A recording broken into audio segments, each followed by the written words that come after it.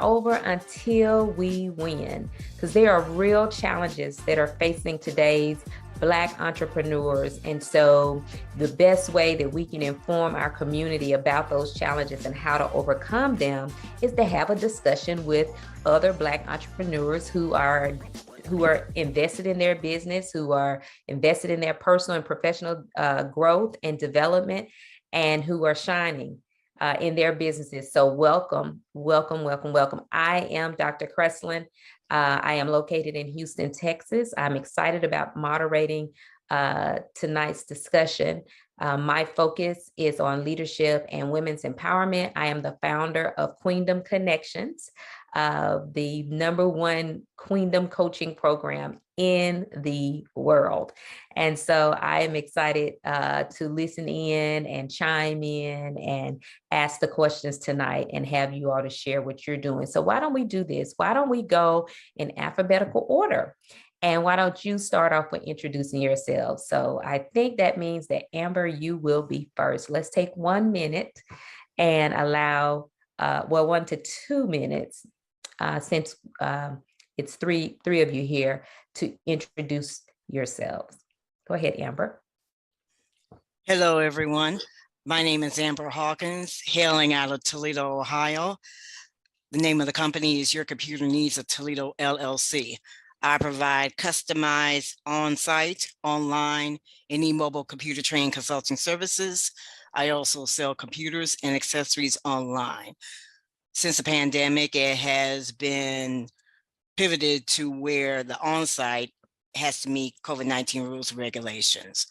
I provide the type of services and products to small businesses who have 500 and under, who find computers and technology challenging. I additionally do video marketing, audio conversions, form conversions, and also speak on computer topics and trends. Thank you. Thank you so much, Amber, You're welcome, for sharing that. I appreciate that. Okay, Drusilla, please introduce yourself. Hey there. My name is Drusilla Mugorewera. I'm located in Knoxville, Tennessee. I am the faith to faith speaker. I speak about faith, hope, resilience, and leading with empathy. I am also an international income growth and integration coach.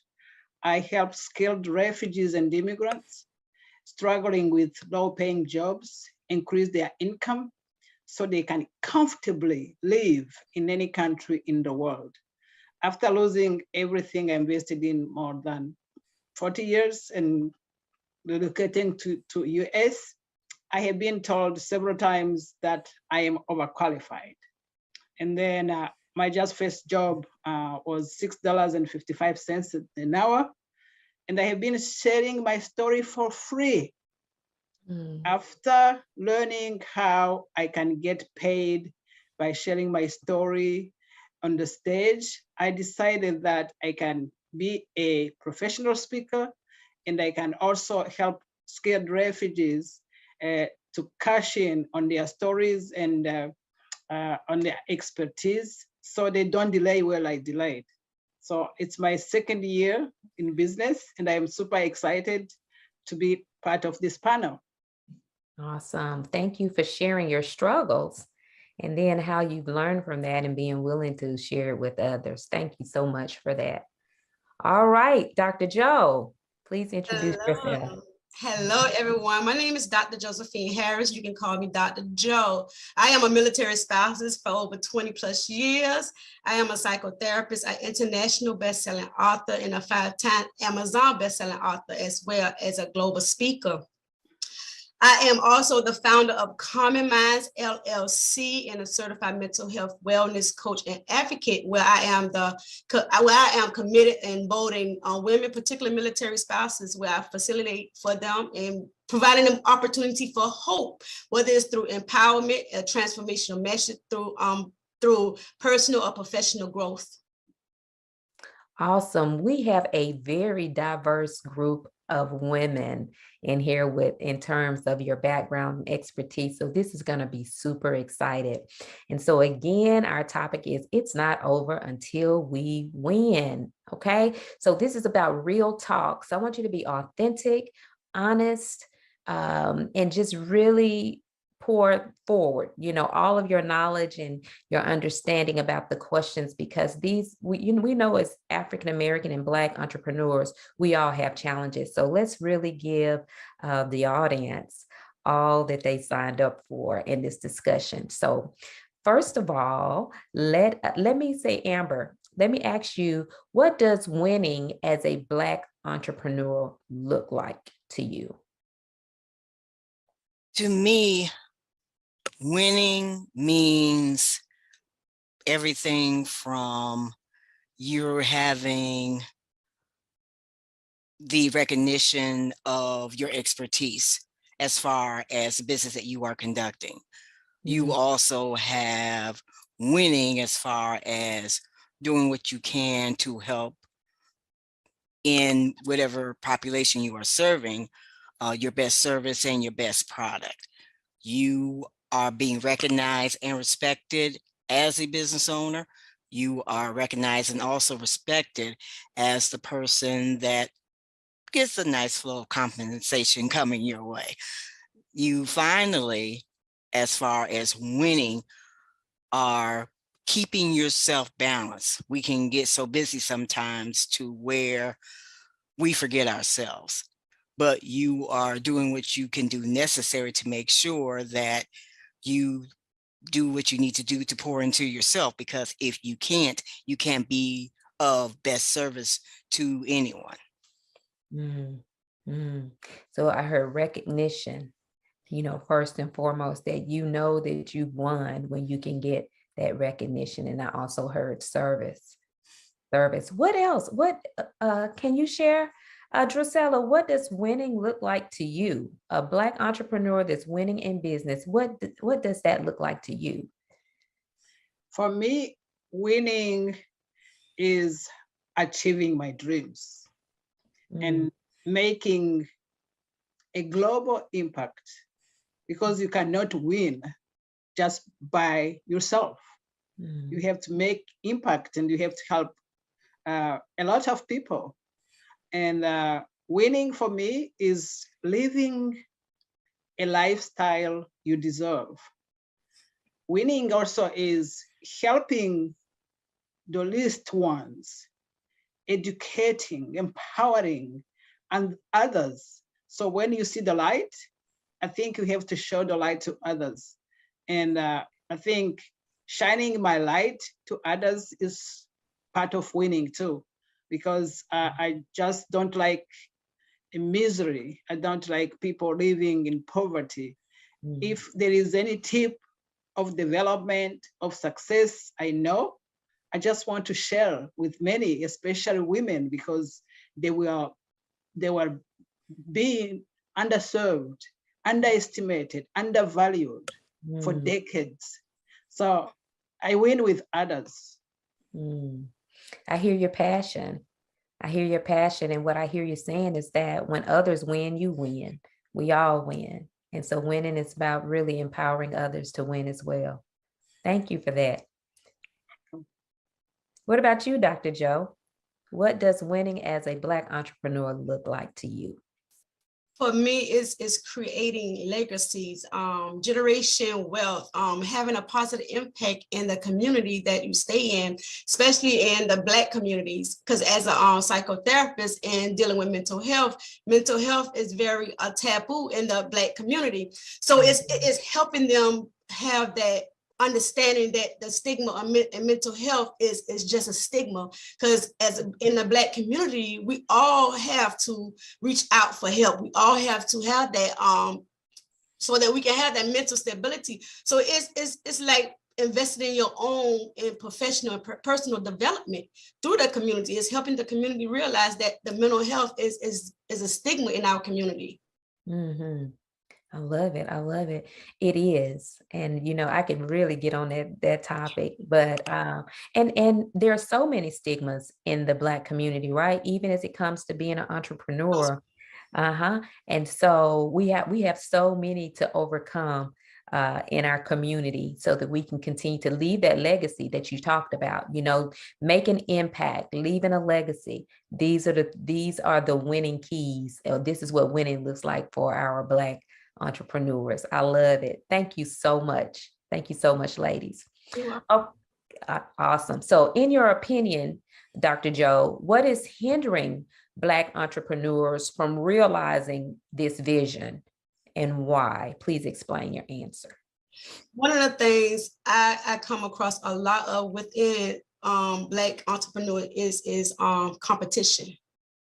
And when I mean competition, that people within our community, we try and compete against each other instead of collaborating. So one of the most important thing is collaboration trump competition.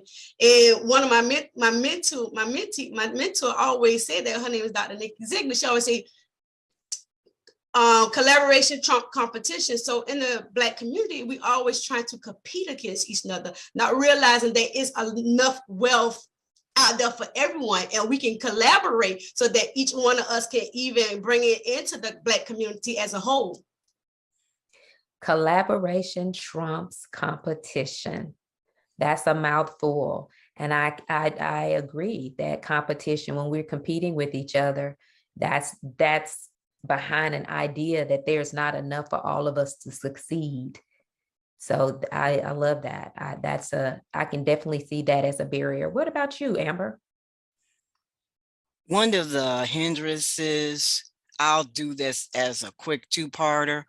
One of them is, might as well say, address the money, because you need the money to conduct business. You need the money to survive. You need the money to purchase or invest in what you need to conduct your business. And you also need the money as far as compensation to you as a business owner that is fair and that there will not be any arguments about, if that makes sense. And let me do the B part. The B part is whom you're surrounded by. If that could be a whole nother talk, but anyway, it's going to let you know, and also you're going to be experiencing who is for you and who is against you. If your goal is to be an entrepreneur, make sure you're surrounded by entrepreneurs. If your goal is to be in this industry, you have to be surrounded by those who are experienced in whatever industry you would like to enter. If your goal is to achieve anything that you're thinking about, that's who you need to be surrounded by, that sect, that group, that committee, whatsoever. Because if you're not surrounded by entrepreneurs, you're going to be surrounded by people who are not going to understand how you talk, how you think, how you're trying to succeed, because that can really block you by whom you're surrounded by. Great. And so what comes to my mind, one of the things I share with people is that don't cast your pearls to swine. And so, we go around people and we cast our pearls and the people don't understand. And before you know it, you are discouraged, or people are bringing you down, or people have an opinion and it's sending you in a tailspin of emotions that didn't have to happen because you weren't surrounded by the right people. Definitely. And the money, that's the real talk. The money. Yes. What are the challenges for Black entrepreneurs as it pertains to money? Anybody else want to chime in on that? So, let me talk about money. So recently, I was in a training, and people say, sometimes I want to make more money. So we cannot make money because who make money is the government and the agency attached to the government, but we can have more money. Personally, I think that there is enough money for everyone. And we have to know how to get access to money. And sometimes I like Robert Kiyosaki, how he explains assets and liabilities. Sometimes we think that we have money in the bank, but it's a liability for us. It's an asset for the bank, but it's not for us. For example, I want to tell you that after learning that, I went to the bank. I don't have enough money there, but I have my IRA. Why my IRA will be there, not serving me, while I can use it and then they charge me a little bit interest. And I can just go and use it when I need it. And then that little interest will pay off. So I think really one of the problem I wanted to address is the limiting beliefs. Because I think also we have to think our relationship with money. And one of them is like the limiting belief saying that we cannot access money. But if our dreams are bigger enough, if they make us cry, we'll find money. And I want to tell you why, because I lost everything as an immigrant. I came here, I started from nothing. I just had one of clothes on me. I didn't have a house, but I have been in this country 13 years. But now I have a house. It was 110,000 worth. I paid off 65,000. So I'm paying little by little. But the reason why I am engaged in business and to be financially in the time free, I happen to define my uniquely qualified talents and gifts I have. And everybody has those ones. So by the time we will think, and then another problem I think Black community has, we have wounds we have to heal.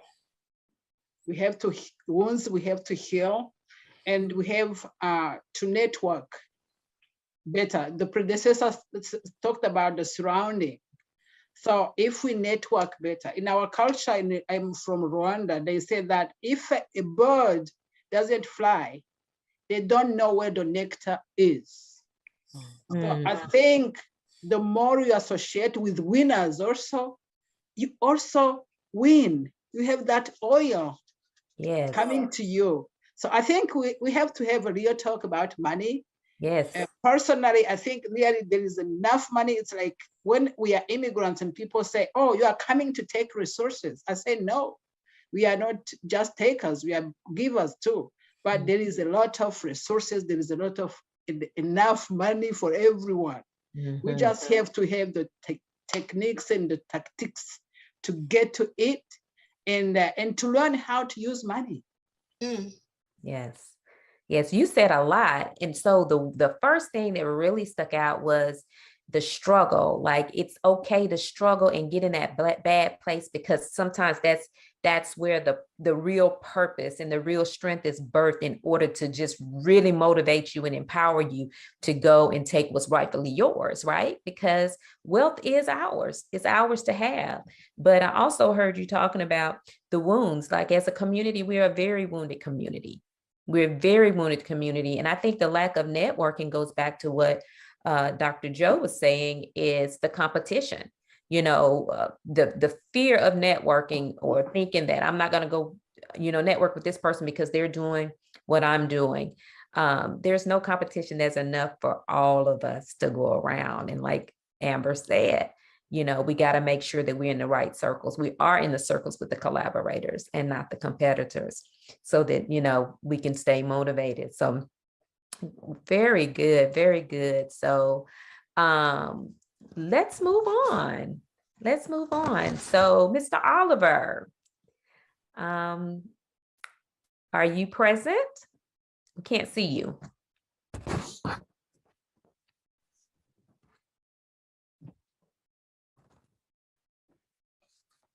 Okay, so what has been your greatest challenge as an entrepreneur, Amber?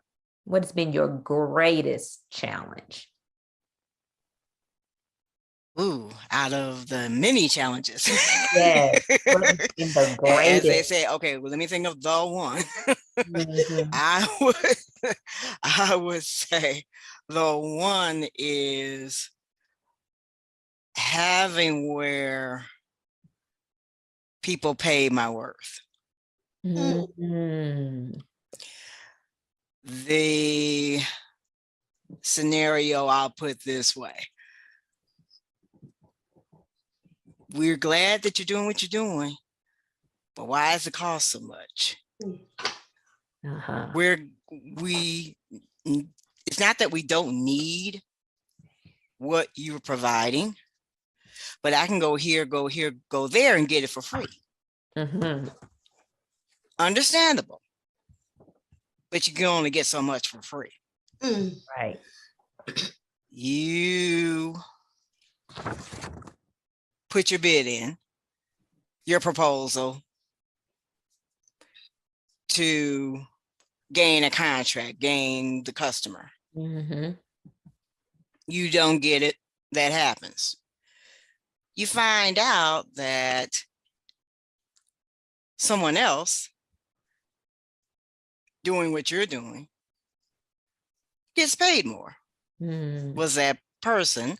And not only that, you, and sometimes for any of us who are in fields which is maybe more of a male dominated field, nothing against that, but another proving of the word sometimes is I might not know that much as far as information technology, as much as computers and as much as technology as the next person, but the knowledge that I have is the knowledge that I've gained from what I've studied, what I've had to do in order to acquire the knowledge that I have acquired. I might not know everything, but I can be the person that says, well, this is what they said. And breaking down what the jargon is and everything. So it's the worth part that can be, and it still is, quite challenging. Yes. So because people don't want to pay, do you struggle with pricing and stating what your prices are? At times I do, yes. I feel I've gotten better. That comes with the growth as far as an entrepreneur. It's still a challenge, but I still do what I can to overcome it. Yeah. So what's the greatest challenge out of the two? People's response or your courage to charge what you know you're worth? People's response. Okay. Okay. And how have you dealt with that? They're not the customer, so I have to keep it going on to the next one. Gotcha. So do your customers question your prices? Oh, you're saying they're not the customer that for you at the time. Got it. So there's potential customers, but because they can't pay it or don't want to pay it, they're not the customer for you. Thank you. Thank you. Thank you. Had to get some clarity there. Okay. What has been your greatest challenge, Dr. Joe? Wow. As a psychotherapist and an international psychologist, I would say unity. I would say unity, because in the Black community, we really, sometimes our people like us, look like us, really doesn't really want to buy from us. So that can be very challenging, because they go up, even though we have prices that's reasonable, they'll go to a much higher individual, a consumer, instead of their own community, because we as Black entrepreneurs, sometimes it can be difficult for us to even buy from other Black entrepreneurs. So that's one of the very challenges I go through as a psychotherapist, is unity, lack of unity. Lack of unity. Wow. Wow. I can attest to both the pricing and the lack of unity as well. We've got to figure out and how we can overcome those things. And hopefully we'll be able to discuss that more while we're here. Drusella, what has been your greatest challenge, the greatest challenge that you've experienced as a Black entrepreneur? I think as a Black entrepreneur and as an immigrant, I had probably to work twice, to make people, to prove myself, if I can say. So I had to work like long hours. I also lead a nonprofit as an executive director. But sometimes you have to work long hours and forget yourself. So now what I did build a team, but also I learned that the rule of 8 hours to work for somebody, 8 hours of sleep with a psychologist, you can say, and then 8 hours of doing your business or working on the family. So now I know that I can be part-time on the work, on the job, and be part-time on my business. Got it. I am progressing very well now because I'm now dedicated, and I have to find time to work on my dreams. But I think sometimes we want to be the savior of the world. We want to work hard even if the problems are bigger, but we'll never save the world.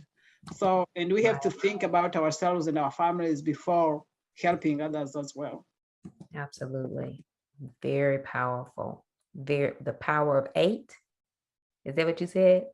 The rule of 8. The what of 8? Yes, rule. Oh, the rule of 8. The rule of 8. I love it. 8. Yeah. Yes. I love it. I love it. Thank you. Thank you for sharing your wisdom on that. Wow. Wow. So what have you all learned so far just in this discussion from each other? Wow. I would say there are a lot of, oh, I'm sorry, go ahead. No, go ahead. Okay. I would say each of us have many similarities as far as what we had to do to overcome, as far as, you know, problems that we've encountered, that we did what we needed to do to overcome them, what our professions are. But also what's wonderful are the differences, and we can celebrate our uniqueness. I'm unique in my way. Dr. Joe is unique in her way. Drusilla is unique in her way. And you, Dr. Crescent, are unique in your way. And so is James. We are all unique. We are all wonderful. And we all have our talents and everything to contribute to help to do what we can to make the world better. I love it. I love it. Anybody else? Anything that you've learned? We're kind of like at the halfway point right now. So I want to do a check-in with you. Like, what are we learning from each other? What are we, you know, what are you wanting to say that I haven't asked you so far? One of the things that I learned is that, not to exclude James, but we all are female entrepreneurs. And I know within the Black entrepreneur world, as females, that's another struggles that we struggle with, being a female, especially with Amber as a computer person. And I know you struggle with that as a female because my husband is a computer guy and he's over a certain amount of people. And one of the things that he was talking about of his females entrepreneur is the struggles with the female getting clients in. So they mostly are geared more towards males than females in the computer world. So I'm learning from us all the different skills and revenue that we have coming in is that we are unique, even though we in the Black entrepreneur world, we all are females. And the difference is that we know that we have these struggles and we try to overcome them, and any obstacles that get in our way, we press through them and move forward. Right. We keep it moving at all costs. I love it. This is what I wanted to get. How no matter the challenges every one of us face, we keep moving and we keep pushing, keep learning. I think Amber's talked about investing ourselves. That is key. So we keep learning, and I wish also, as Dr. Joe said, that we can support each other, because sometimes you have to see where people are struggling, and if you have a chance to push them up, do not miss that chance. So I enjoyed the talk. I love it. I love it. You know, even, you know, just being an entrepreneur today, we would think that it would be a little bit easier for us by now. but it sometimes it seems like it's harder than it's ever been. Especially for our, people who are dreaming, we're doing different things than we've done in the past, right? So this discussion is so important, and I know it's going to help so many people just by knowing that these amazing women on here are having the same challenges and struggles. Women and one man, they're having the same challenges and struggles that they're having. So I want to thank you all so much for your vulnerability and for being willing to share. So we've been talking about the struggles, but the second part of this conversation is focused on what can we actually do about it? Okay. What can we actually do about it? So you've experienced some success or you wouldn't be here.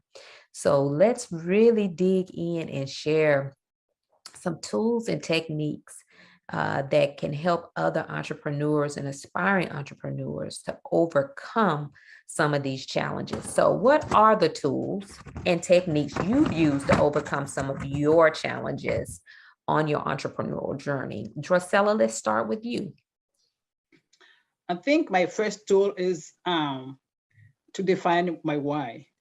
What is my purpose? What I want to achieve? What legacy do I have to live here? Because I'm a grandma. My grandson is 2 years old. And I want to inspire him. I want him to see that even if I am almost 60, I will work. It's not over until I win. So the second thing besides defining my why, I network like crazy. And I want to teach my African American sisters really to network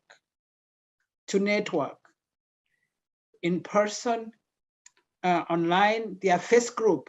Even if you have fear, we have to overcome that fear. Because if we don't network, they say your network is your net worth. Yep. So many of them are down there because they're isolated. We have to take them from that isolation. So, and we can bring one at a time. Because I think sometimes you have also to encourage people and to listen to them. Because sometimes I say, why, when I go into the room and I see, where are others? And I say, are they informed? Do they have the technology they need? So I try just to understand why we are minority on the scene of business. But I wanted people just to define the why and to believe in themselves. They are capable, they have talent they are uniquely qualified for.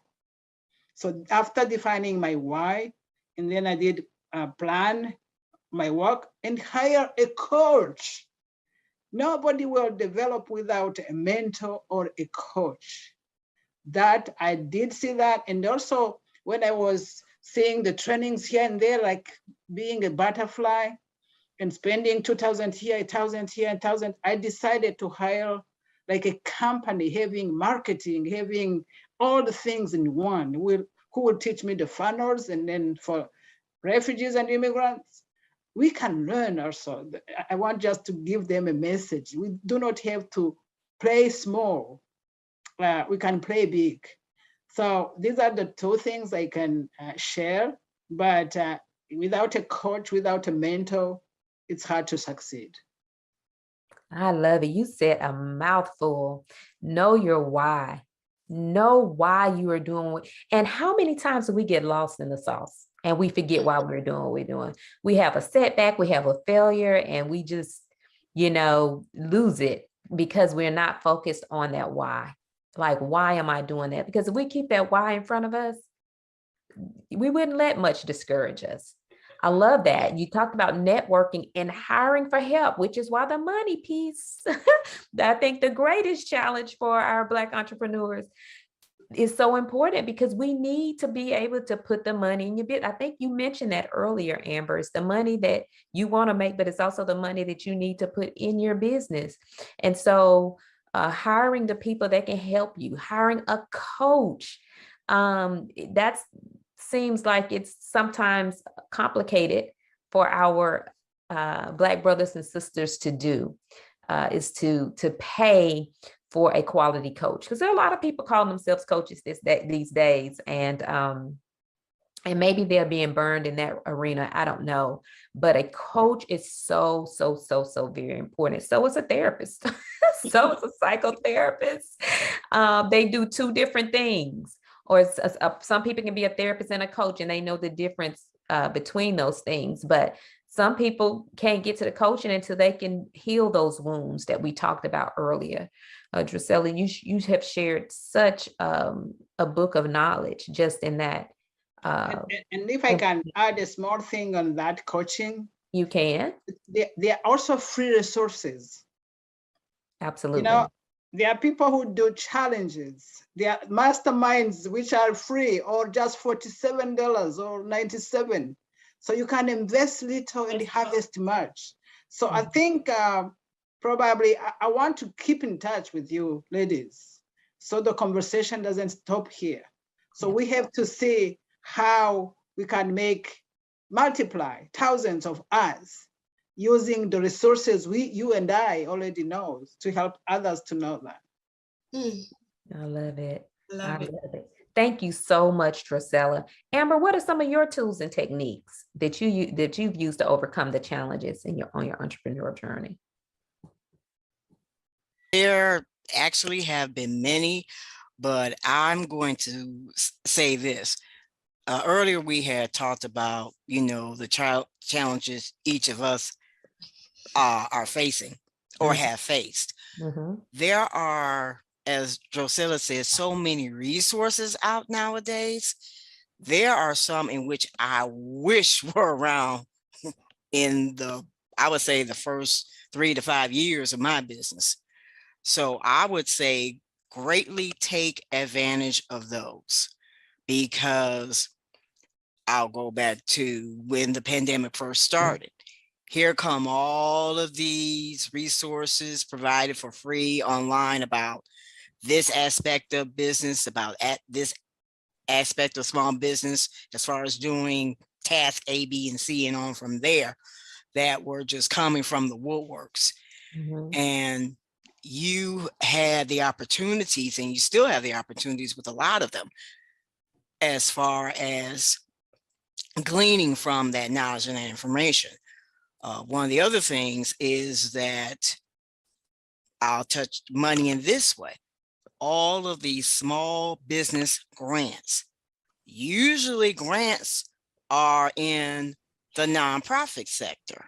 But since mid 2020 and on from there, I mean, there had been for small businesses before, but the floodgates opened as far as small business grants are concerned. So anybody out there listening to us, please take advantage of those. Please do not give up on your business. Please find out and get assistance if that is not your forte on applying for them, because they are out there. They are available for different industries, different populations, and on from there. I would say the third thing is, and I'll touch on computers and technology, there is help as far as if you are challenged in that way. Because whatever you do, however you do it, computers and technology is going to be involved one way or another. And computers and technology, I say this a lot, it is not going to go backwards. Maybe to go back down memory lane and that's it. But it's going to go forward and keep going forward. And you need to make sure you are computer and technology sound. Great. So I'm glad you touched on the resources that we had during the pandemic, because I have to admit, I was one of those who was skeptical when they first started giving away money. The government, I was like, oh no, they want something for me. I just did not trust it. I did not. But I got on board. I got on board. Black people just haven't had a lot of success with the government. And so And so I was very leery, but I did get on board and I was able to take advantage of that. So I want to share for those entrepreneurs who may have gotten a grant or gotten a loan through the Small Business Administration, that if you did not maximize the amount of money that you could get, they are still loaning money at a very small interest rate. And so use other people's money. If you believe in your business and you know you have something that can be lasting, then use other people's money to really build that for yourself. So I'm glad you brought that up, because that was a powerful tool, and it still is a tool. I don't think if you didn't take advantage of it at first, I don't think you can just start now and get that COVID loan. But if you were a part of the process and you only got a few dollars or what have you, a few $1,000s, if your business is eligible for more than that, you can still go back and get more. So thank you for bringing that up. And also, you're very welcome. Yeah, you're telling us to embrace technology. It is not going anywhere. Whenever you go into a store and buy a computer and get it home, soon as you take it out of the box, it's obsolete, it's outdated, because technology is moving that fast. So yeah, I agree. That's one of those things that I'm leery about sometimes too, but it's not going anywhere. So we have to figure out how to use it for good and not get turned off by it, but just because some people are not using it that way. So thank you so much, Amber. That was very valuable. You're very welcome. What about you, Dr. Joe? Give us some tools and techniques to help us overcome some of the challenges, which you've used to overcome some of the challenges on your journey, and I know it's going to help us as well. One of the things what the lady said is building that network. Building that network, getting a mentor, getting a coach, getting a therapist, because as a psychotherapist, I have a therapist and I have a coach. So it's getting that, taking care of your mentally, your physically, your spiritually well-being, is even also looking into the eyes look through the world through other people.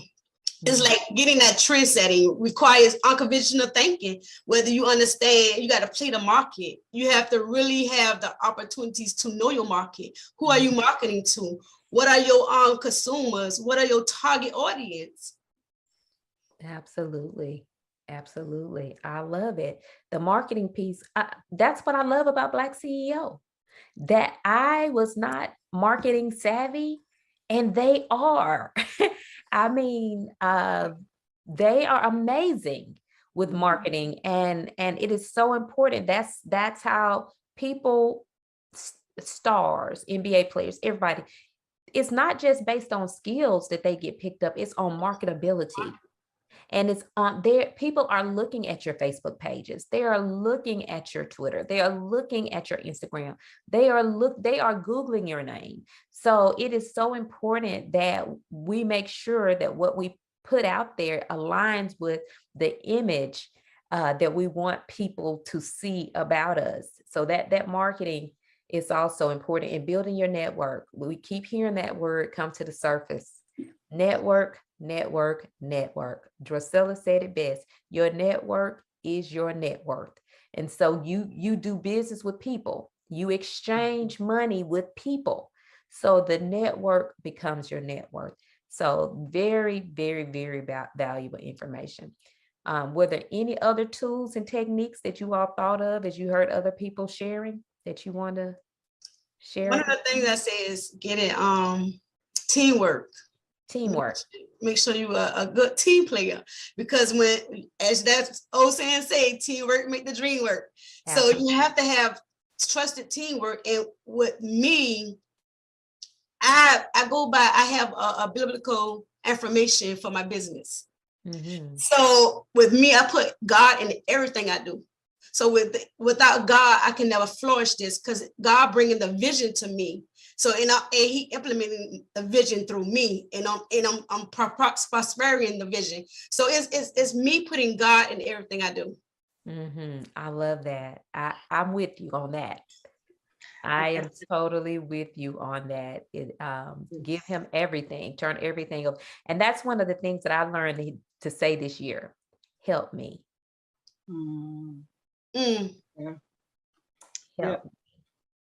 Yeah. And another thing I learned is write down your goals. Sometimes you trust our memory and you forget. But if, for example, recently when I was on a training with my coach, he said, how much do you want to make this year? So how much it will be a month? How much it will be a week? How much it will be a day? Yes. So, and then I can say, hey, how am I progressing? Because if you don't have those goals, how do you measure? So sometimes you have just a global goal, but you have to be specific and be having those small goals. And another techniques and tip is celebrate small wins. Lisa Nichols, I like her. She's an African American motivational speaker. She said, celebrate the wins. Sometimes we don't see those ones and they keep us moving. You know, no matter how small they are, it's an achievement. Just jump and celebrate. Give yourself something that you accomplished something. Yes. I think that goes back to some of the wounds we have too, is that we just strive, especially as African-American women, strive. And we don't give ourselves that compassion. We don't give ourselves that pat on the back. We don't give ourselves that attaboy that we give to everybody else. So celebrating small wins, I agree with you wholeheartedly. And of course, write the vision and make it plain. We got to write those goals down, and even the money goals. Write those goals down and begin with the end in mind. And then, like you said, backtrack. What's your year goal? What's your 6-month goal? What does that look like every month? What does that look like every week? What does that look like every day? Very, very, very powerful. Very powerful. And then, like I said, help me. Because as African-American women, we don't ask for help. And so that's this year, that's been one of the things that I have just committed to my memory, that if I'm just sitting here working by myself, ask for help. God help me. I can't make it to the grocery store. Call my husband. Today I called him. He said, what do you want from the store? I said, I want you to go to the store. I want you to come home and make sure the grandkids are not slamming the doors, because I have a 90-minute conversation tonight and there could be no background noise. And so I need you to help me. If I can interject this quickly, Dr. Cresslin. Absolutely. The part as far as the help, prayer, of course, because your faith will be tested. Absolutely. Let me assure you, and I'm sure the other ladies agree with me, that your faith will be tested at times. And connecting with, I would say, someone who is more experienced in that I do what I can, and I still do, to connect with seasoned entrepreneurs, those who have had more years than I have, those who have more experience in what I'm not experienced in, those that can lend a listening ear, because I may need to vent. Yes. Is because it could be where you run into so many frustrations that you need that listening ear. You need a confidant. You need to have, this is what I have. This is the contract I'm going after, but I just don't understand whatever it is you don't understand. Your thoughts and ideas about this, that, and the other, and on from there, because we don't know everything. Absolutely. We cannot do everything. We can do all we can. And multitasking, I'm sure that's a term that hasn't been heard in a long time. There are times when we can flow extremely well, multitask and do 20 things or 30 things at the same time and get it done. But many times, if we're realistic and when we're honest, we're humans. Absolutely. We're not part of the sea world where octopus live. Right. So, you know, got to think about that. Absolutely. Very, very valuable. Prayer and mentorship. Ask somebody to show you the way. And that takes humility, right? And prayer too. Prayer is like, I need help. That's the humility. And so humility is definitely needed on this entrepreneurial journey. You all have been So gracious and graceful in sharing some very valuable tools. So we're on our last question, and looks like we have James present. Can you hear us, James? And I can hear you fine. awesome, awesome. Well, why don't you give us a short introduction of who you are and what you do? I am, well, first of all, the name is James Oliver. I'm from Cleveland, Ohio, or the greater Cleveland, Ohio area. I am an accountant, specifically a road agent, and I also share the title of money coach and proactive tax strategist. Wow, awesome, awesome. So we haven't been able to see you or hear you, but I think you've been able to hear us, right? Yes. Okay, so we have about 8 minutes before we wrap it up, and I have one last question. But before we get to the last question, was there anything that was burning inside of you while you were listening to this conversation of these amazing 3 women that you wanted to share on this topic? Is not over until we win, the real challenges and struggles of a Black entrepreneur? The one thing I was thinking about was value. And so what I mean by value is that when you give yourself enough value, or when your clients perceive you as having enough value, then money is no longer an object. You know, for an example, we all know that a Mercedes and a Ford Escort will get you to the same place at the same time, assuming you're driving correctly. However, people who want to buy a Mercedes-Benz or a Lexus, they know that because there's so much value, money's not as important to them as, let's say, someone looking for an Escort or a Kia, you know. And so the more value you can project within yourself, or that your clients see you, then money becomes no longer an issue. So with me, in terms of accounting, my specialty is taxes. And so I had to try to differentiate myself from H&R Block, Jackson Hewitt, those places. And so becoming an enrolled agent was one of the things that I did to differentiate. And then also in terms of tax planning, that was another big thing that I was able to get people to understand, that just doing your taxes is one thing, but if you're trying to save taxes in the long run, and also in terms of building and becoming financially independent, those are things that I could help people with that H&R Block can't. Gotcha. So. Gotcha. So you said a mouthful in that first statement, that when we see ourselves as valuable and others can see us as valuable, then money is no longer an issue. And so how is that created for the Black entrepreneur? How, you know, what are the elements of value that a person needs in themselves in order to get other people to see them as valuable? Well, you've got to probably be the orange amongst the apples. You got to be the different person. You know, you got to be, like I said, you got to be the Mercedes-Benz or the Lexus among the cars. Mm-hmm. And so, and what you have to show is that you do more than just, you know, instead of, one of the things, for an example, someone says, what do you do? I say, I help business people save money on their taxes, versus just saying I'm an accountant, because everybody, accountant is an accountant, CPA, whatever.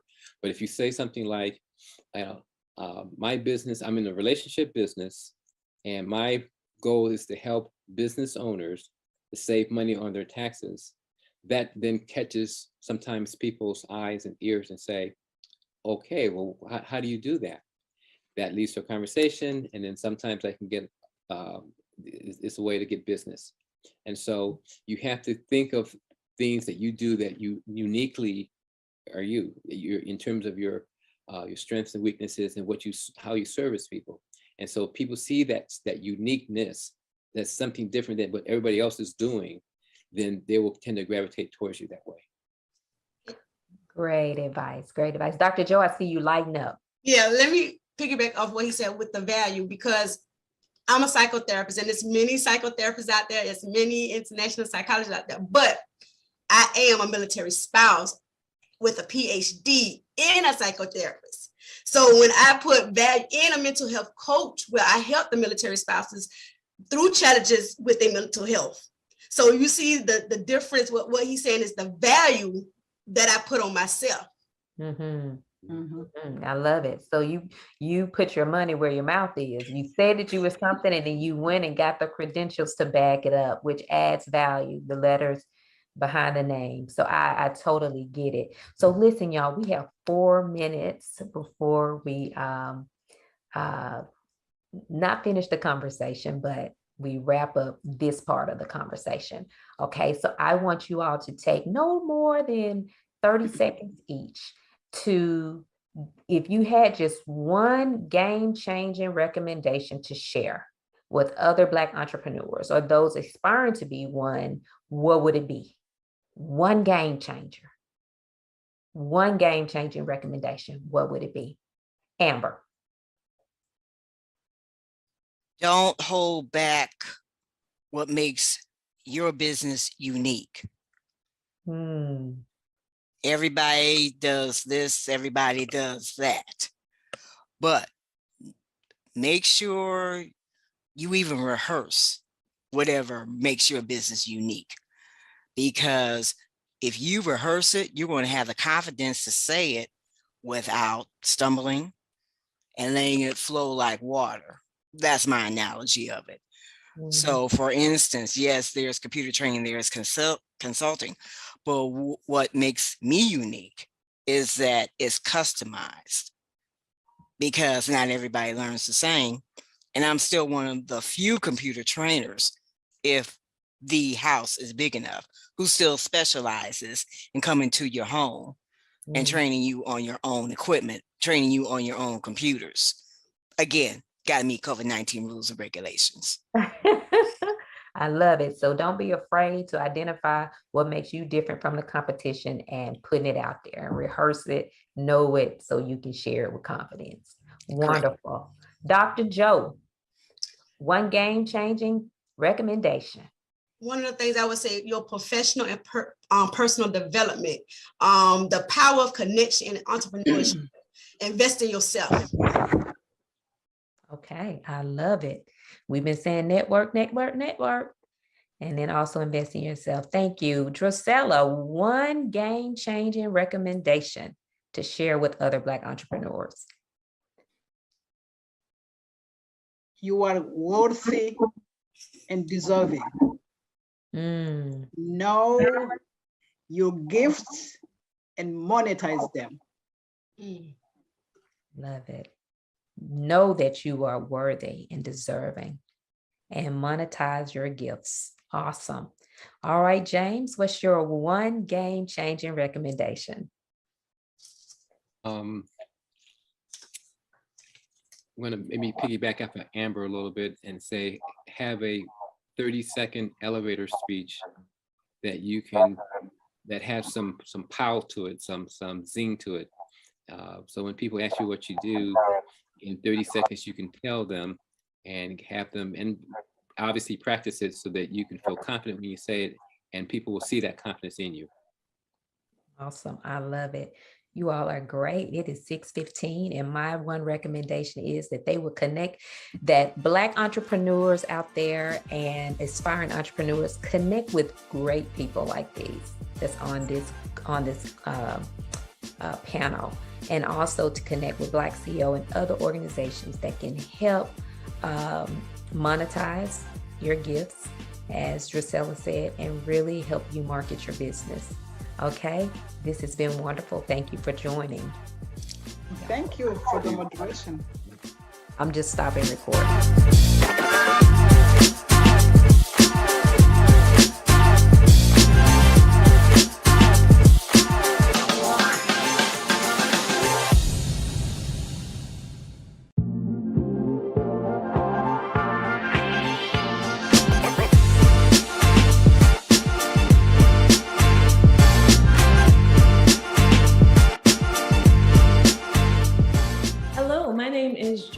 Marks, also known as Coach J, and I am hailing from Forney, Texas.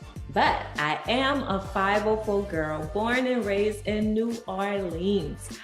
So I thank all of you once again for tuning in and sharing with us. And I'm going to actually do an extensive workshop, just some things that I think will be helpful for you around the topic, the upside downs of being a successful CEO. The reason why this particular topic is so dear to my heart is because, you know, in my own life, I can attest that it hasn't always been a bed of roses. It hasn't always been easy. Success didn't come easily to myself or my husband. We both have several businesses, and it's been a rocky road. It's been challenging, but God has been faithful. And I believe it's because I stayed the course. And when I say stay the course, I mean that I'm consistent. And so consistency is the key for you to be able to experience the full manifestation of what you dreamed of, what you've been believing God for concerning your business, to be the CEO of your own life, to be the boss. And so there's a process. It doesn't happen overnight. And you have to be willing to what? Stay the course. And so that's what we're going to talk about on today. And I'm going to delve a little bit more in this subject matter because I want you to have the right tools on the journey. I want you to have the right mindset as you are pursuing your business, building your empire, leaving a legacy for your family. So I'm going to share my screen and we're going to go through some things, and I'll pause and I'll share my own story, and then we'll work through a few of the questions. And so I hope this blesses you. I want you to be steadfast, immovable, always abounding in this great call, this great work that God has called you to in the marketplace. So go ahead. We're going to go ahead and get started. I'm going to share my screen even now. All right, so let's talk about this whole notion of the upside downs of being a successful CEO. All right. So the question becomes, do you have a dream? Come on, let that sink in. I hope you do. I hope you have a vision for your family, a vision for your finances, a vision for your business. Do you have a dream? What are those dreams? And I want you to take time and list them. You see, the word tells us in Habakkuk, I'm not here to preach to you, but it may come out of me, this is normal. But in the book of Habakkuk, it says, write the vision, make it plain, so those who read it can run with it. Come on. So you have to write the vision. You have to write down your dream. What is it that you want out of life? And so if you need to pause, I need you to take a moment and list that. It's nothing like seeing it written. It's nothing like affirming it with your mouth. Okay. So do you have a dream? And I bet you do, because you would not have attended this conference if you did not have a dream of being successful, a dream of being your own boss, right? A dream of leaving a legacy and building a legacy for your family, okay? So let's visualize. Visualization is so powerful, man. When you can see it, you can have it. Yeah, if you can see it, you can have it. And so I want you to take out some paper and imagine your life as a boss, as a CEO. And remember, I'm not sure if you remember in the keynote address, I shared with you, what does being a CEO look like? And for me, I summed it up in 4 words. I said freedom. Oh, God, that word, freedom. I said flexibility, right? Being able to what? Do what you want, how you want to do it, when you want to do it. Financial security. Man, having enough money, not just to be a blessing to you and your family, but to bless others that are in need. That's what I live for. I don't want to just be blessed. I want to be abundantly blessed so that I could be blessed to be a blessing. And so then we said, freedom, flexibility, financial security. And then the other one was fulfillment. Man, I am living this half of my life very fulfilled. Yes. I worked in corporate for 8 years. I worked in nonprofit for 24 years in ministry. And God knows I love doing things that fulfill me.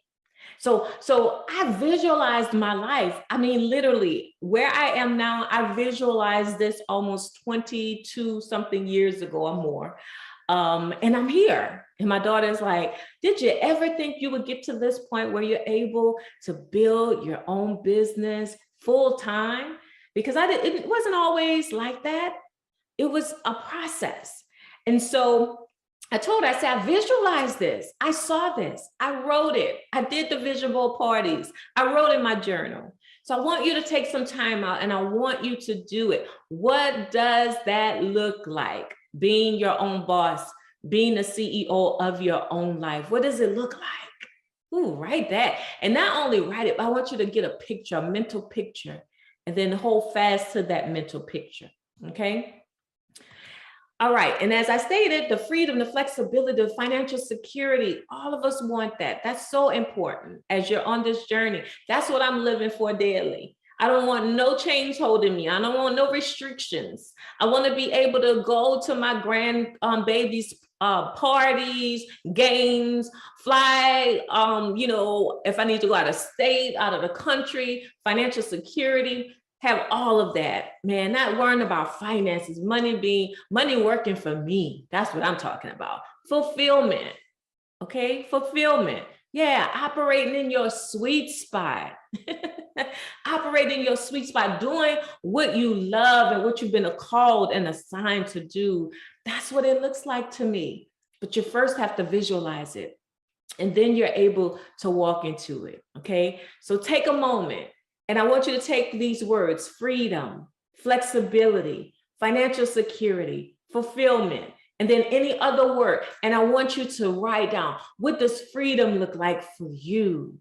You know, freedom for you might just simply be, you know what? Oh, Lord, not wanting to clock in, right? Or have to punch nobody's clock, right? Yeah, flexibility. Come on, what does that look like for you? Being able to care for your loved one. And no matter how many days you have to spend in a hospital with them, don't have to worry about fear of getting fired because you have been out of work a matter of weeks, right? Oh, that's freedom. That's freedom and flexibility. Financial security, going to Greece. That's for me. Going to Greece, whatever it is, what that looks like, your retirement. Having $10,000 in your emergency fund, no, $50,000 in my emergency fund, able to invest over $200K in some rental property. Come on, you got to see this and you have to write it. And I'm just trying to trigger some things. Fulfillment. Being able to wake up when you want to. People like, what time? Some of my friends be like, on Clubhouse, asking me to get on Clubhouse at 6 in the morning. Nah, on Mondays, I'm not waking up at 6. And Mondays, I'm waking up at 10:30, 11 o'clock, because I do what I want to do. I wake up when I want to wake up, okay? But I'm living a fulfilled life. I love what I do. If I didn't get paid, I'll still do what I'm doing. Helping, adding value to people's lives, serving people. And then what else is there that you desire to do? So I want you to take some time and I want you to fill that out, okay? Remember, success. What does success look like to you? Now, we know what the world deems success, right? And you could just blurt out some words. You could just blurt out some words. When the world talks about success, they talk about money, money, money, money, money. And you need money. Yeah, you do. You need money to survive. All the likes. We have all of these influencers that have like, what, millions of followers, likes, and because of these likes, they're getting paid. Because of their subscriptions on YouTube, they're getting paid. That's success in the world's eyes. People who are gracing stages and you know, have the cars and the houses and all of that is great. That's the world's way of defining success. So I want you to know that's the world's way of defining success. But what is success for you? What is success for you? That's a good question. And I want you to pause and I want you to think about that. What does success look like for you? For some people, they may not want to necessarily quit their full-time job. They might want a side hustle or a side job to bring in some additional income. If they just had, what, $3,000 extra income, man, that would be success for them. Seeing your children graduate from college or high school, that may be success for you. Yeah, and being able to afford to pay their tuition, not necessarily having to take out loans, that may be success for you. Retiring your parents, that may be success for you. Retiring your husband, so he won't have to work as hard. He could get off the road and now he could do his own thing and start the business. That may be success. So what does it look like for you? Don't allow the world to dictate to you what success looks like. Okay, so be mindful of that. There's too much pressure that the world puts on us, and we allow the world to put on us and people to put on us on what success looks like. God wants us to be successful. He wants you to accomplish great things. But like I stated before, success is you finding and following the will of God for your life. Okay, that's the right way to view success. And you see, I have the acronym RIGHT, and I don't think I put it in here, but I like to say the right way because there's a real intentional growth. This is what success is all about. Real intentional growth happens in time. Real intentional growth happens in time. It doesn't happen overnight. That's success. Success is not an overnight wonder, right? You have some people, they win the lottery, yeah, they become successful, or just they become rich, put it like that. I can say wealthy because when you talk about wealth, it's a legacy. Some people, they become rich and it's what? 1 year only, okay? But you want the right way to view success, okay? So success is you finding and following the will of God for your life. Say that with me. It's what God says concerning your life. That's why you don't have to compete. That's why you don't have to compare. That's why you don't have to complain. That's why you don't have to, pull people down, but you can walk in this calling. You can walk in this assignment freely because what? It's the will of God for your life. So no matter what other people say, this is the will of God for my life, for my family, for my marriage, right? Success in your marriage. Some of us, for success for them may be to have a thriving marriage, a healthy marriage, a peaceful home, okay? So that's success, all right? So the right way to view success is so very important. So even as you're on this journey, there's some things that I need you to commit to. 4 things you must do, okay? I need you to choose to trust God. And I'm not trying to push any religion upon you. You may not believe in God. You might believe in the universe. I don't know what you believe in, but I'm a woman of faith, so I'm going to say this. You have to choose, all right?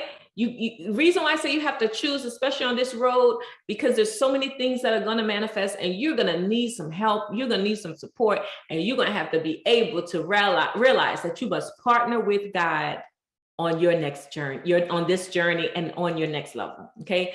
You need to choose to trust God.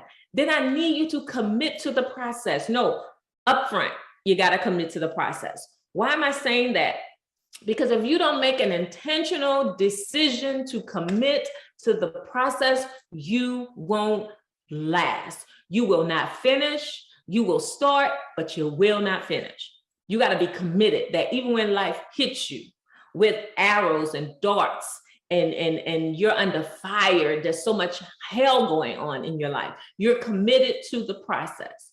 So not only am I choosing to trust God, I'm going to commit to the process, and then I'm going to collaborate with God. Do you know that you're in partnership with God?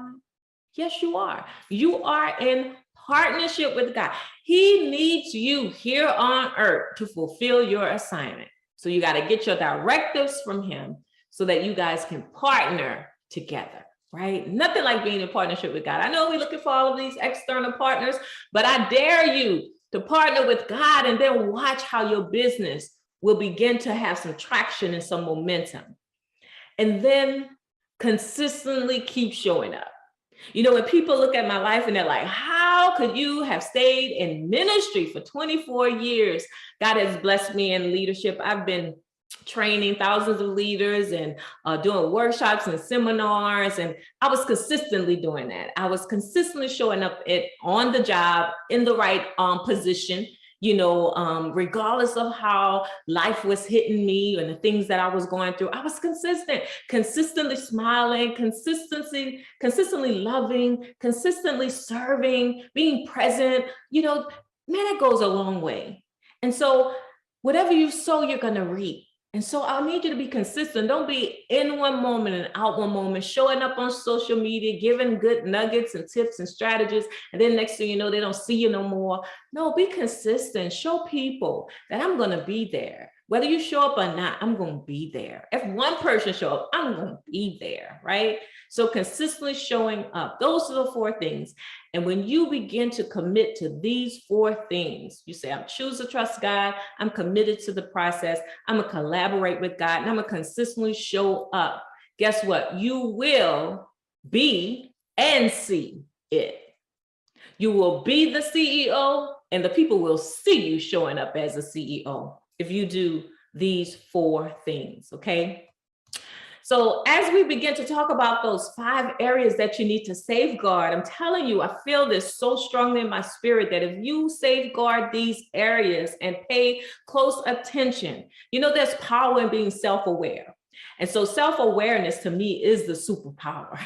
When you're able to look at yourself and analyze yourself and assess yourself and begin to see what things you need to change or do differently in order to get different results. And so this whole notion of safeguarding, that means that you're being intentional about positioning what?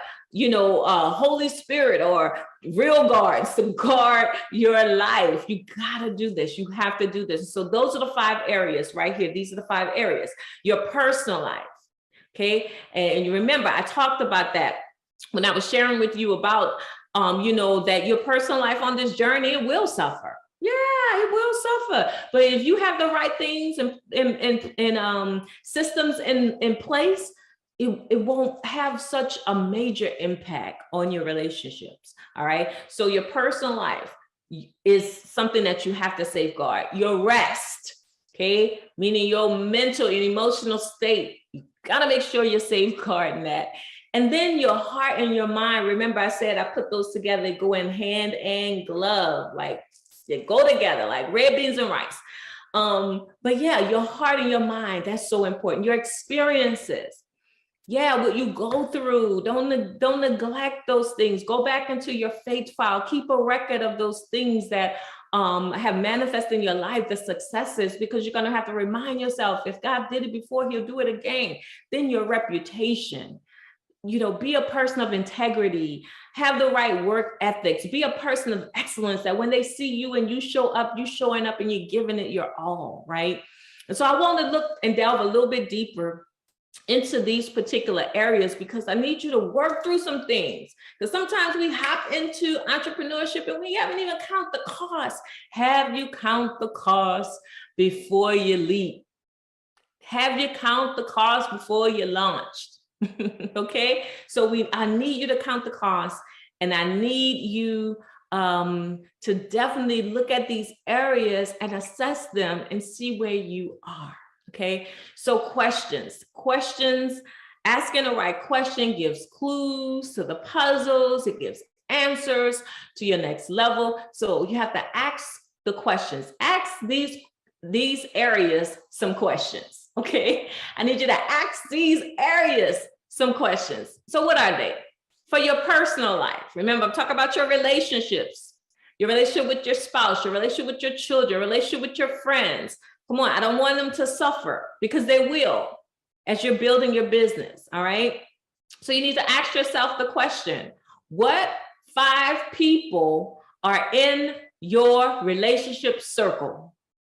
What 5 people are in your relationship circle? So if you can you name them? List them. You need to know. And if you don't have 5 people, fine, list the people. It could be your husband, your wife, your children, your nieces, your cousins, your friends, your church buddies. I don't know, your covenant sister, your covenant dude. I don't know. Okay, list those 5 people. How much time are you devoting to them? Because as you're building a business, you're going to become busy, but you still have to make time for them, right? Are they supportive in the things you're doing? Because you don't need people around you that's not supportive. You don't need them that close to you. You know, it's okay to have them on the outskirts, but if you're gonna be in my holy of holies, my inner circle, I need you to support what I'm doing, like the post or something, share the post or something, tell someone about my product or my services or something. Come on, that's key. You gotta ask yourself, and then, you know, have a conversation with them and say, wait, I don't see you supporting anything that I do, but I'm always supporting you, right? Okay, and then how is your communication with them? Remember, I shared with you 3 things. I say you have to clarify the vision in your relationships. You have to communicate your commitments in these relationships. You have to consistently check in with the people. Don't be trying to maneuver and move around in silence. Like I said, it's a burden.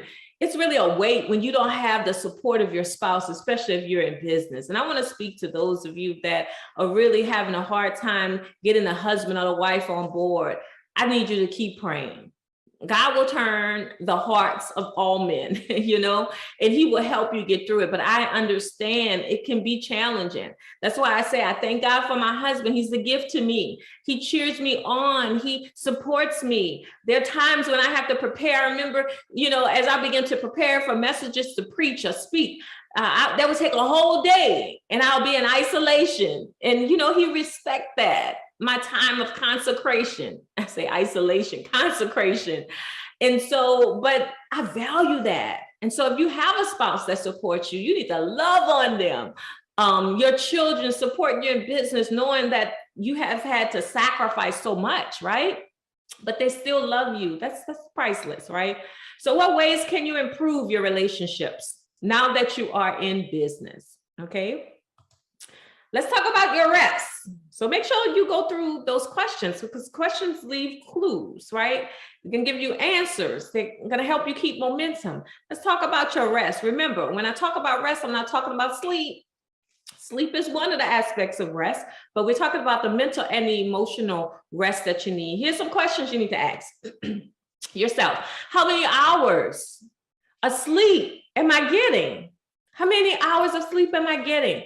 What are some things you do for rest? Ask yourself the question. What are some things you do for rest?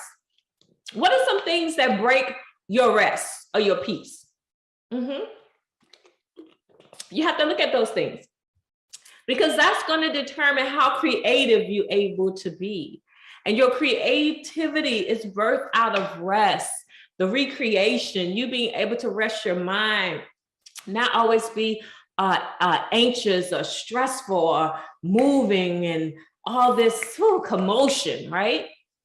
So that's so important. Okay, so make sure you ask yourself those questions. What are some things that break my rest, that really have me not at peace? Okay, so that's what we're talking about with your rest. Now let's look at your heart and your mind, which is so crucial. The word tells us that above all else, guard your heart, because out of it flows the issues of life. So you have to make sure your heart don't have no toxic emotions, bitterness, unforgiveness, all of that in your heart. You got to cleanse your heart and cleanse your mind, because your mind is a battlefield. All right. So ask yourself some questions. Is your heart healthy? I'm not talking about your physical heart. I'm talking about, you know, like I said, right in here. That's what I'm talking about. I'm not talking about your physical heart. I'm talking about your spiritual state, right? Is your heart healthy? Are there toxic emotions eroding your heart space? What are they? List them out. How are you handling them? And then what are you doing daily to keep a positive mindset, to stay in a positive mindset? And then what are some ways you can guard your heart and your mind? All right. All right. Now we're talking about your life experiences, because sometimes we like to ignore our life experiences as if things didn't happen. Lord, if I could erase. No, all of that. You need the dark streams and the light streams. You need the dark streams and the light streams. All of that is woven into the fabric of your life. And God, all of that tells a story of who you are and how you're able to handle what you handle. Don't you know people are wondering that about you? How are you able to withstand what you're going through or what you've been through? How is it? Because of my ups and my downs, because of my bad days and my good days, because of the pain, you know, and the joy in my life. Yeah, I had to have that. So here's some things to ask. Name at least 3 defining moments in your life that you pulled through. These are successes because you made it to the other side. See, sometimes we neglect to look at these defining moments, and it doesn't have to be grand or big moments. You know, find the little wins, those things that you know, if it had not been for God, he helped you to get to the other side. Now you see why you had to go through it. So take that time. Another question, how did you get to the other side of your valley? That's your story. That's your steps. That's the service that you can offer to someone else, the how to get to the other side. That's why we see a lot of coaching happening, because people are just simply sharing their story and how they made it through divorce, how they made it as a single parent, how they made it through the layoff or the firing, right? How did they get to be the leaders that there was a journey, there was a process, but it's so beautiful and wonderful when you can document those things. Another question you need to ask yourself is, how often do you take time to reflect on your past victories? Okay. Don't allow life to become so busy that you can't take time to reflect on your wins and on your victories. Okay, let's move on. Your reputation. Now, mind you, you cannot stop every rumor. You cannot block every label or remove every label. People are going to talk. People are never going to, you know, you won't have anyone's 100% approval, right?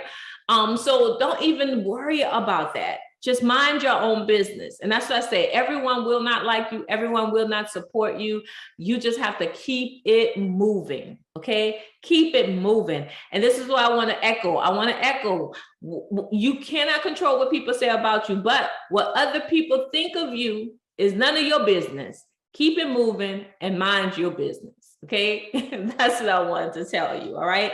So do understand that there'll be fiery darts that are going to come, right? But just make sure that you're not giving people ammunition to kill you. And what I mean by that is, be a person of your word, a person of integrity. Don't just be living any kind of way. And now you're giving them the ammunition to kill you, to slaughter your reputation. You're not perfect. You're progressive. Right? I'm not perfect, but I'm progressing in every area of my life. But make sure that you're being kind. Make sure that you're being generous. Make sure that you're being true to your word and you're showing up authentically you, okay? So your reputation, here are a few questions you need to ask. Just 2, are you easily offended by what people say or do to you? Because if you are, you're not going to last on this journey. I remember when I first started out in ministry, you know, you sometimes think that when you work for the church or you work in ministry, that everyone's going to be nice, everyone's going to be kind. No, they have some devils, some demons sitting up there in the church, working in the church, and they're hateful.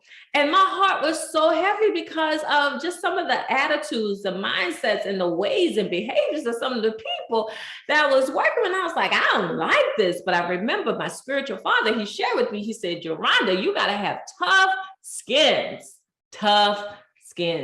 So I had to grow up and I had to realize it's not personal. To them, it might be personal.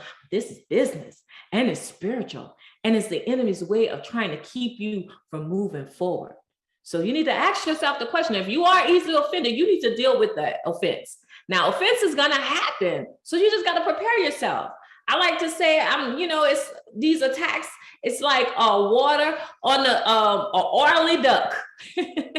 Y'all know if you put water on oil, an oily skin, it's just going to roll right off. And that's, I'm so anointed, so oily, Lord, I stay under your covering and under your anointing. It's just rolling off of me.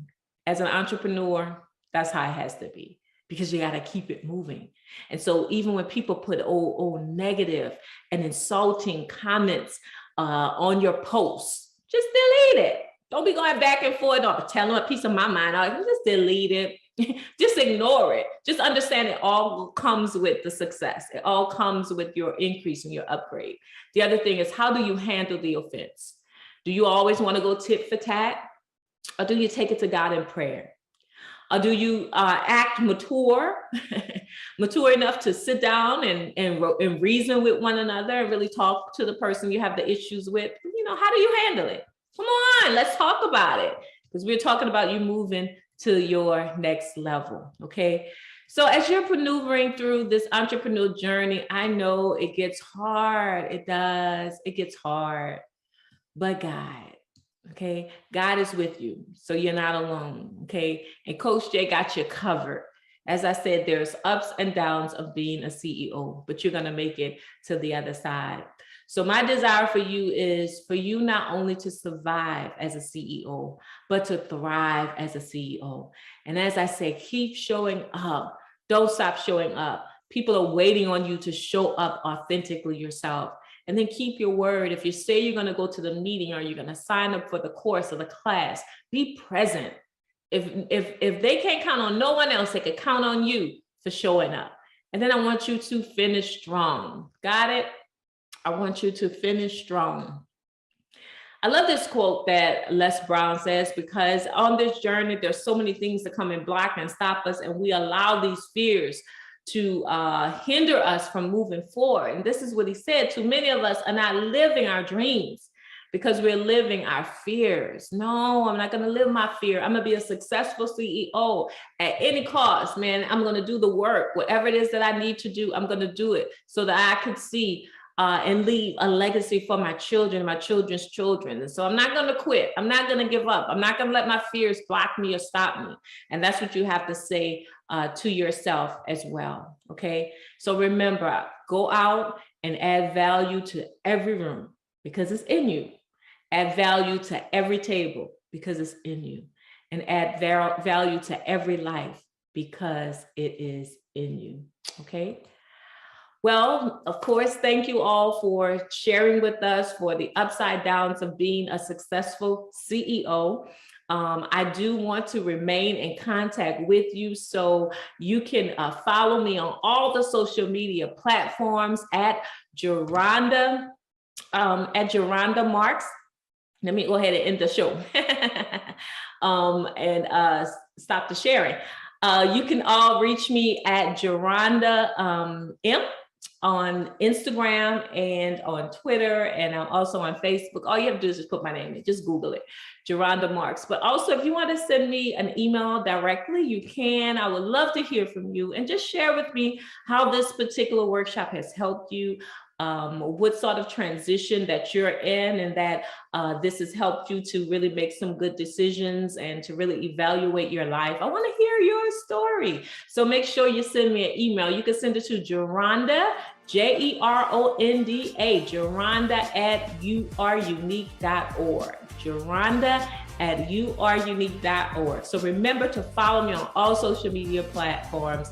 I'm on Instagram, I'm on LinkedIn, I'm on Twitter, as well as TikTok, all of those different social media platforms. And I look forward to meeting you and to also connecting with you. So have a wonderful day and keep showing up.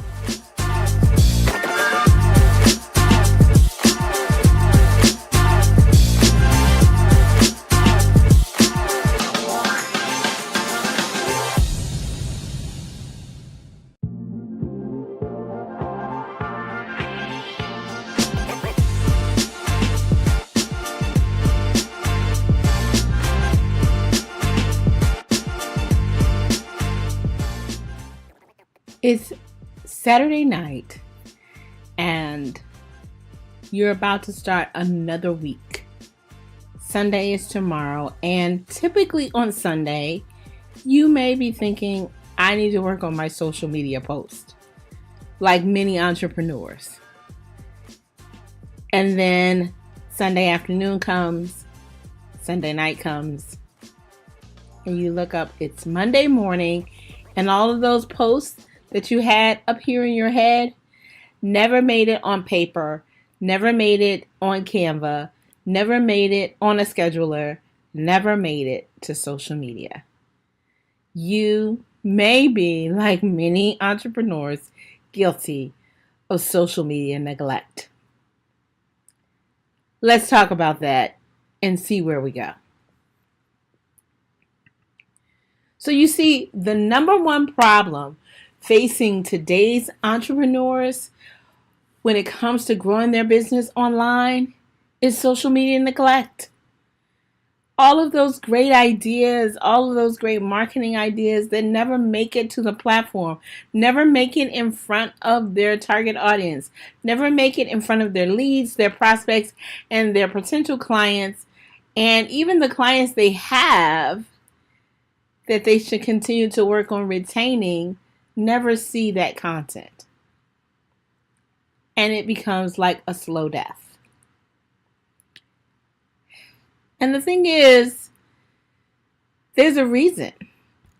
There's a mindset thing that says social media takes too much of my time. It's using up my time. I have to be working on my business. I don't have time for social media. Let me challenge you on that point. So let's move aside the whole online space. And let's talk about if you decided to open up a brick and mortar. You had a shop. I'll say it's a bakery. I love sweet stuff, so I'll use a bakery. You open up a bakery. Well, you have to have a location. So you set a location and you expect people to show up and purchase your products. And without you doing anything. You wouldn't think that. You know that you would have to advertise in some way to let people know at least you were having a grand opening. Something to let them know that you existed, that you had the bakery. Something to let you know that you had that sweet, irresistible, mouth-watering confection that everyone wants. So you at least had to do some advertising, and then it grew from there by word of mouth. And before you know it, people were coming in. But you know that over time, you would still have to do some advertising. So maybe you post things in a local paper, maybe you post things on a bulletin board in some community areas, maybe you hand out flyers, maybe you ask your customers to share about the bakery. All of that is leveraging social interaction to produce results in your business. Social media is the same way.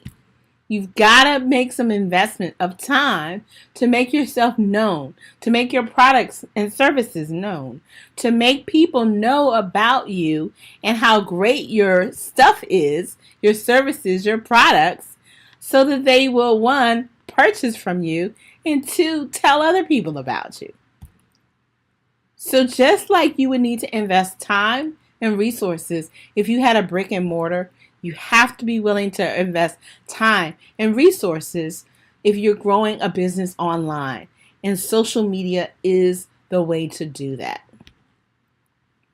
So it's not a waste of time. It's an investment of time.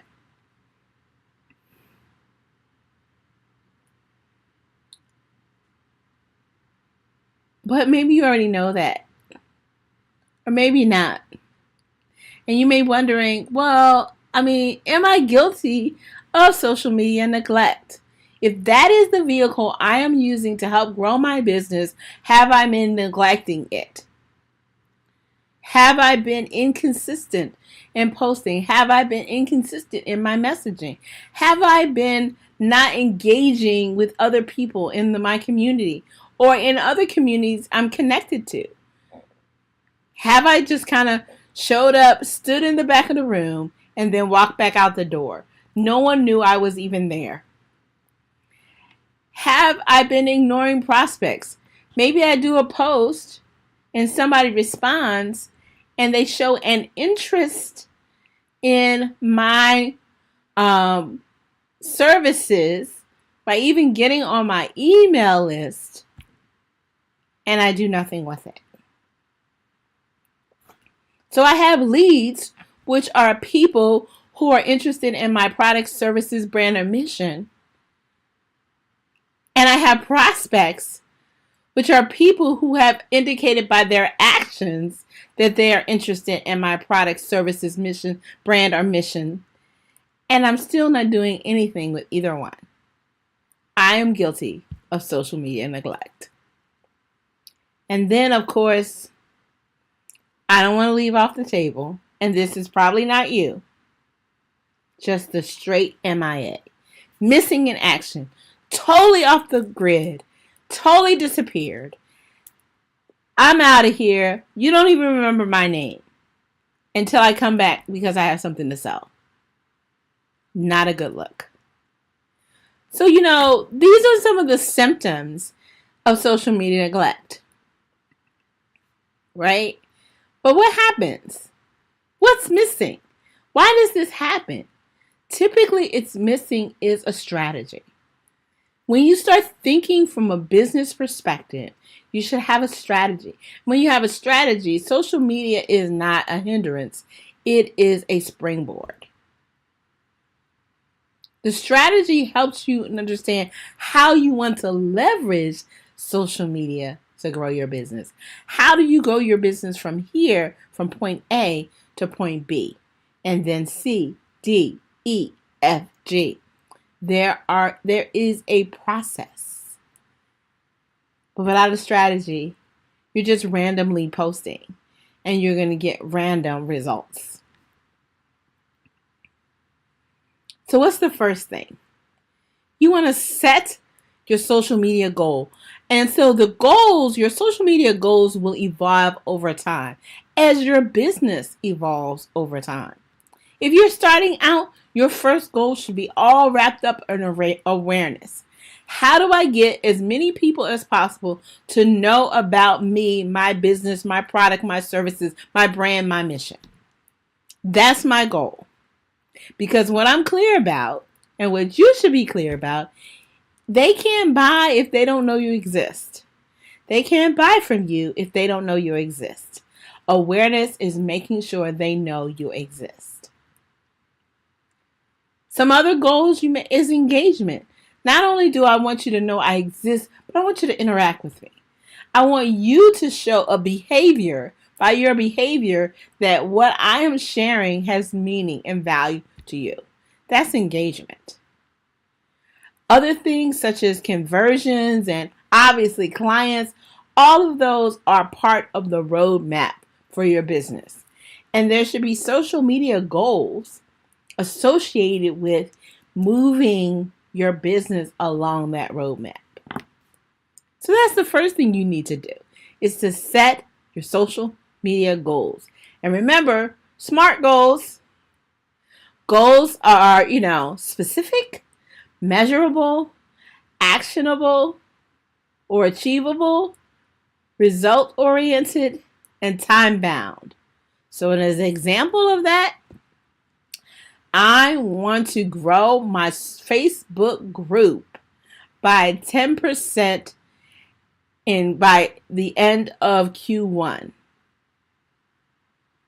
I have a specific thing that I want to do on social media that is in alignment with increasing my awareness.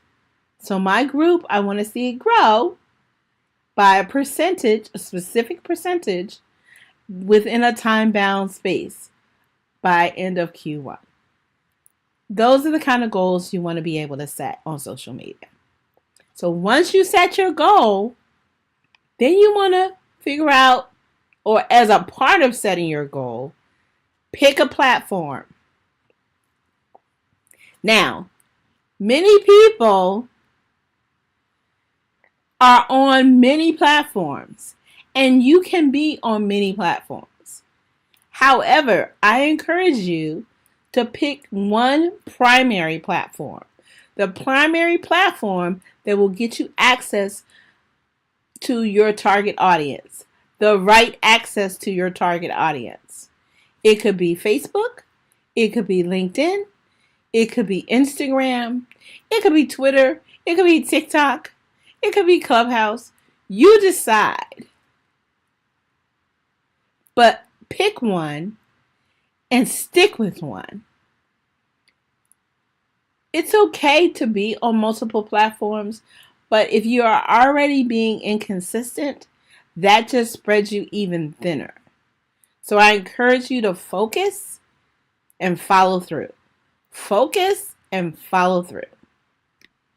Pick a platform. Next piece. Content. Did I say content? So it's great if I post every week, but if I'm posting random things not out of line that are not in alignment to what I'm trying to achieve, my goals, my focus for my brand, then I'm not going to see the results. So when I decide on the content, I need to have a content plan. And a content plan should speak to what I consider your pillar contents. What is your brand about? What problem do you solve? Who is your target audience? What product or services do you have? All of those should be reflective of your pillar content. And the content that you craft to post on social media should be engaging and also converting.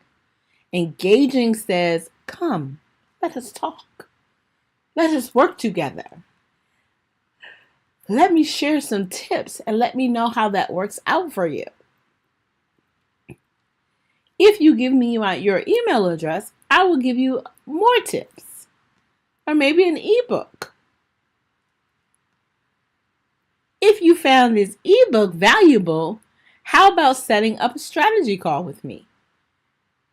Converting. So that's engaging and converting. So your content should speak to both of those things. So here on this chart, you'll see 6 categories of content. 6 categories of content.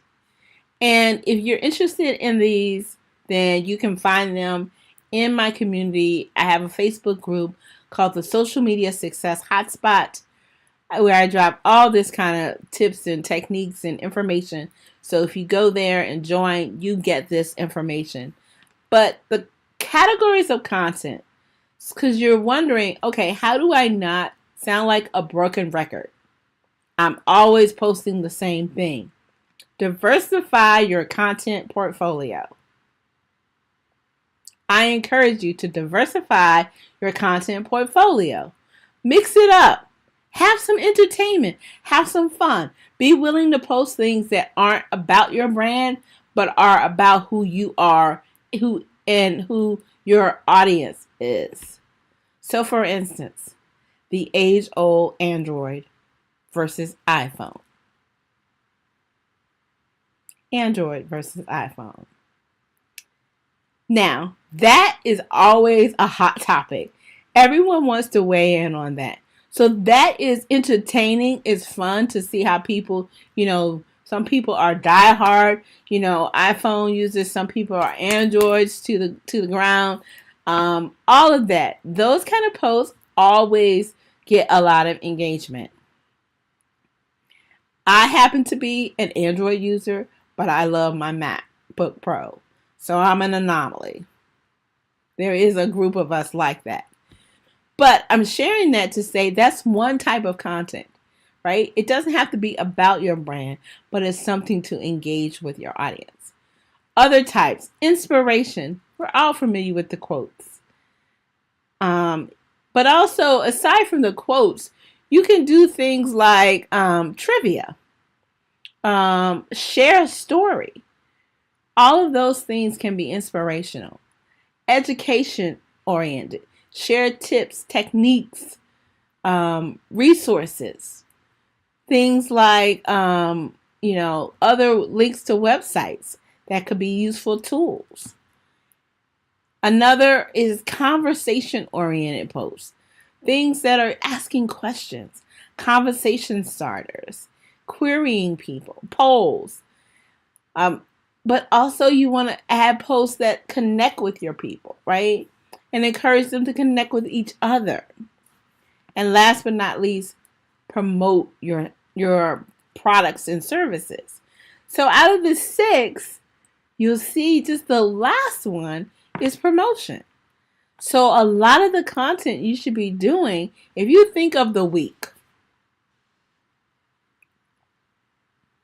you have 7 days in a week, 1 day to rest. So now you're down to 6. You got 6 categories. Out of the 6, you have content that you could post each day out of these content categories. That right there could be your content plan.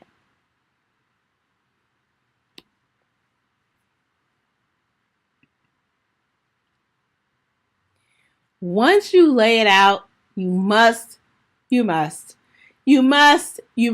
have a calendar. Map it out to a calendar. Know what is being posted on what day. You could use a Google Calendar. You could use a Google Sheet. You could use a Google Doc. From common things that people use are things like Trello, Asana. There's a lot of different ways you can manage your content calendar, but having a calendar allows you to put for the day what you're posting, what is the information, your caption, hashtags, what platforms you're posting it on, all of those kind of things, so that you know you're on track. And if you have a team, it becomes a resource for you to use for your team.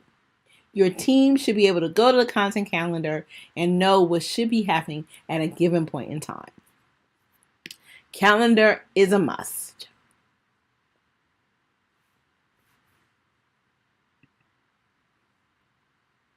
Now you've laid out your content, you created your content plan and mapped it to a calendar. Now you just have to execute it. Execute it. What does that mean?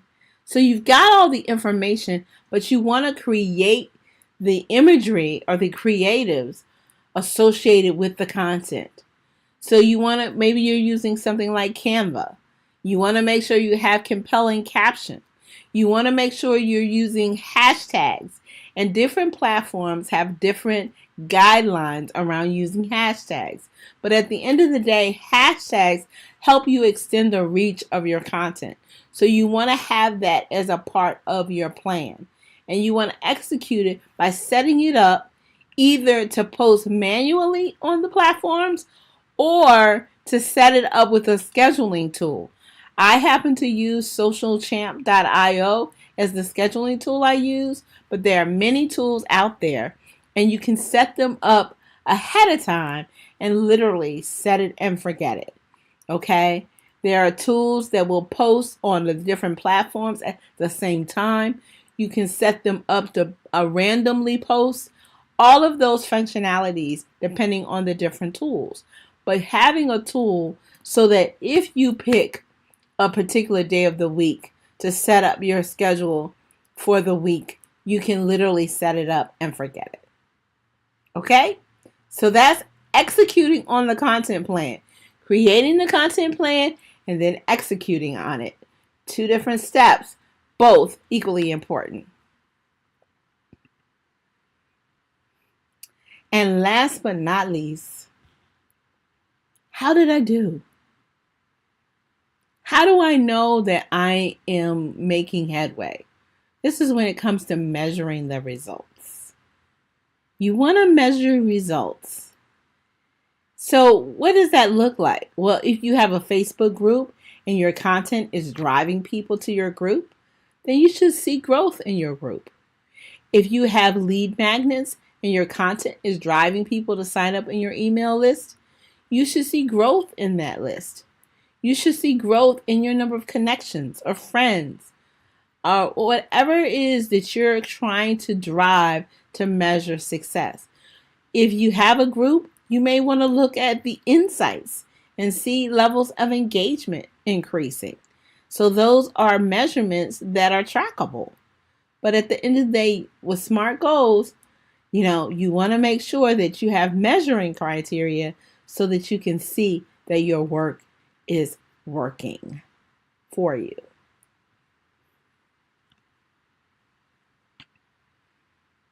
Okay, so what's next?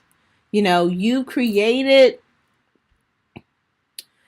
this roadmap, this strategy, social media strategy, right? And you want to know what do I do next? Will you use it? Right? And then typically people set it up for a quarter and you revisit it for the next quarter and you tweak and tune it and you continue to evolve it as your business evolves. And maybe there's some new things you need to do or new things you need to learn and you need some help. Well, I invite you to join my community. My Facebook community is the Social Media Success Hotspot with Miss Nina B. And, I invite you to be a part of that community so that you can grow your social media to help grow your business. And no more social media neglect. You can simply join by going joinmissninab.com. It'll take you straight there. You can also, join by reaching out to me directly. Connect with me, either on LinkedIn, Facebook, Instagram. I love to have you connected to me. But more than anything, let's not neglect social media. Let's leverage it as the tool that it is to grow your business. Thank you.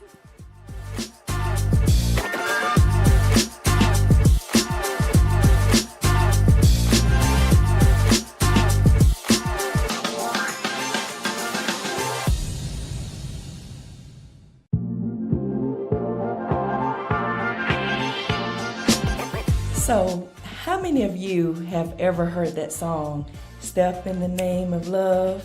Step in the Name of Love. Now, we don't need to be quoting the aura anymore, but what about two-step, two-step, two-step, or maybe some of the saints that are out there that know a little bit about stepping. When you're stepping down that choir stand, well, I'm here today to talk to you about a different kind of step. Because maybe some of you have also decided to join a sorority or fraternity where you're going to step. You got the Qs, the Omegas, the Deltas, the AKAs, so that's a different type of step. And then maybe you thought about, for the saints, like I said, that's out there, if you take one step, he'll make two. But today I'm here to tell you about a different kind of step. That is step up, step out, and step in. That's right. Step up and step out and step in. But before I do that, my name is Dr. Jennifer Harris. I'm the CEO and founder of Purses, Pumps, and Power. And I am so thrilled to just be talking to you today about how you can step up, step out, and step in. So let's start with the first step. Step up. Have you ever thought about stepping up to the plate, or have you ever heard that term, you need to step up your game? Well, in today's entrepreneur, especially as women, as business leaders, you really have to step up your game right now because it is so competitive. But not only that, you are in a league of your own. And when you step up to the game, you start stepping up into what it is that you desire to have in your business. What it is that you desire to have for your family. So step up, okay? Step up and step out and step in. Now let's talk about stepping out. Have you ever thought about what you're going to step out to?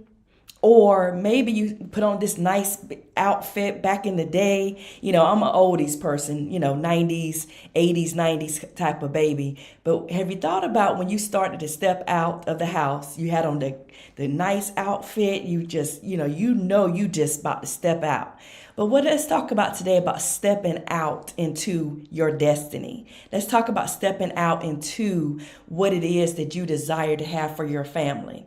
So today's entrepreneurs, you really have to not only step up your game, but you have to step out into your mission.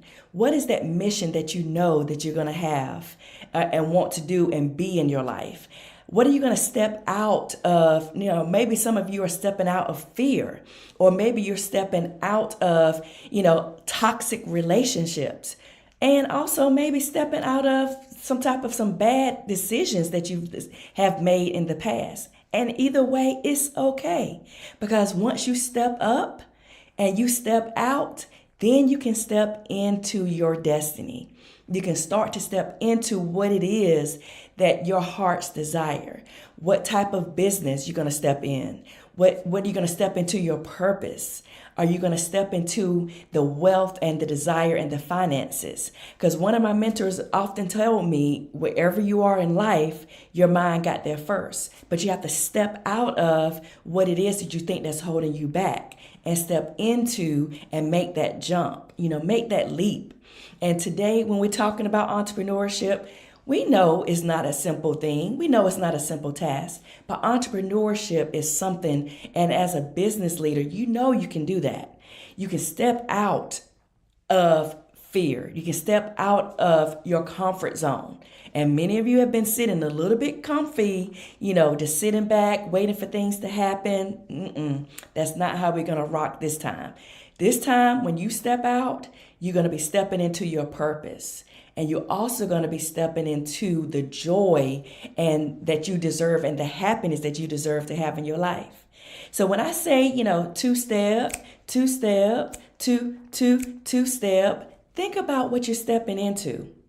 Think about oftentimes taking that leap and taking that jump. But not only that, what have you just held yourself back with? What if you, decided that, what? I tried that business thing. I tried that network marketing. I tried real estate. I tried, being an engineer. I tried whatever it is that you decided to try. But now it's time for you to really step up. And I want you to step up your confidence. I want you to step up not only just your confidence, but I want you to step up your belief. Because many times we may not have all the backing that we want, but when you believe in yourself, and you believe in your dream, you can make things happen. And I just tell you just a quick story. When I was growing up, my dad, he made me play sports, okay? He made me play sports. I was like 4 or 5 years old, but he made me step up to that plate as a 5-year-old with that little T-ball. And I was like, okay, Dad, really, I was fearful. But what he was teaching me was to step out of my comfort zone. And also, he was teaching me to step into being a more confident little girl or more confident woman. So now when I'm doing business deals or I'm traveling around the world, I have that self-confidence to not only just step up to whatever my dreams are, but you can also do the same thing. So think about what may have held you back over these last, 12 months, maybe 24 months. Think about what have held you back even in your business. What have you decided to step away from, knowing that you needed to step into and apply more pressure onto that business or apply more pressure onto your finances? So step up, step out, and step in. I want you to leave here just thinking about a different type of step. But now, not only that, for those of you that are believers, when you make one step, yes, he'll make two. And wherever you are in life, your mind got there first. So don't discourage and don't get discouraged. Don't stop from what it is that you're desired to do. And I'm just a country girl from, North Carolina.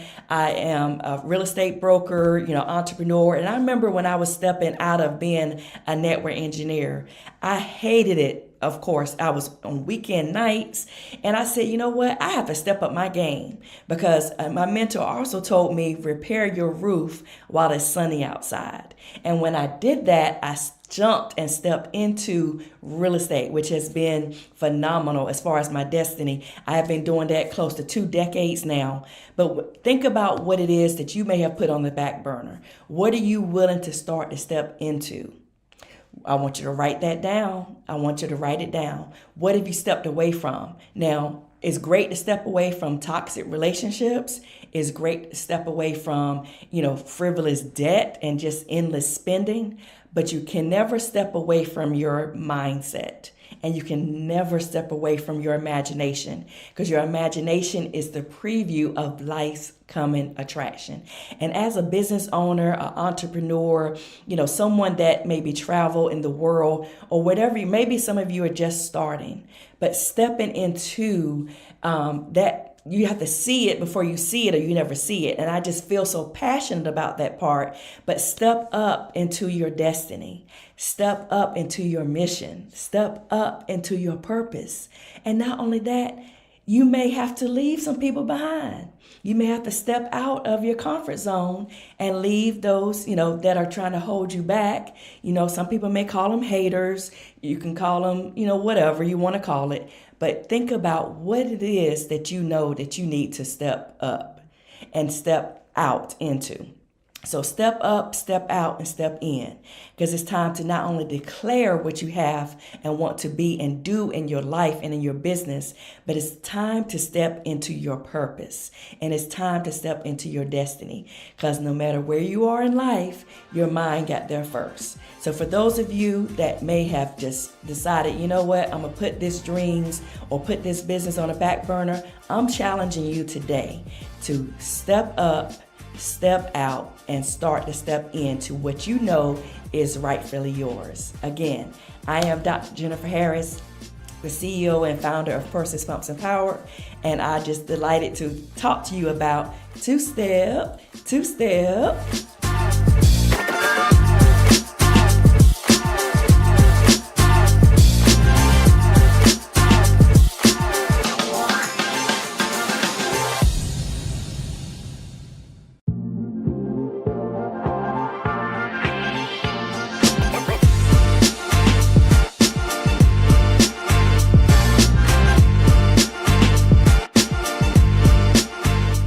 I'm Cookie Cade with the Impactpreneur Coaching Network. This workshop will help you through your journey, and I'm here for your success. Let's get started.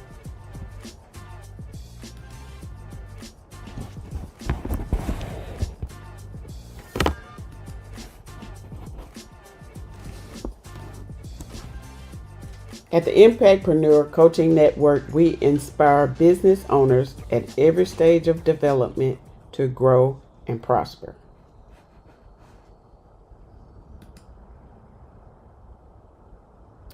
The agenda for the course is an introduction and course overview, self-analysis, characteristics of successful entrepreneurs, small business failures and success, finding your space, risk, thinking like an entrepreneur, time management, and planning.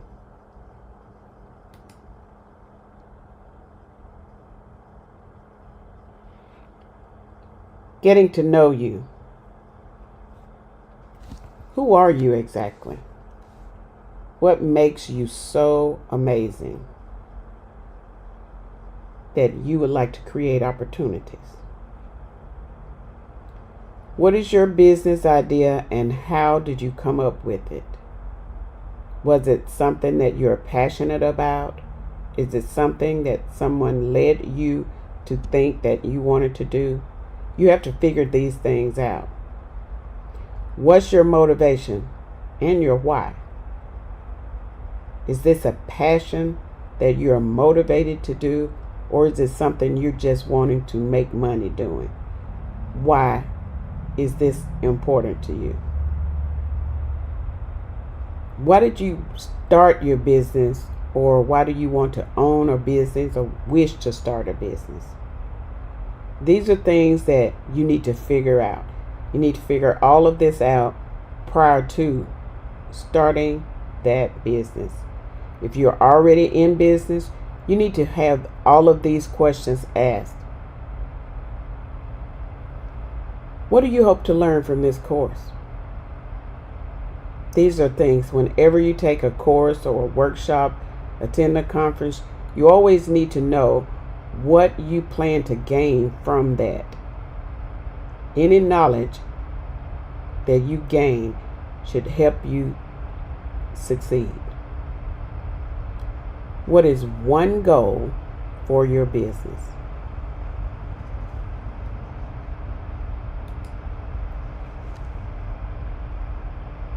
This course is about finding your niche.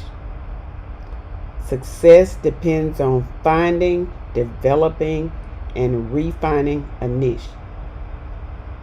Filling a need that is not being met. You have to create opportunities for whoever your customer is, whatever the business idea that you have. What are you trying to do that's different from someone else that's trying to do it or have already done it? You have to investigate the feasibility of this business idea. Just because you come up with a plan does not always mean it will work. A lot of people come up with ideas that they think will work. They're good ideas, but they don't know how to follow through and make them successful. That's what you need to try to accomplish. You have to complete your business plan. If you have not already done so, ask yourself the crucial questions. All questions need to be answered. Why are you doing this? Who are you doing it for? When do you plan to start? What are you doing? You need to know all of those prior to, or if you've already began, you need to figure that out now. Find your unique factor. Every business is unique. When I started my business, I didn't think there was a need for it, but it really is. A lot of entrepreneurs have no idea what they're doing. They just know they want to make money. Making money is fine, but if you're in it for the wrong reason, which is just to make money, more than likely you will not be successful. You have to always think positive, look at the big picture, and look outside the box in order to succeed. Planning helps you define what differentiates your business from others. If you plan ahead, go ahead, have your business plan, answer those crucial questions. You'll be ready for any obstacle that comes before you.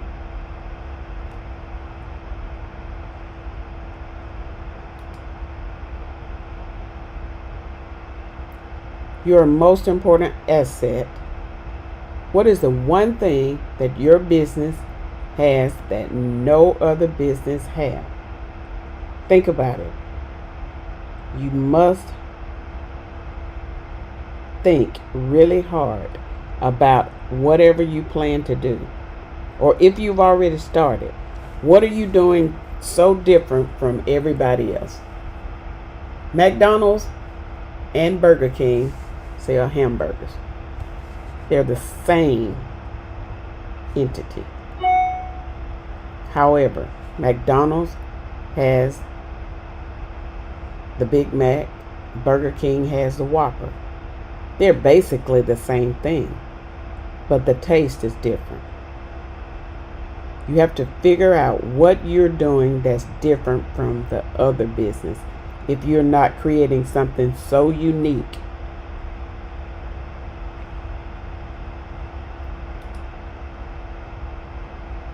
Self-analysis. Are you sure you want to do this? Are you a self-starter? You cannot be mediocre and expect results.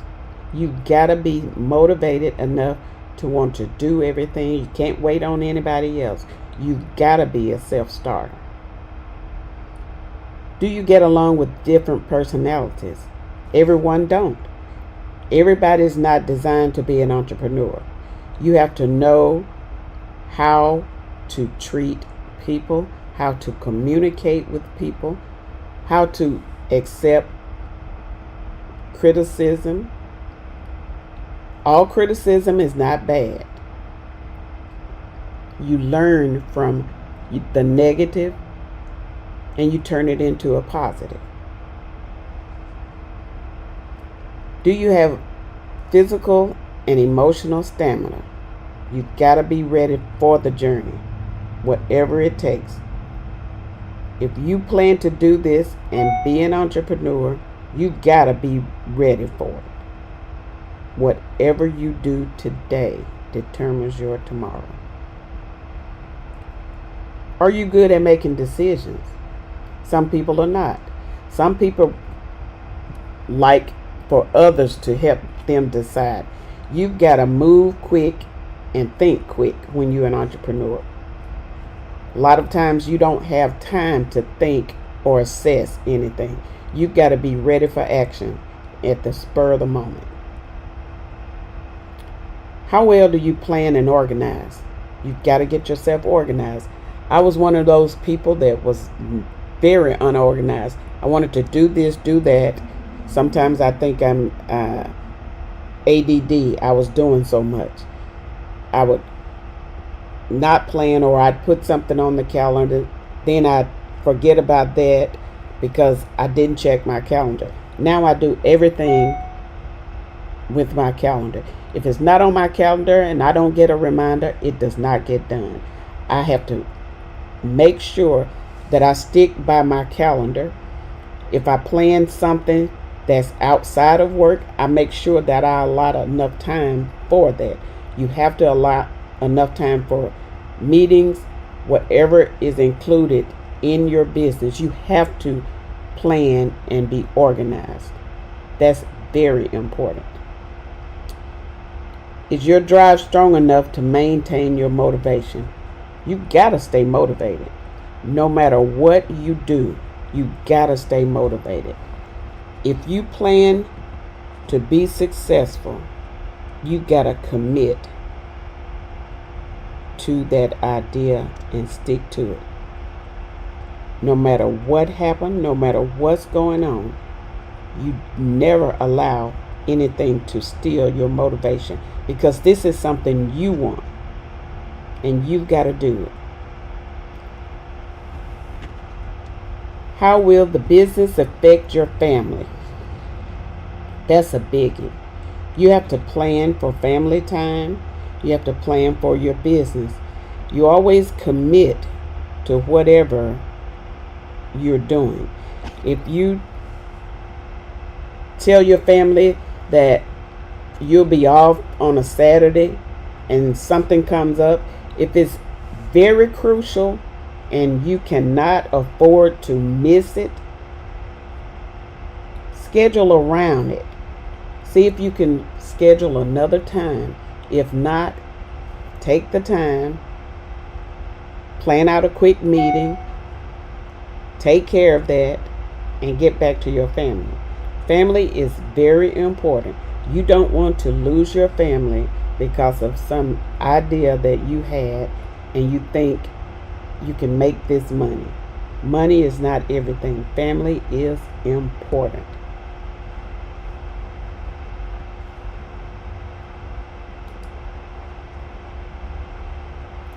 The characteristics of a successful entrepreneur. Passion. You have got to have the passion for this idea. Whatever you committed to, you have got to have the passion for it. You always think, I'm committed, I'm going to do whatever, and I'm going to devote myself all the way. You've got to be persistent in doing this. You've got to always strive to make things happen no matter what. Good health, high energy. Take time and exercise. Take time and meditate.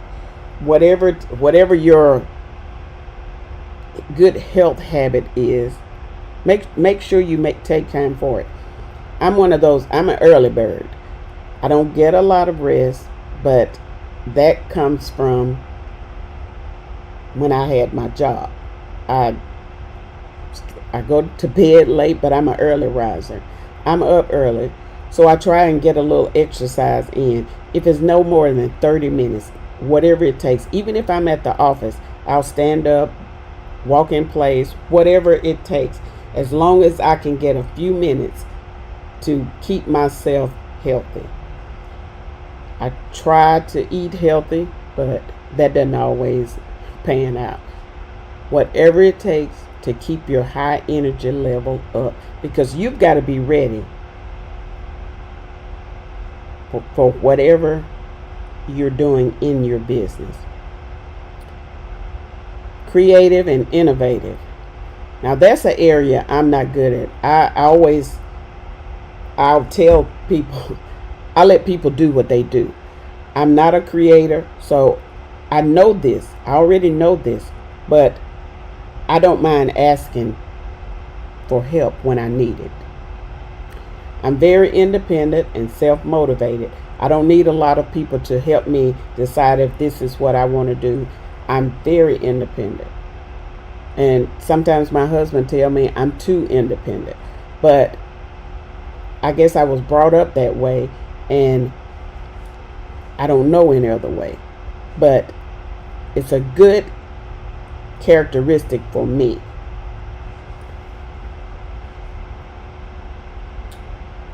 Intuitive. You have got to know what you're doing. Be aware of whatever it is,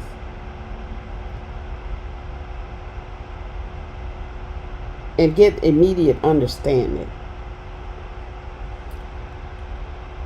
Self-confidence comes from knowing what you're doing. If you decide you want to make widgets, make the widgets. Know in your heart that you can make those widgets and be good at making widgets. If you're confident and believe in yourself, if you're selling a product, you can sell that product because your confidence is so high that people will believe in your product. And you have to make them believe. If you don't believe in yourself, nobody else will. You have to have the desire to work hard. Hard work has never hurt anybody. If you plan to be successful, you wouldn't mind working hard. Resourceful. You've got to be resourceful. I always tell my clients, if I don't know, I know somebody that knows. I have a large network, and it really doesn't matter what it is. 9 times out of 10, I know somebody that can help with whatever the issue is that come up. Build your network so you can have the resources. It doesn't always mean resourceful as far as money. If you have someone that you can count on to help you out with whatever the issue is, that's a good resource.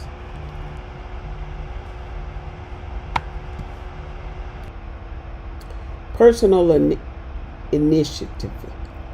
You have got to take whatever action is necessary to overcome the barriers, any setbacks, or whatever it is to reach your goal. You don't want anything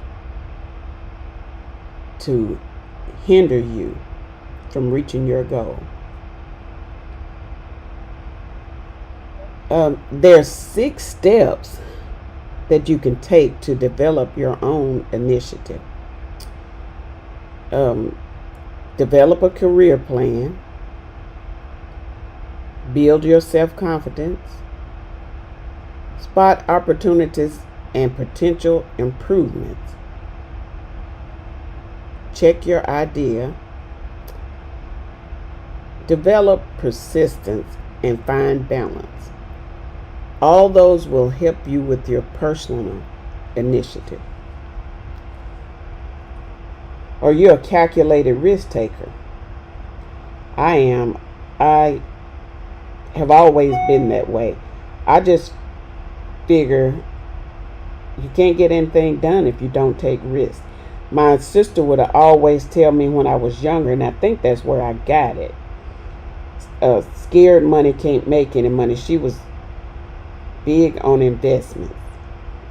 And every time she would tell me about something, I would say, I don't know about that, or I don't think I want to do that. But she would always say, scared money don't make any money. And that's true. If you're not a risk taker, how do you know your idea is going to succeed? Everybody's not going to be on board with you. So you've got to take a chance on your idea. Because like I said, if you don't believe in your idea or your business, nobody else will.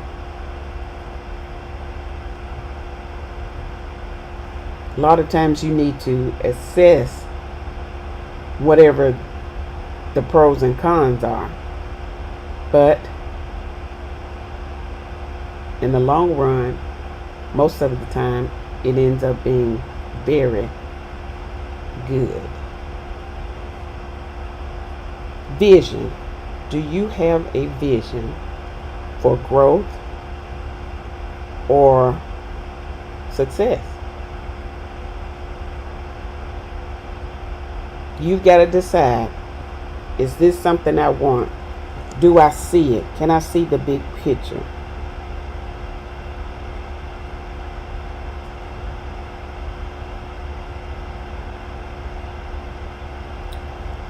Inquisitive. You have got to make sure you are positive.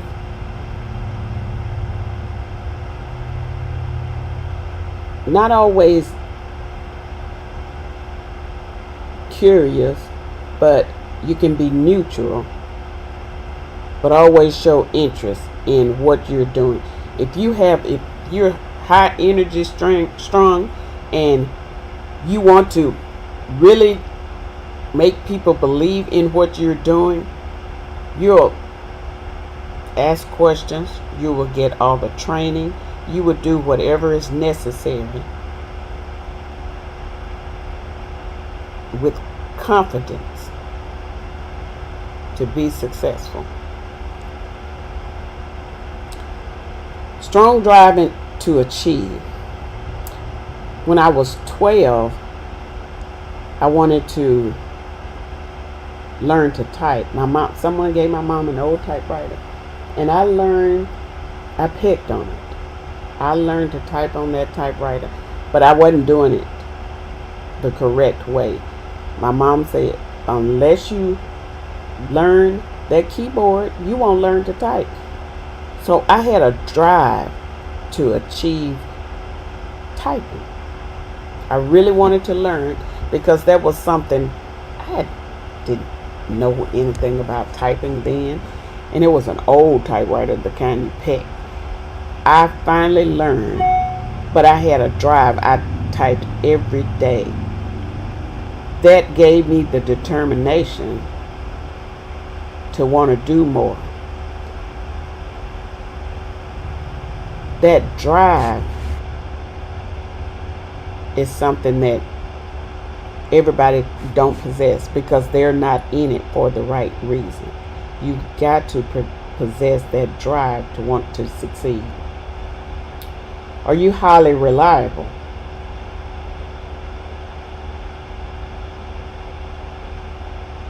You've got to be trustworthy, because in all of my years of doing business, I'm a strong believer. If you tell someone that you'll do something or you'll provide something for them, you've got to do what you say. And all you have to give a person and keep yourself is your word. If you can't keep that, you don't have anything to give anybody. And you've got to be realistic. I know I can't be a rocket scientist.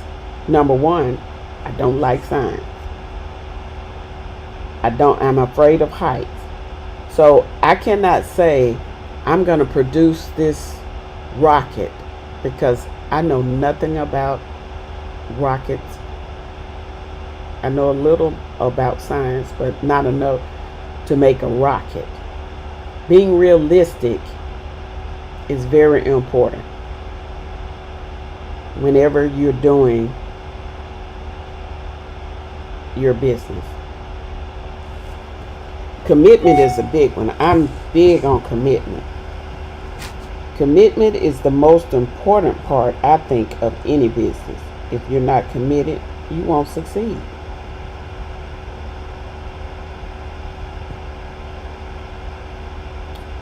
Problem-solving skills.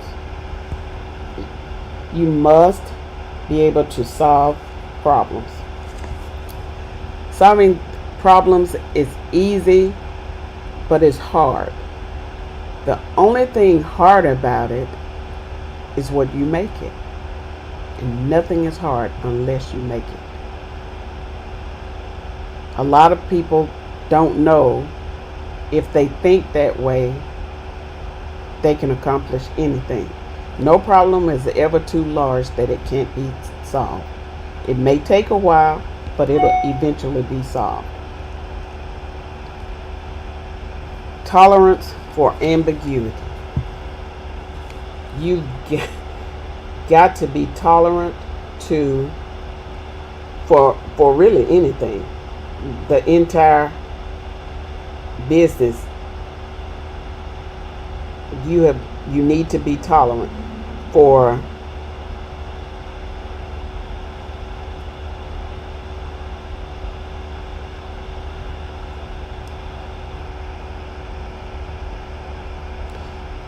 you've got to be open to any other suggestions. My way may seem right to me, but someone else may have a better idea, and it may not take as long. You've got to be tolerant to those that may want to help you, but you think your way is the best way. You know,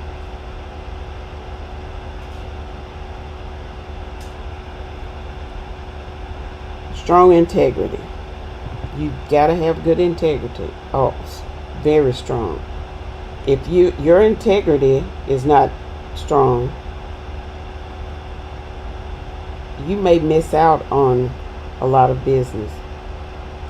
Having good quality, good strong qualities, and moral principles are very important when it comes to business.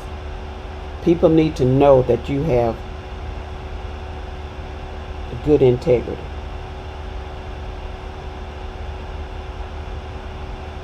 The ability to consolidate resources. You need the ability to consolidate resources. That goes a long way.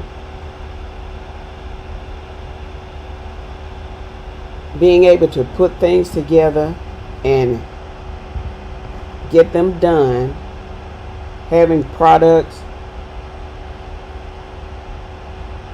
or services that your customers need to consolidate is really a good characteristic. You have to have strong organizational skills. Some entrepreneurs refuse to learn. They don't want to team up and get things organized, lead.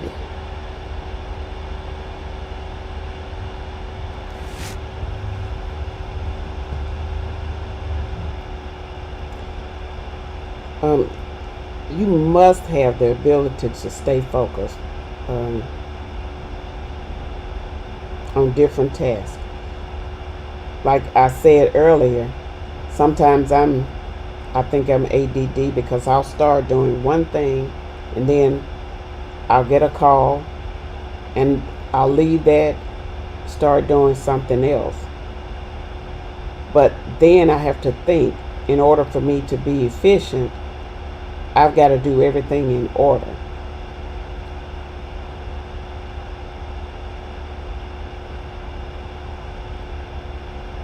Competitive. You've got to be very competitive. If your business is one that competes with someone else, you've always got to be planning how you can make your business better. Always.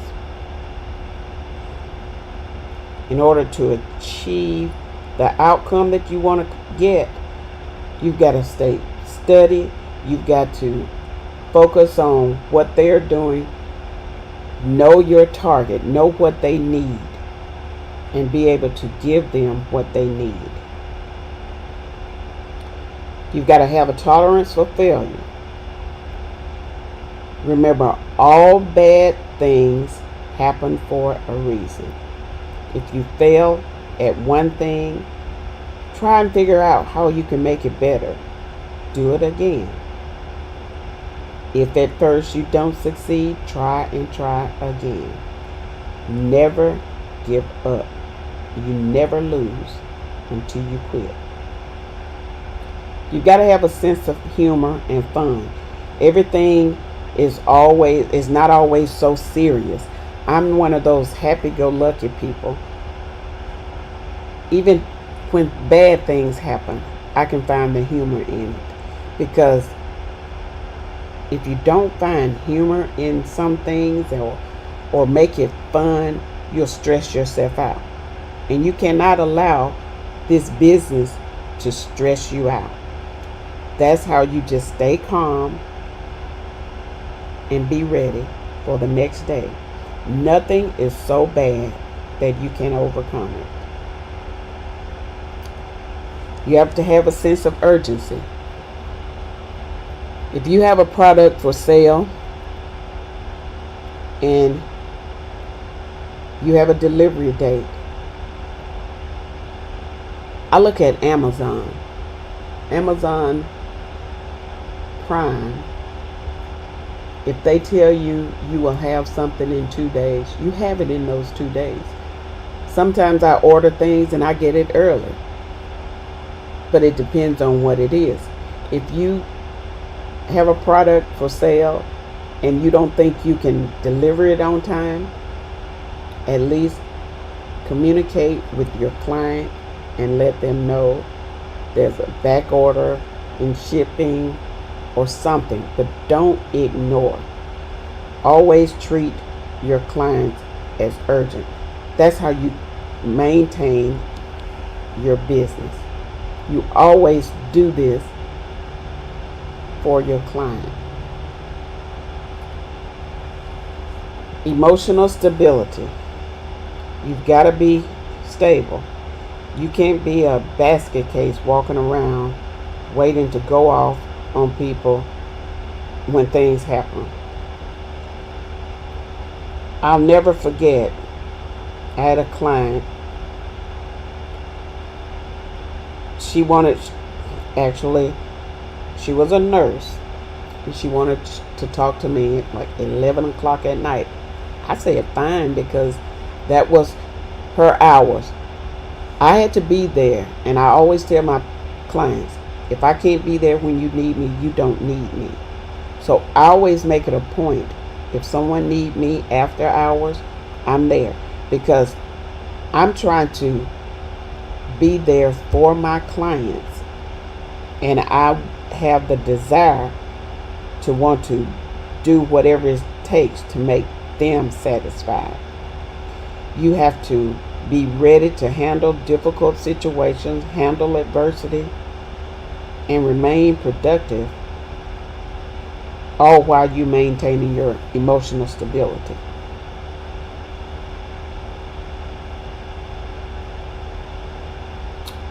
You can develop emotional stability by getting sleep. You got to get good quality sleep. Practice self-care.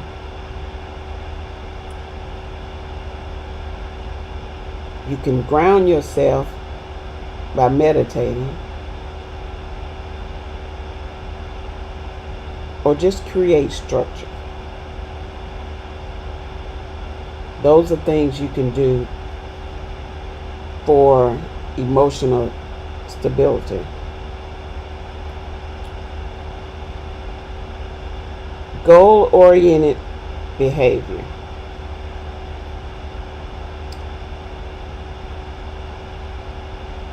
This actually falls in the range of motivation.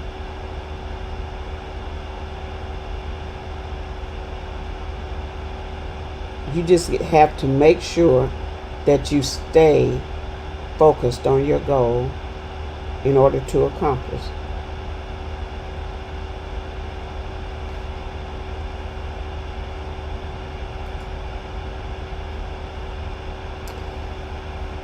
What successful entrepreneurs are not. They're not people that take risks without calculating the consequences. Not at all. People that do not look for resources or help.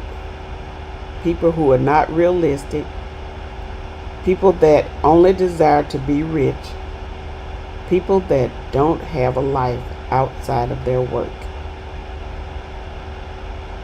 These are a lot of things entrepreneurs don't think about, because all they can think about is, I have this product or service and I need to make money.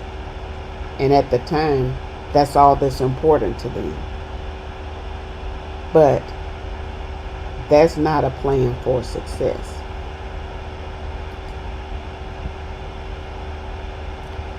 Small businesses fail because of lack of experience. A lot of business owners don't have experience.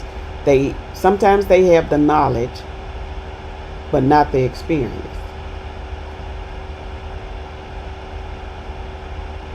Insufficient capital, no money. That's a lot of small business problems. Poor location.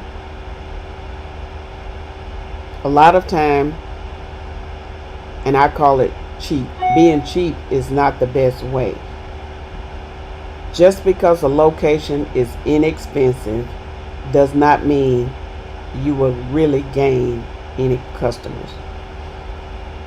It has to be a good location if you plan to be a real business. Because if people don't know you're there, they're not going to patronize you. Poor inventory management, poor internal controls. If you have a product and you cannot supply your customers, you're not going to be successful. You can't buy 1 or 2 widgets and expect to sell them to 5,000 clients. Eventually, people will say they can never get me what I need, and they'll go somewhere else. Overinvestment in fixed assets. Just like you're in a poor location, if you invest in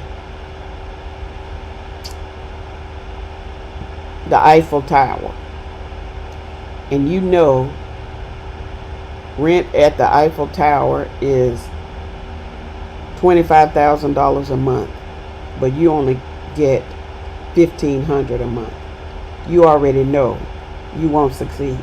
You may stay in business long enough to get a couple of clients, but at that rate, it's too expensive for you. So you know you cannot sustain success if you go that route. Poor credit arrangements. That goes a long way. You can have bad credit, but poor credit arrangements, you need to order something, you can't get it because of your credit. Your supplier is not willing to extend you any more credit. So you don't have the widgets to supply your clients. Personal use of business funds and poor record keeping. You shouldn't commingle your funds. I tell all entrepreneurs, you need a business banking account. Most clients or customers are not willing to write a check to Jane Doe because you did work in the business of whatever you're doing. They don't like that because they like to keep good records, and you cannot run your household and your business on the same account. I have my account. My husband is an entrepreneur. He has his account, and we have our personal account. We don't mingle our businesses together. He has his business account. I have mine. And we keep it that way. You have to keep good records. I use QuickBooks. I like QuickBooks because it does what I need. I'm not advocating for QuickBooks, but I like what it does for me. You have to be prepared for unexpected growth. If you're a small business, you got to think. I always think 5 years ahead. Every year I think I add another year because you have to have a vision to see where you want to be. 5, 10, 2 years, 20 years. Where do you want to be? So you always have to be ready for that unexpected growth. Not enough attention paid to the competition or market conditions. Whatever you're doing, you need to always know what your competitor is, what the market condition is. McDonald's always know what Burger King is doing. Burger King always know what McDonald's and Wendy's are doing. They always keep an eye on Chick-fil-A. Even though they all sell something different, they're all restaurants and they all want to stay in business. So you always have to pay attention to your competitor or whatever the market is doing. If you have low sales, you have to be creative, come up with a plan, do some marketing. But that's not going to help if you're not doing anything for your business. Poor pricing. A lot of small businesses price themselves right out of business. They want the money now. We've got to have it now. I sell pencils. My pencils are $5. I can go to Dollar General and get 5 pencils for $1. You can't overprice yourself out of business. Not enough attention paid to the target market. Who is your target? Know what your target is. Know who they are and what they need. That's how you stay in business. Lack of planning. Small businesses fail because they fail to plan. You gotta plan. Lack of sticking to plans and budgets. Again, if I plan to sell jackrabbits, I've got to stick to selling jackrabbits. If my budget is $25, I can't say, oh, the market is hot now, I'm going to do this, I'm going to do this. You've got to be willing to say, okay, it's better to sell 5 jackrabbits than try to sell one at $70 instead of $25. Whatever it is, You've got to stick to your plan and budget. You cannot go over. I have a budget sheet that I use for my business. It does not matter if I'm doing something for my house and I don't have the money. I don't go in my business and get it out. I just don't do it. It doesn't matter what it is, doesn't matter how bad I want to do it. I don't do it if I don't have the money, because it's not so important to me that I've got to have it. That means my business will go lacking because I took from my business for something personal that I wanted, and I don't do that. And most business owners don't, but a lot of small businesses will. Entrepreneur weaknesses: personal problems, financial situations, too much control, workaholic, not enough experience, communication skills, time management. What weaknesses do you have? We've got to think about that. Whatever weaknesses we have, those tend to control our business, and we can't give that weakness that much power. Why small businesses succeed: they have a clear sense of what they offer.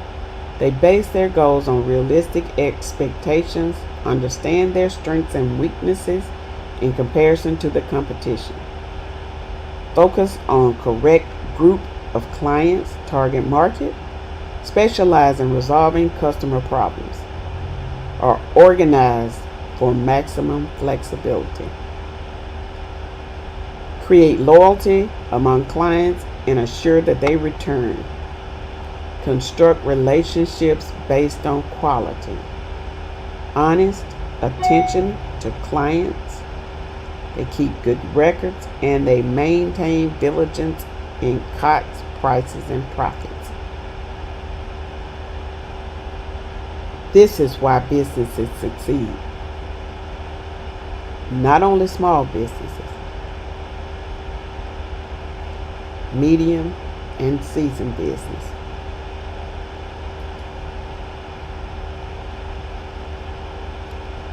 Entrepreneurs take a lot of risk. They risk failure, loss of their own money, because when you start, most entrepreneurs start with their own money. They have many long, hard hours of work.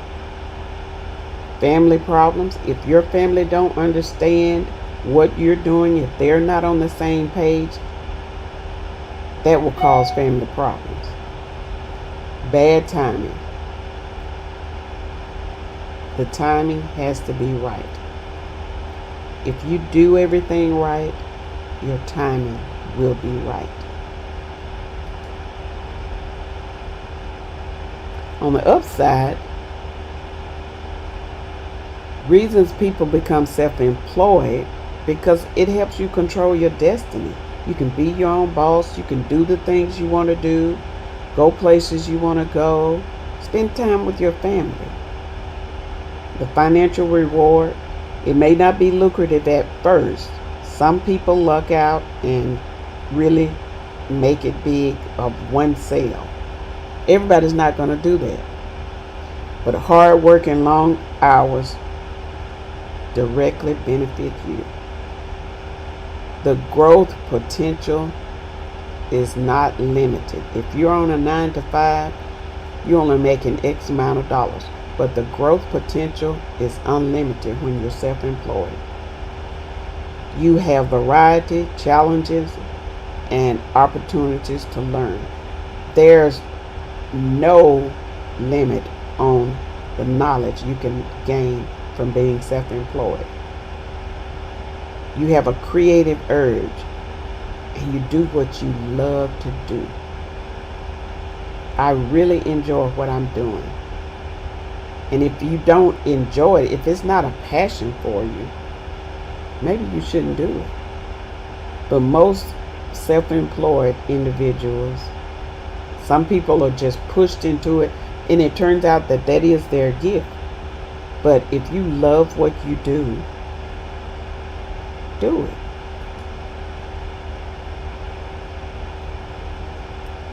Think like an entrepreneur. How does an entrepreneur think and act? They understand and pay attention to profitability, manage time effectively, behave ethically, distribute scarce resources effectively. They plan, have a balanced personal life, is creative and innovative, and they brainstorm. Always thinking. My mind is always turning because I think of things, I can do this a different way, or I talk to somebody and they give me an idea of something I can do, or something they say will click.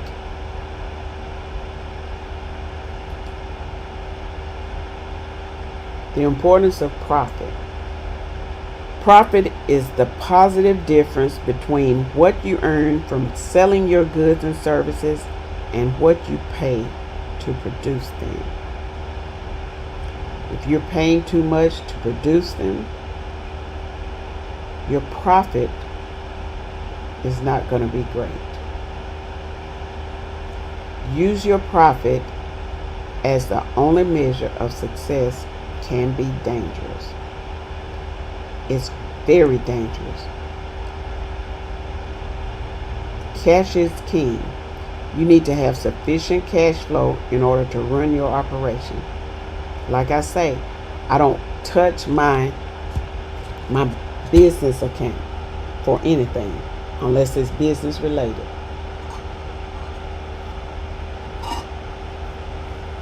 Businesses should do regular profitability calculations.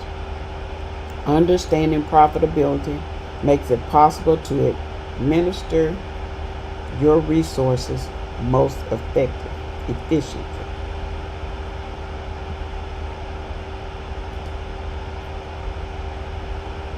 Bootstrapping. Getting by with as few resources as possible and gaining the most possible with what you have. Utilizing all of your skills and abilities to make your business viable. To finance a new business, you might need to have 3 jobs, take a loan from a friend or family, sell stock or valuable possessions, take a second mortgage on your house. Bootstrapping also means to look for non-conventional ways to generate income, to minimize cost and maximize your earnings.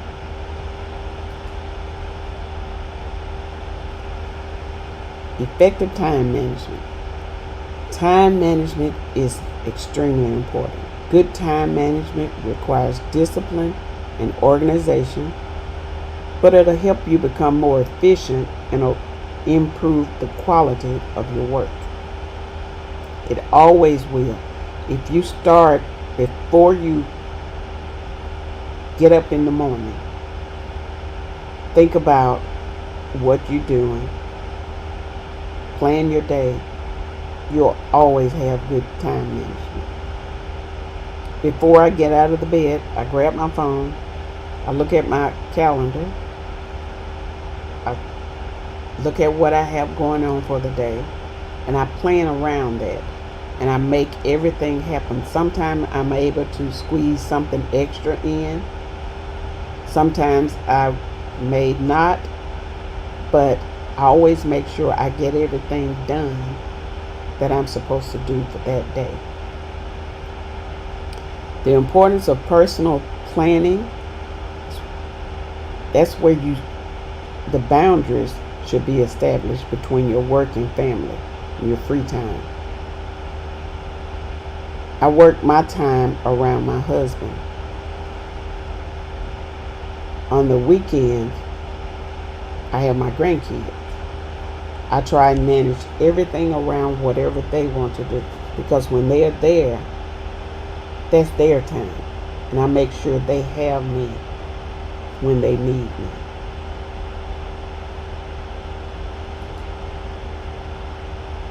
The importance of planning.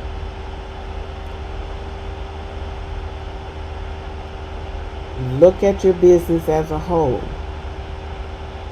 You use it as a guide in making daily decisions, useful communication tools, and increase your chances for success. Planning helps you see the future business opportunities.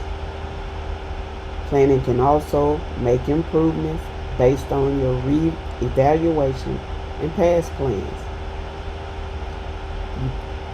Planning takes action, not reaction. Planning also gives you the opportunity to ask yourself questions, key questions. Planning is a vital part of being an entrepreneur. Why do you plan? When do you plan? You are always planning. Consistently planning. Before I go to bed, I have my little notebook and I'll write down something that I always have a notebook. I always write down things as they come into my mind. And eventually you'll see where you can use that idea or that thought. The planning process is dynamic. It is not only a reaction to a critical event, it needs to be integrated into your daily administration of your business. It's the key to success in guiding your business through both difficult and easy times. When the pandemic hit, I thought I was just not going to have any clients. I think I picked up a few because people were at home and they started thinking, how can I do this? How can I do that? And they called. It was really, even though the pandemic was bad, it was good for me because it helped me help them. Planning should be flexible and reflect reality. Always. You have to plan for it. The pandemic gave a lot of people clear perspective in what they wanted to do. Even though we didn't know it was coming or it was going to be as bad as it was, we had to plan around it. We had to be ready and be realistic about the effects.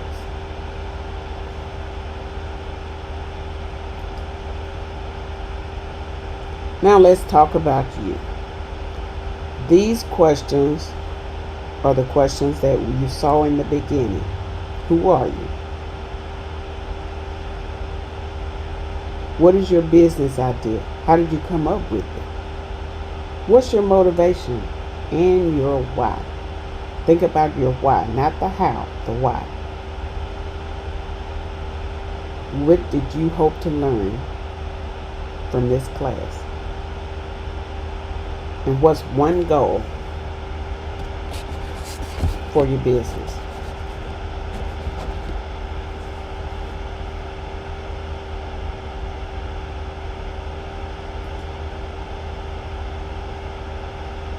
If you have questions, please send an email to support@impactpreneurcoachingnetwork.com. That's support@impactpreneurcoachingnetwork.com.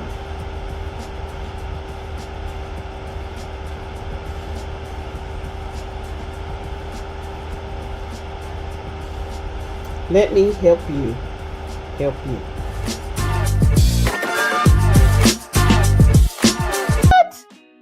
I I sat there and tears just started streaming down my face. I choose to work with families and entrepreneurs to fulfill my life's purpose. I help them start their own businesses because it is the only way to gain a competitive edge in life using the tools of entrepreneurship. I am on a mission to impact 500,000 individuals in my lifetime to monetize their own unique gifts, start a business, and change the trajectory of their lives forever.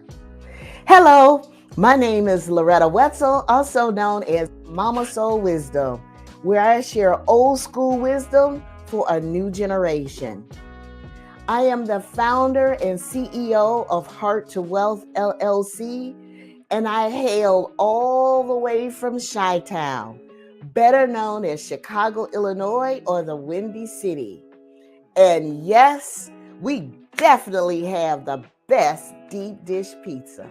With my help, my clients will crush it by starting their own small business, break negative patterns, and live a life of freedom and choice for themselves and their families while generating multiple streams of income. It's not just what you leave financially for your children, it's also what you leave in your children. Values, financial discipline, wealth, and knowledge to succeed in life. Education through exposure will create a better world. There isn't much positive news in the media these days, and exposure is the key to what's possible for yourself and your families to live a life you've always dreamed of. You can do it. Don't fake it until you make it. Faith it until you make it. Take consistent and intentional action, and your wish will be fulfilled.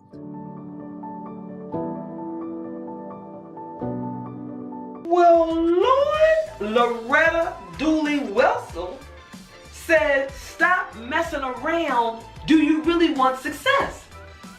Stop messing around. Do you really want success? Now, I'm not going to have her talking to me like that, but she's speaking truth to power. Is she speaking to your inner self? Let's dig in. Because I had to ask myself that, am I messing around? Are you messing around? Let's find out. Go ahead. Hit the emojis. Bring on Loretta, because we need to find out what Loretta knows so we can get moving. See y'all in a few minutes.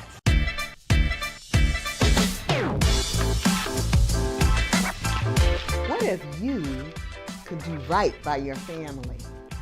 You want to live in good neighborhoods and have access to extracurricular activities for your family, don't you? It's better to send your kids to the best schools for quality education, isn't it? Why, that's not possible, you might say. I don't have enough money, I don't have enough time, and my circumstances are really tough. While some of those statements may be true, it's really your belief system that has you stuck. But if you are ready to hear the truth, say yes. If you are ready to stop messing around and break the cycle of negativity, say yes. According to a published 2020 study on 233 millionaires, over 75% of those millionaires were self-made, meaning they didn't inherit their money. 51% of them were entrepreneurs, and 41% of that population came from poor households. People, we have no excuse. With technology available at our fingertips today, it is easier than ever to start your own business. My name is Loretta Wetzel, also known as Mama Soul Wisdom, where I share old school wisdom for a new generation. I am passionate about families and entrepreneurship. Why? Because it is the only way to gain a competitive edge in life for yourself and your family. Business ownership develops multiple streams of income and eventually points toward passive income where you begin to build true wealth.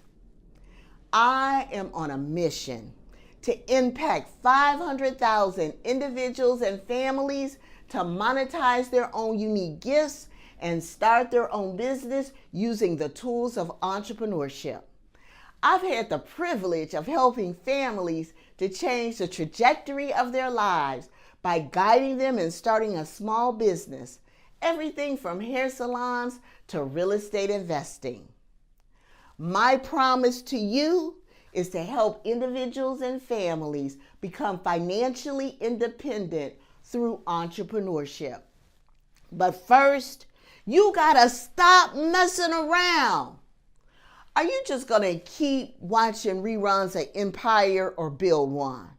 Are you gonna keep watching Power or claim your own power?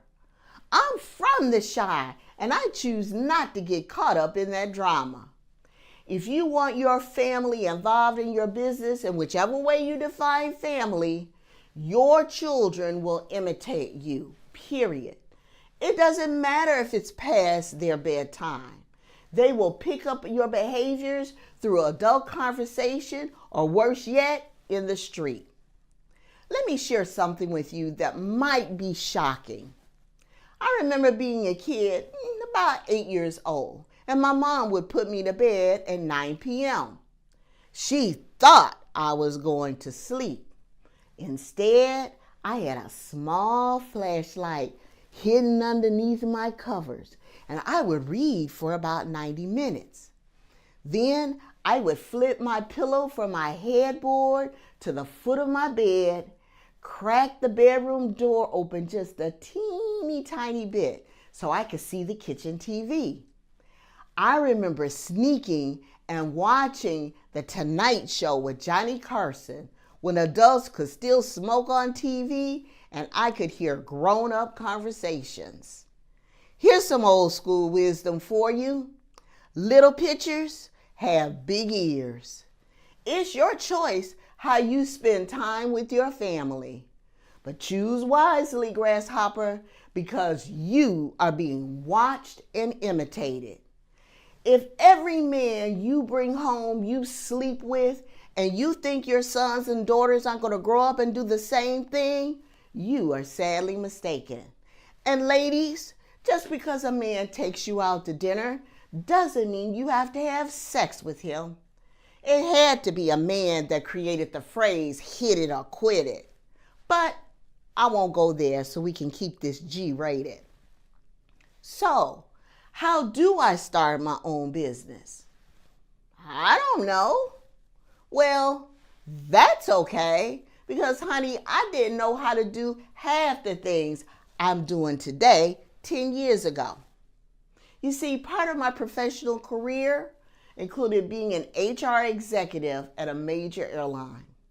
I worked in corporate America for 15 years, coming to work early, staying late, and sacrificing precious time away from my family.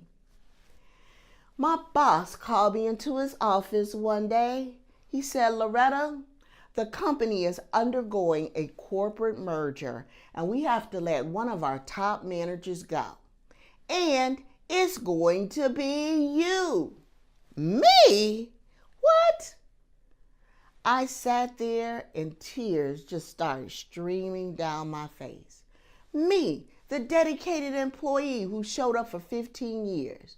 Me, the employee who lived and breathed the corporate culture. Me. My boss had just yanked the rug out from underneath my feet, and I was angry. Talk about an angry black woman. Woo-wee. But after I calmed down, it really hit me. I was terrified. I had 3 strikes against me. Number 1, I was literally unemployed with no potential job interviews in sight. 2, I'm graced with age, and companies were hiring millennials straight out of college and give them 1/3 of my 6-figure income salary. But number 3 was the kicker. I thought I was going to have to break a promise to my 2 children in college with out-of-state tuition. Hello, baby. Mama lost her job. So that means you're going to have to come home from college and leave your dreams behind. Now, I don't have time today for the full story, but what I will share with you is that I transitioned into becoming a successful entrepreneur. And I used the tool of real estate investing. When I generated $80,000 net profit on my first real estate deal, results not typical, I never looked back. Moving forward, I've expanded my business as a prominent family entrepreneur expert using my 6P system that I have developed over the years with powerful results. Parents have personally thanked me for transforming generations to come. Here's what I want you to know. 99% of success is built on former failure. In my workshop, I'll reveal the first steps to legitimately start your own business. But first, you gotta stop messing around. You must be willing to take a risk on yourself and create what you want in this world. Write this down. The acronym CREATE stands for the following. C is for creating your why. If you don't know why you want to start your own business and achieve success, when times get rough, you won't have anything to anchor onto. R is for reading books. Most CEOs read a minimum of 100 books per year. If you choose to be a CEO of your own business, then you gotta act like one. E is for excel, and let me be clear, that does not mean perfectionism. It does mean doing the best you have with what you've got. A stands for affirmations. How does our mind know what to believe? By verbally speaking affirmations. This helps strengthen our new beliefs and restructure our thought patterns so we can take action and manifest our dreams. T is for training. You can learn all day long, but if you don't apply what you have learned, it will never come to pass. And E is for experiencing life. Don't squash your dreams. Life is meant to be abundant, experiencing all that the world has to offer. But in order to create, you gotta stop messing around. You gotta what? That's right. Stop messing around. Here are 3 success factors for families and business owners to help you achieve success. Number 1, gratitude. Everything begins with gratitude. It can transform common days into holidays, turn routine jobs into joy, and change ordinary opportunities into blessings. Gratitude is not a challenge, it's a choice. 2, raise your vibrational frequency. It's the difference between action and reaction. Action produces results. It may not be the results you're looking for, but you can adjust and do it again. Reaction usually starts with a trigger and you stay in a negative emotional state, producing no results. There are many ways to raise your vibrational frequency, and dancing to my favorite music is one of them. 3, self-esteem. When you have high self-esteem, you are willing to take calculated risk necessary for an entrepreneur.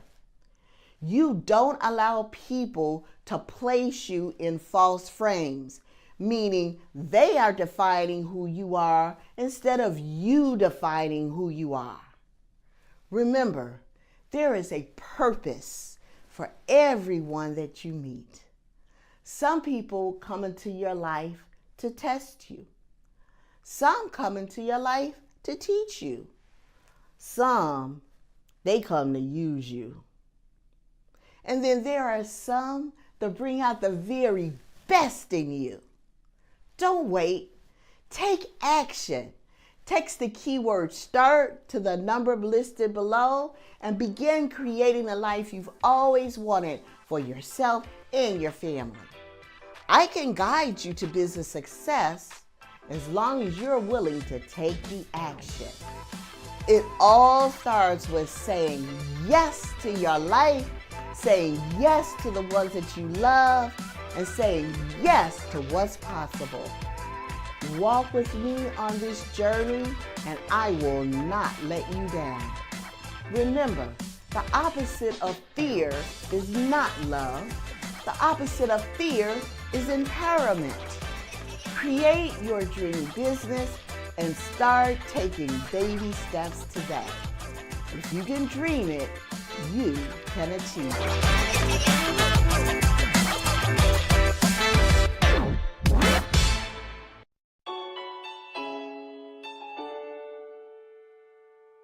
One week before my birthday, I lost my job due to COVID, and I was completely devastated. I'm a single mom. I had no idea what I was going to do. And I remember just sitting there thinking that I was just lost. I had nothing. I chose marketing because I love being a creative. I love being future thinking, and I absolutely live for strategizing. And marketing is a culmination of all of those things. And so it puts my greatest strengths at the forefront of what I do. I built this business for my son. So I have a legacy that outlasts myself and is something that I can give back to him. And I also do this for all multiracial children around the world so that we don't have to feel like we have to check more than one box or have to be something that fits into the mold that everybody else wants. We are individuals, we are phenomenal, and we deserve the chance to not have to meet what everybody else wants us to be. We just want to be ourselves. Hi, I'm Raylyn Logan, and I'm the founder and owner of Gray Digital Marketing here in Portland, Oregon. For those who decide to work with me, I want them to be able to amplify their business's efforts and grow their business seamlessly through organic strategies utilizing social media.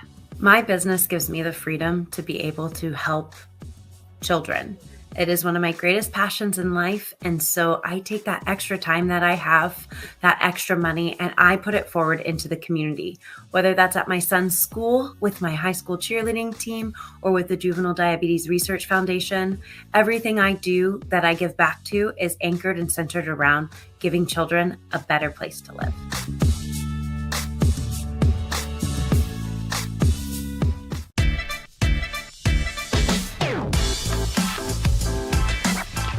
Hi. So I just wanted to share a quick story with all of you. And I'm going to take it back into time. Precisely April 3rd, 2020. On April 3rd, 2020, I was working hard at a not so high paying job and crossing my fingers I wasn't going to get laid off due to COVID because I'm a single mom and there weren't a lot of jobs to go around. However, I worked in staffing and womp womp, no jobs to go around means nobody is looking for new candidates. So on April 3rd, 1 week before my 30th birthday, I was let go and I was devastated. I remember I sat on my bedroom floor and I stared at the wall for a good 4 hours before my other half came up and was like, "What's wrong?" Fast forward to a couple weeks later, I'm sitting on the couch watching my little one play, just trying to figure out what I was going to do next. And I decided to open up Gray Digital, a social media and diverse and inclusive marketing consulting agency named after my son, Grayson. So my name is Raylyn. I am the founder of Gray Digital Marketing, and I help entrepreneurs and businesses take the time suck out of social media and turn it into a scroll-stopping moneymaker. And I am so excited to share with you some of my key tips that I use to ensure that businesses are successful and they are moving the needle towards growing their business, both in revenue and brand awareness. So to really kick things off, to help you be able to make that switch today in your business, you're going to do the following. We are going to learn how to get our followers off of social. Counterintuitive, I know, but that's step one. We're going to get our followers off of social. We are going to learn how to write copy to our key audience. And we are going to learn how to make sure every post has a call to action. So I'm going to cover again, just in case you were looking down and trying to write notes. We're going to learn how to get your following off of social media. We are going to learn how to write copy to your core audience. And we are going to learn how to write a call to action every time. So step one, how to take your social media following off of social media. You do not own social media, full stop. If Facebook, Instagram, LinkedIn, Twitter were to disappear right now, however many followers you have will be gone. But if you can get your following off of social media and onto your email marketing list, or in some place where they are interacting with you, in a place where you own that list becomes yours. That following becomes yours, and you have better control over how to own your revenue stream. So our goal is to be able to take our following and get them onto an email marketing list and or some other group that you own that is not owned by another entity. One of the very best ways to do this is in your bio, in your header image, in any way where people are immediately seeing your brand. Your goal is to, instead of having a link that just goes to your website or goes to a link tree with lots of options, we're going to work to just get it on a landing page that is a lead magnet to get folks onto your email list. Some of you might be like, well, I have a link tree, so I'll just make it my first one. No, we want a very clear and concise way to get people onto your email list, because a confused mind always says no. So give them one option. By giving them one option, they had two choices subconsciously to say, yes, I'm willing to give you your information because I really want said lead magnet, or no, thank you, I'm not going to fill it out. So give them one option to make the choice between yes and no. Number two is writing copy to your core audience. I'm just here to just like throw a wrench in everything these days, but you're going to write distinctly to two different types of people while writing to one. You want your copy to resonate with those who know you and those who don't. So you have your current following. They know you, they like you, they trust you. And because they know you, like you, and trust you, they probably are following along with everything that you're saying. They know that your dog's name is Coco. They know that your son's name is Gray. They know you. But somebody might not know you and be walking along the imaginary Instagram train and find your page. And when they find your page on this very first post, they need to feel like they're a part of your group too. So when you're writing that copy, we want to be able to give context for those who don't know you and be warm and welcoming to those who do. And so you're going to marry that in your copy. So if I were to talk about my trip to Maui and about the time that I almost puked on a whale, I would start that off with, let me tell you about the time that I almost puked on a whale. This might sound crazy because you know I don't live in Maui, and you're giving context to the other group that they don't know where you live. So saying I don't live in Maui when I have a tropical brand is really telling and giving context. And my regular audience is like, oh, here she goes again with a wild story. So we're going to just continuously keep marrying the fact that the people who don't know you need context, and the people who know you need a story to continue to know, like, and trust you. And then when you're writing that post, and the thing that I see so much lacking from other groups is that there's not a call to action on every single post, and a clear call to action.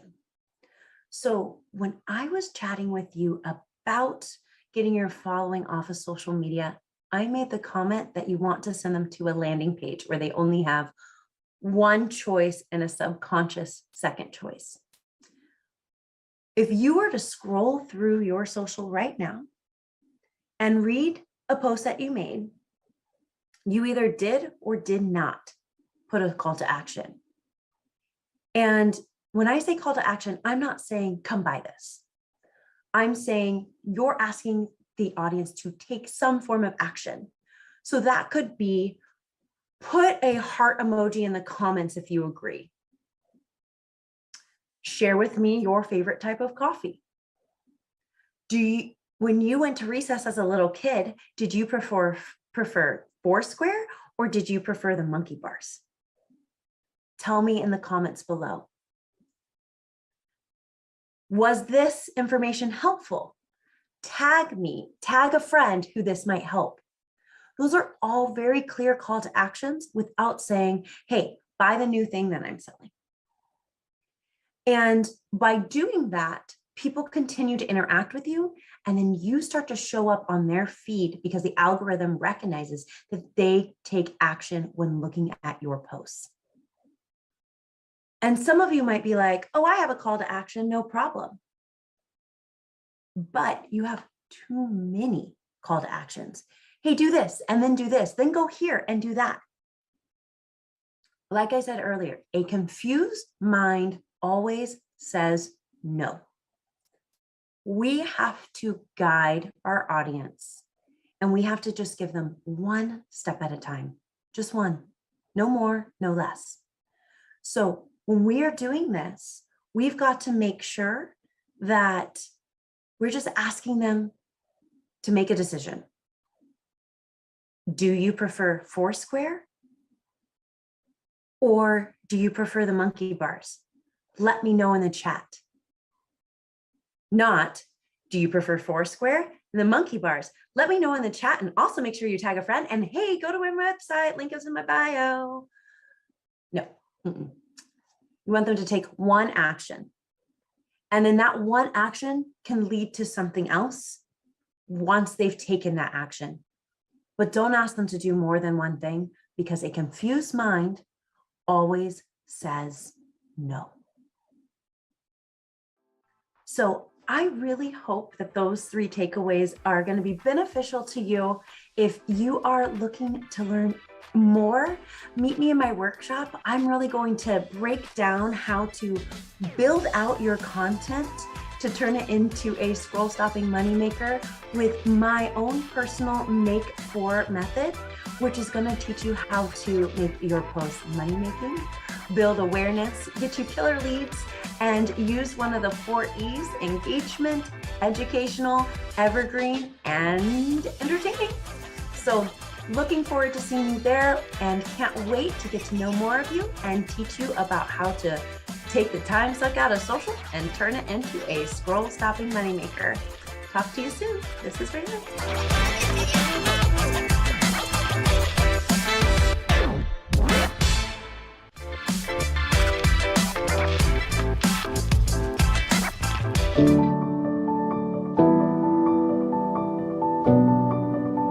My biggest challenge was trying to find my essence in a toxic marriage that I had been in for 13 years. It was a roller coaster journey of feeling depressed, feeling not confident enough, not good enough, feeling less than. I lost all hope in myself. I stopped believing in myself. I chose my business because I want to awaken young ladies and women to their true essence. I'm on a mission to ensuring that every young lady or woman that crosses my path works in her purpose, embraces her essence, and literally works in her power. What's important for me is to see the lives of women transformed. What's important for me is to see that women are able to have a balance. They're able to create this balance between their marriage, their career, their personal lives, and at the same time, walk in their essence. Hi, my name is Femi Ayodele. I'm from Maryland, and the name of my business is Your Essence Life Coaching. If you decide to work with me, what I really want for you is your ability to put your life in focus, your ability to create a balance and to create boundaries wherever possible, your ability to stand tall and be able to say, I found my purpose, I'm walking in it, and I have found my power. I intend to make the world a better place, one woman at a time. I believe that if every woman could have a mindset shift to the point where they are able to embrace their uniqueness, embrace their power, embrace their essence, and they are able to flourish and blossom in any capacity that they find themselves. I strongly believe that this woman will be able to share this with their children and influence the world at large. You know what they say, teach a woman, teach the world.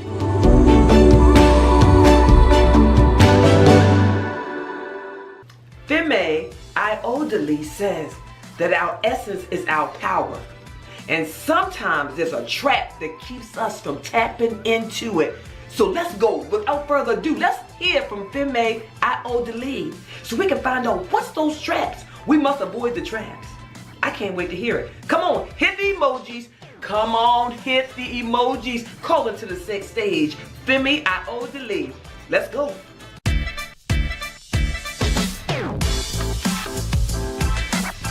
Hey there. Your essence as a woman lives inside of you. It's not only the most attractive force within you, but it is your life's force.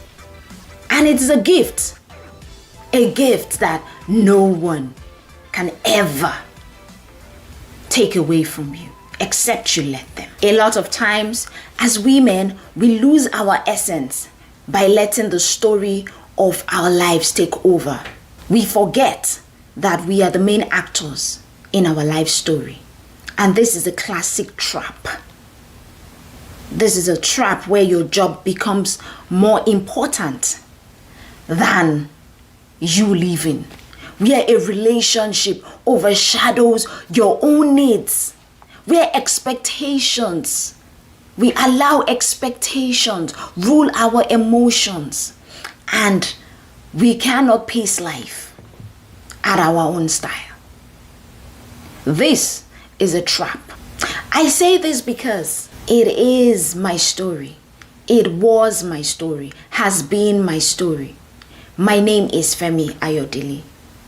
I'm a life coach who is focused on awakening women to their true essence. I want to ensure that every woman that crosses my path embraces her essence, understands who she is, and walks in her power.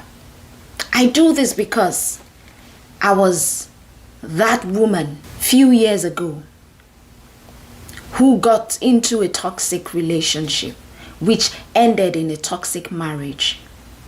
And I ended up losing myself. There were things that I couldn't do or say, places that I couldn't go.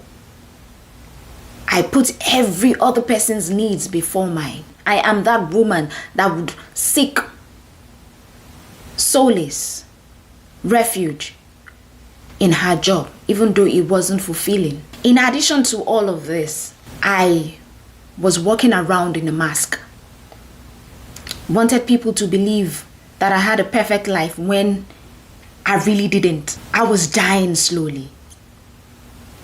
I was so unhappy, depressed. so empty and unfulfilled. I was a shadow of myself. And at that point, I knew that I needed a change. I knew that I needed to make a change. I knew that I needed to get myself back. I knew that I needed to have a voice in the scheme of things. Above all, I knew that I needed to be good for myself first before I could be good for any other person. I had to set myself on a journey towards finding me. I'm saying this because a lot of times we lose our essence by allowing the situation to tell our story. Meanwhile, we are supposed to allow our essence tell the story, irrespective of whatever circumstances that we find ourselves in. You are the star in your own movie. Hence, your essence is the power of your presence. Your essence is that power that you carry that touches people wherever you go. Your essence is the heat and light that comes from your burning log. Your power is only as strong as you believe it to be. The way you see yourself is how the world is going to take you. So the first step to take for you to start to live in your essence and embrace your power is you first need to ask yourself, what do I love about myself? Do I really love myself? What are those things that I love about myself? I found myself in a team building exercise, and the question was asked, what do you love about yourself? List 10 or 15 things that you love about yourself. I couldn't. At that point, I knew that there was trouble. I had to begin to write my affirmations and begin to say these things to myself. Another question that you need to ask yourself is, what makes you unique? What makes you different? In as much as situations will make you want to hide and fit in and blend in and hide yourself, your true self cannot be hidden. You are a wonderful woman with several wonderful qualities. There will never be any woman like you. Your habits, your idiosyncrasies, your values, your experiences, these are the things that make you unique. Are you able to articulate them and say, these are the things that make me unique? Another question we need to ask ourselves is, what are your strengths and weaknesses? Your strengths are those skills of yours that are supported by experience. What are those things that you are good at, that they naturally come to you? Some common strengths that we have as women is attention to detail, ability to be resilient, the ability to nurture, patience, the ability to be calm under pressure and all of that. However, there are some individual traits that you have that are unique to you. They are your own unique set of strengths. And your weakness are those things that you're not good at and they sap your energy. If you can identify those.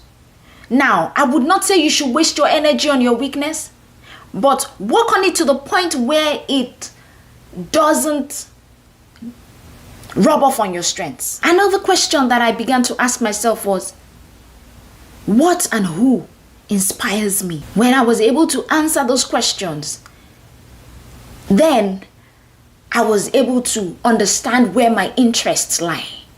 What motivates me? What sets me on fire? What gives me the passion? What keeps me burning? Having done that, another thing that you need to ask yourself is, how do I want to be remembered? Maya Angelou said, people will never forget how you made them feel. They can forget what you said to them, but they will never forget how you make them feel. How you made them feel is the legacy that you leave behind.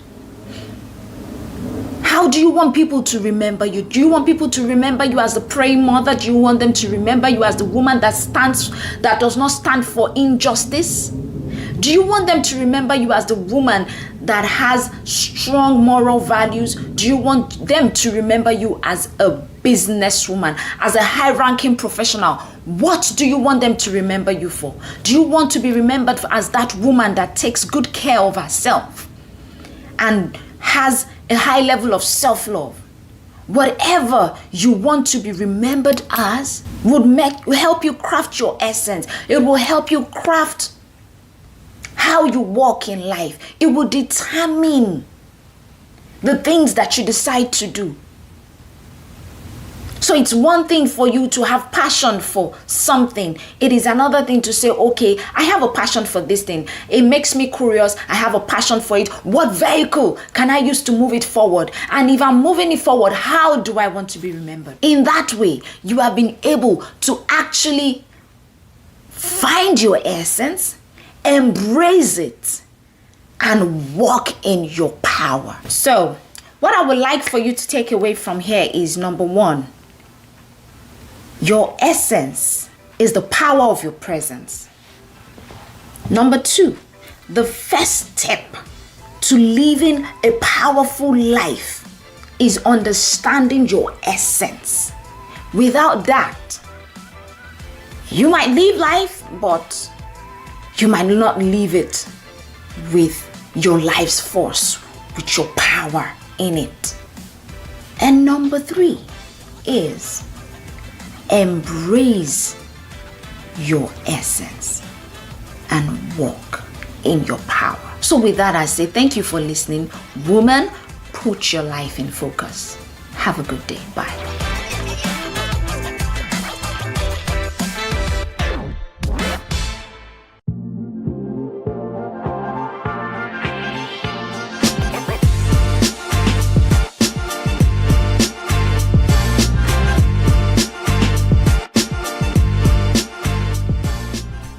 If you could do right by your family, to live in the best neighborhoods, to have access to the best schools with quality education, to travel both domestic and internationally with your family.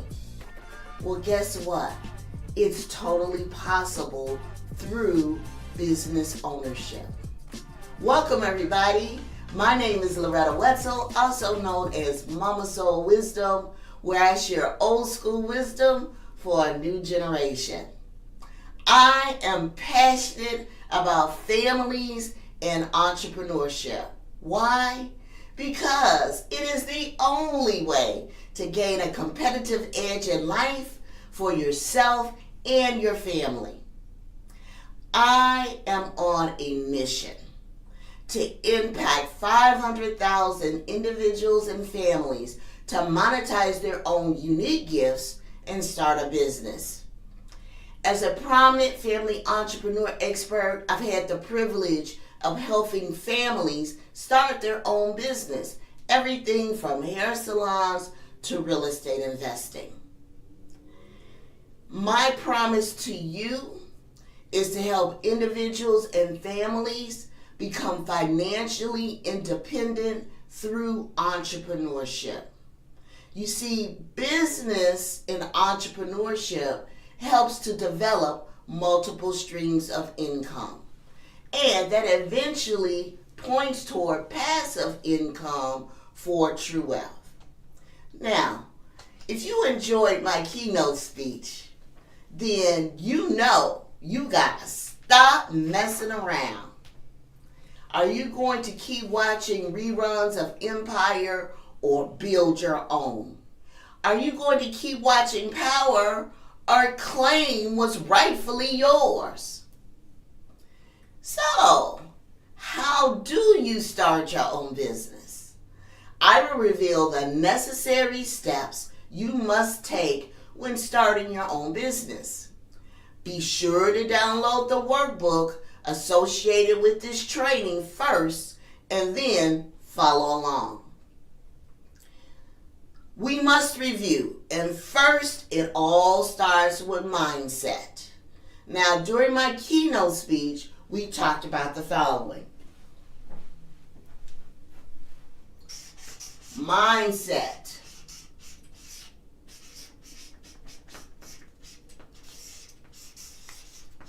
And the the ability to create.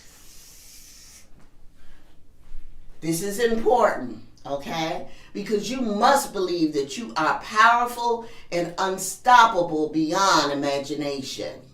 Now, how do you do that? You must be willing to take a risk on yourself and create what you want in this world. So I want you to write this down in your workbook. C stands for creating your why.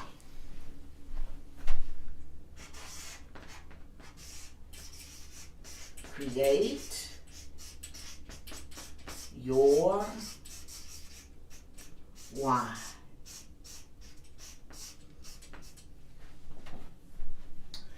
Why are you doing this? Why do you want to start your own business? It's an important and critical question.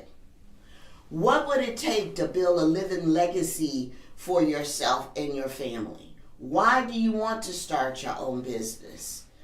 To become financially independent? Be honest with yourself. Choose this for yourself and nobody else. Why? Because when times get rough, and they will because that's life, you must anchor on to your why.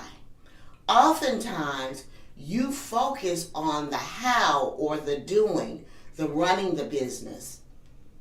That's great, but if you're busy doing, and you don't really understand why you're doing it, you're going to improve your chances to fail. So there's some action steps associated with this letter C. In your workbook, I want you to write 3 reasons, 3, why you want to start and expand your business.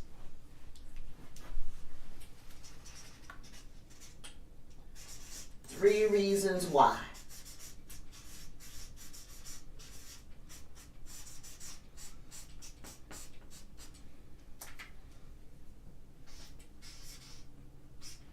The next is R. R for read books.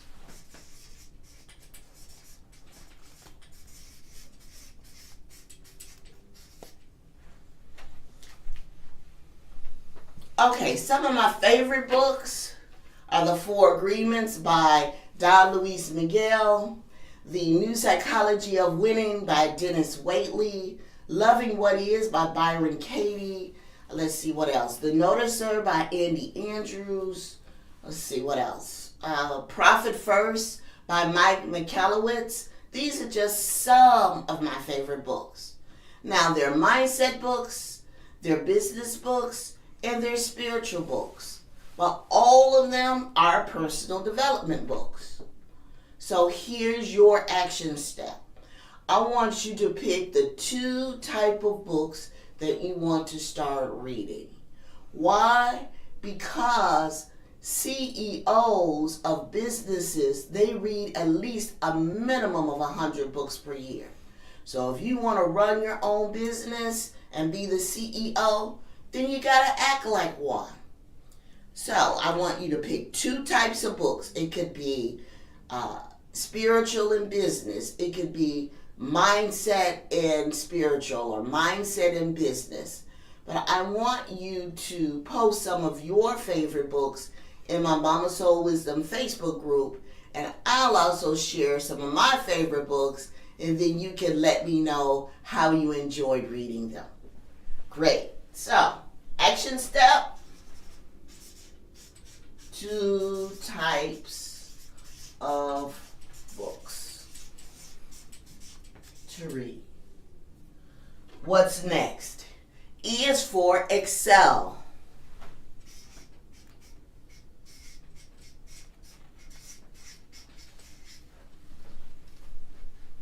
Excel in being the best, not perfectionism. Doing the best with what you have and getting what you need to get done. Here's a dirty little secret. Perfectionism kills. You are secretly telling yourself that you're not good enough, so you always are striving to make it perfect. It's not necessary. Stop messing around. So here's your action step. I want you to write down 3 things that you are good at. And it doesn't matter what it is. It could be cooking. You might start a catering business. It could be cleaning. It could be voice talent for voiceovers. It could be social media. It could be makeup, arts and crafts, writing, organization, whatever it is you're good at doing. I want you to write 3 things down that you are good at.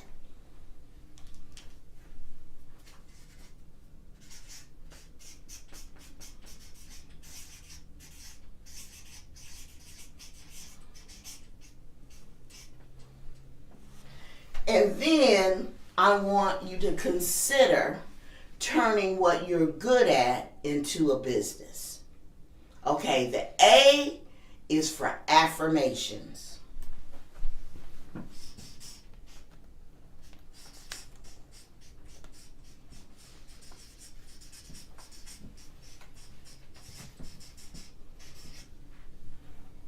This is critical. You know why? Here's a question for you. How does our mind know what to believe? Great question, isn't it? Well, here's a secret. By verbally speaking affirmations. This helps to strengthen our beliefs and structure our thoughts so we can take action and manifest our dreams. Affirmations are critically important. So here's what I want you to do. I want you to write 3 affirmations in your workbook beginning with the words I am or I. You can do it. So, for example, I am powerful. I am smart. I am beautiful. I am unstoppable. I love my life. These are just some examples of affirmations. Write them down.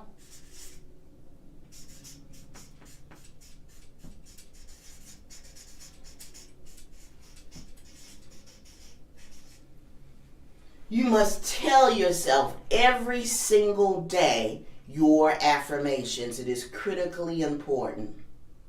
Now, if you want to see some of my favorite affirmations, you can go to my website. So it's www.mamasoulwisdom.com/free-downloads. If you click on the 2-word secret, you will see my list of daily affirmations that I use, and it just lights me up. Your affirmations should also light you up. All right, let's go with the T next.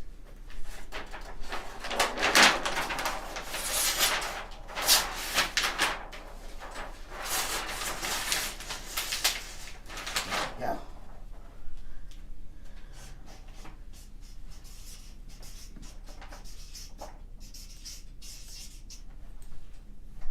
T is for training. Has anybody ever seen the movie The Karate Kid? Mr. Miyagi agrees to teach Daniel's son karate. Their agreement was, I teach, you do. When Mr. Miyagi asked him to do various chores around the house, including wax the car, paint the fence, sand the floors, Daniel's son thought he was being taken advantage of for free labor. But he was really in training for foundational karate moves. Until you train with what you know, the full manifestation of what that knowledge is supposed to be and do in your life will never show up. Action step. List one activity to train your mind, to train your body, and one to train your spirit. or your soul. So, action, one activity, train your mind. One activity, train your body. One activity, spiritual.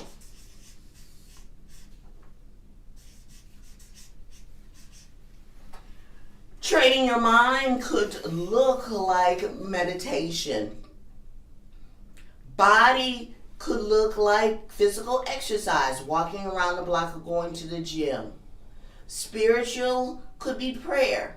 You choose the 3 activities, but it is critical because your mind, body, and spirit must be in alignment. Alignment.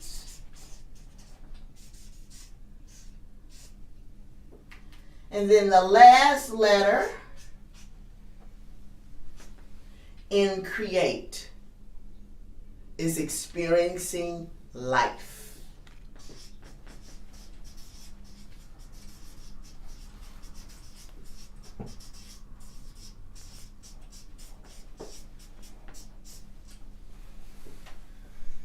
You gotta experience life, people. Life. Don't squash your dreams. Life is meant to be abundant with mindset first and then experiencing all that the world has to offer. So oftentimes we don't take a moment to pause and say, oh wow, I've always wanted to fill in the blank. So that's your activity step. List 3 things you've always wanted to do. It could be going to New York for a Broadway play. It could be traveling to Beijing to walk the Great Wall of China. Whatever it is, maybe it's taking your family to Disney World. Whatever it is that you've always wanted to do, I want you to list 3 things.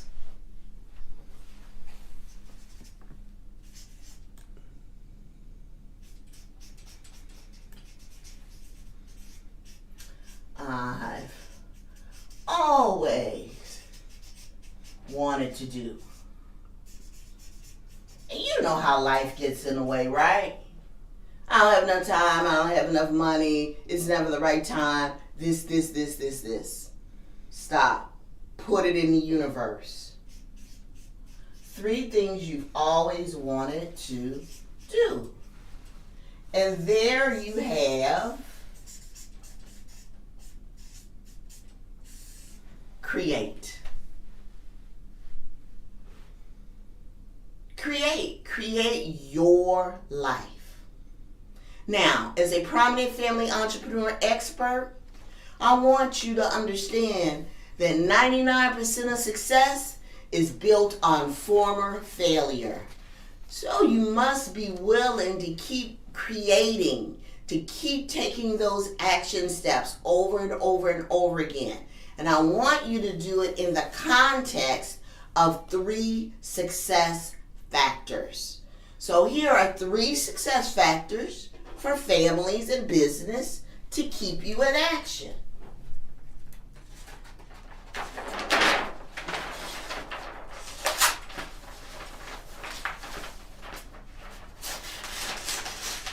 There we go. 3 success factors.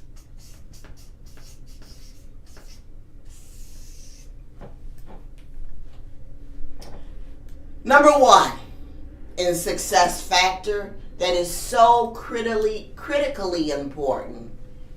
You want to know what it is? Gratitude. Everything starts with gratitude. It can transform common days into holidays. It can take routine jobs and turn it into joy. It can take ordinary opportunities and change into extraordinary blessings. Gratitude is not a challenge. It's a choice. So here's your action step. start a gratitude journal.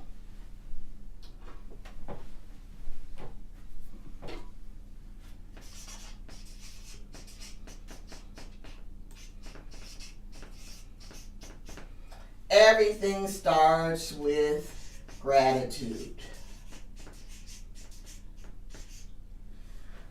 I want you to start a 30-day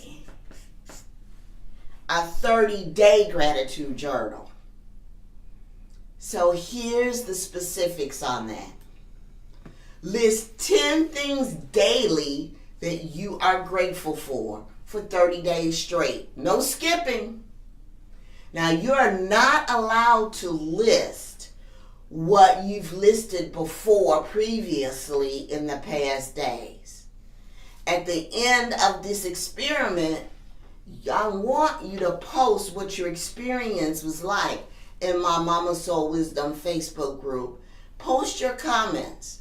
The first week or so, pretty easy. 10 things daily. But you begin to run out like, oh, I said that before. I can't write it down. I got to pick something new. It will take your gratitude, appreciation, and thankfulness to a new level. Now, step number 2, raise your vibrational frequency. Got to do it. All right. So this is 1. Here's 2. Raise your frequency. It's your energy. Raise your frequency. You cannot create your business from a low vibrational frequency. If you want your business to grow and thrive, you attract the people and the resources that you need to do business, you got to keep your energy up. Now, you're not required to bounce off the walls, but you do need to vibrate at a high level because it is the difference between action and reaction. Action produces results. It may not be the results that you're looking for, but you can adjust and tweak and do it again. Reaction usually involves a trigger. That means you're stuck in a negative emotional state, producing no results. Now, what are ways in which you can raise your vibrational frequency? Deep breathing.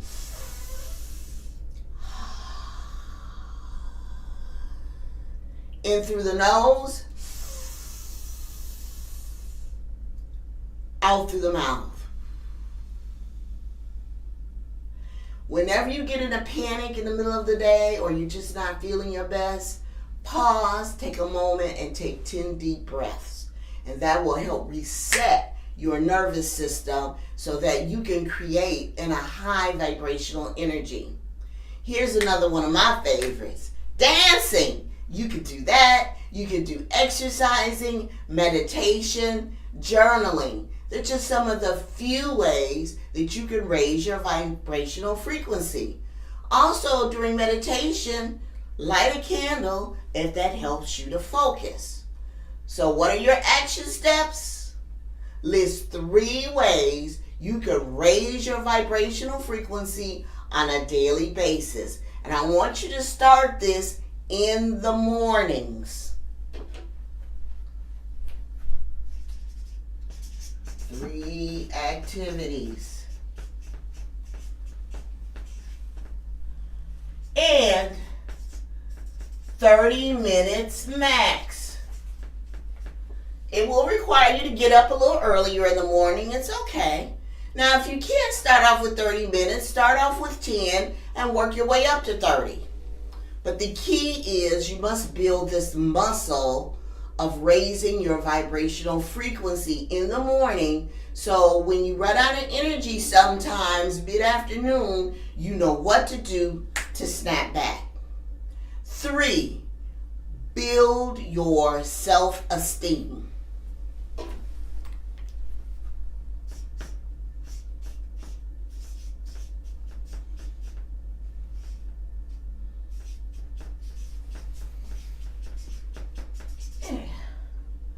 Okay?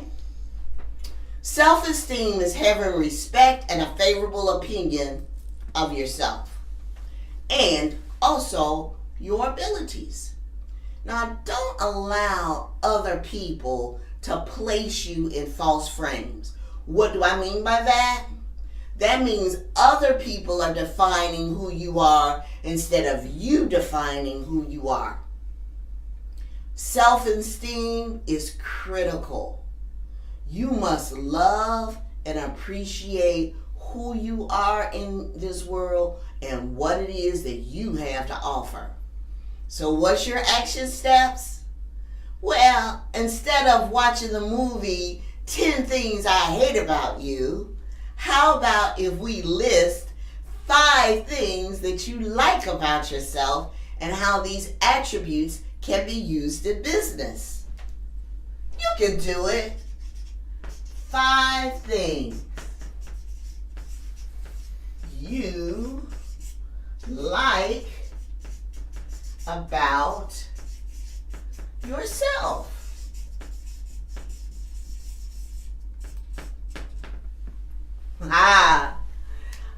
Now that the recap is done with the create, now that the recap is done with those 3 success factors, let's get down to business and reveal some of the necessary steps when you want to start your own business. You ready?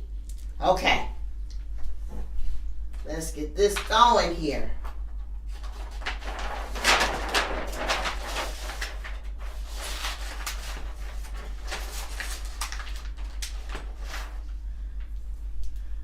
Starting your business.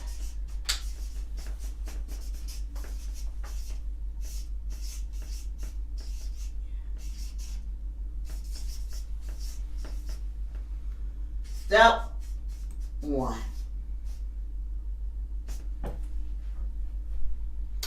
Step number 1, set your goals.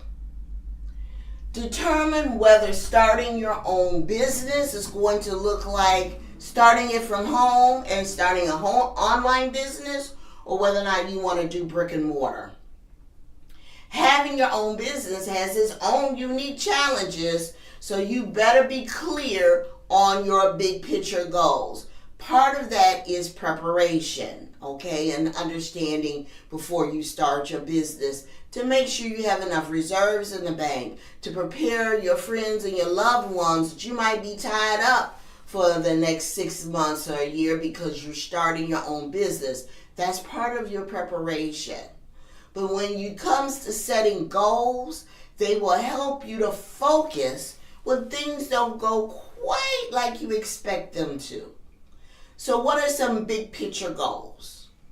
You want to work on your own terms. Maybe you need flexibility to be with your family. Whatever your big picture goals are, here's your action steps. I want you to list 3 big picture goals for starting or expanding your own business, and I want you to attach a feeling to those goals. Goals. 3 big picture goals plus feeling. Why do I want you to attach a feeling to it? Because feelings anchor in beliefs. So just don't write down any old thing. Write down a big picture goal that has meaning to it, has emotion and feelings attached to it so that you can anchor it in. Step number 2, you gotta look like a business.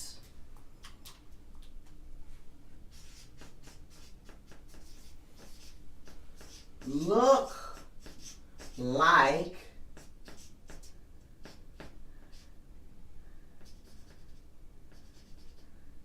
a business.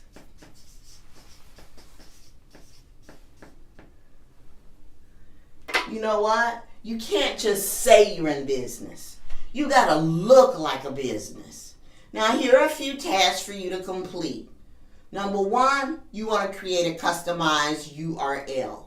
It's a link for your business. Too many people have great business ideas, but they never really actually start a business. You can't have a business without having a link or a customized URL because you need it for your website. You need it for marketing materials. You want to be able to attract your target customers. Now, GoDaddy is a common service that you can use to go and get your customized URL link. But there are other vendors. You pick out the one that works best for you. Customized URL. Okay, what else do you need to do? You got to create a business email address. I like to party 24/7@gmail.com. That's not going to work. Or hotpants66@hotmail. That's not going to work.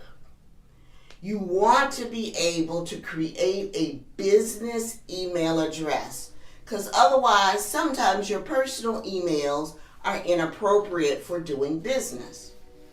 Now, usually individuals will often use their business name at gmail.com, and that's perfectly acceptable. However, if you have flexibility in your budget, consider securing a business email which looks like your name at bcs.com or whatever the name of your business is. So sometimes it's a small monthly fee, but it looks professional if you have a business email address. Business email. The next, business phone number.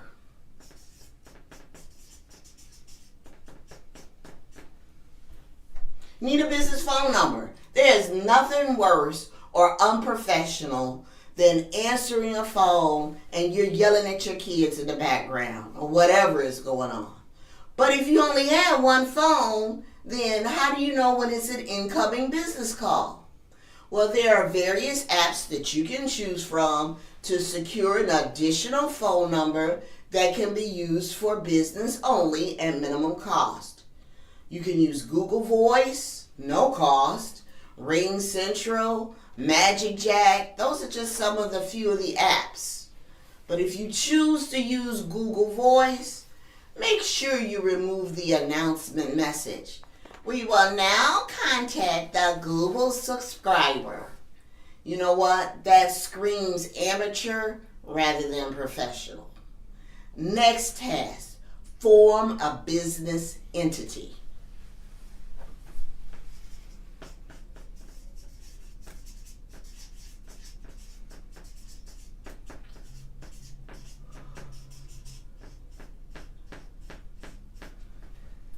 You got to form a business entity, and this is a big one that most people miss. Now, can you start your own business without incorporating? Yes, you can. It's called being a sole proprietor. Do I recommend that you start your own business without forming a formal entity? I don't recommend it. Creating an entity such as a sub-S corporation or an LLC for your business is critical for additional benefits. And here's the misperception. Most people think that you must form those corporations in Nevada or Delaware. Not true, people. That's for major C corporations. You must form your business entity in the state in which you're doing business in. Now, this will provide your business for many, many benefits. For sub-S corporation, first of all, you're going to pay significantly less in taxes by eliminating the self-employment tax. You can also start your business seasoning And when you are applying for business credit in the future, they're going to want to know how long you've been in business. So you might as well start your formal entity now. It can also reduce the possibility of you receiving an audit notice from the IRS.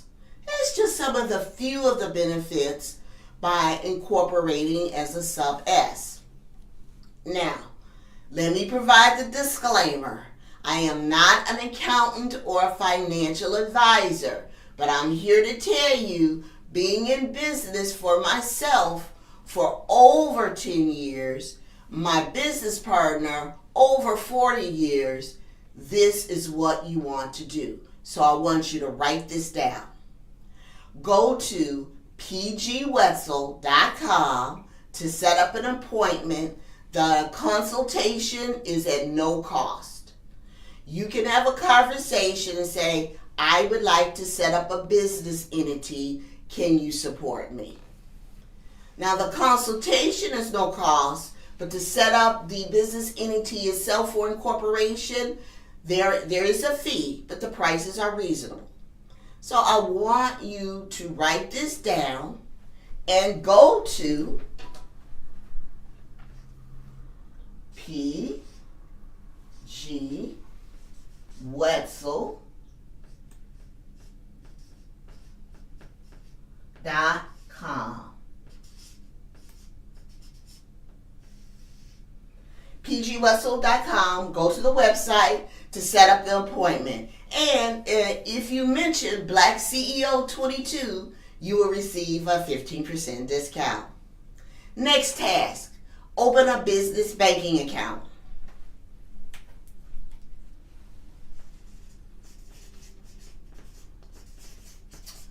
Banking account.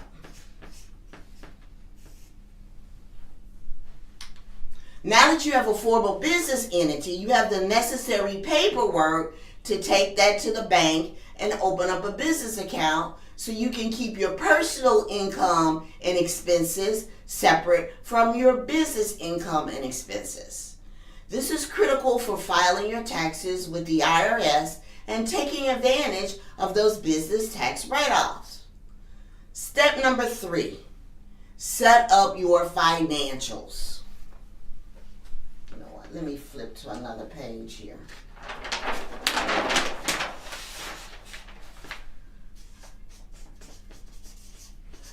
Set up financials.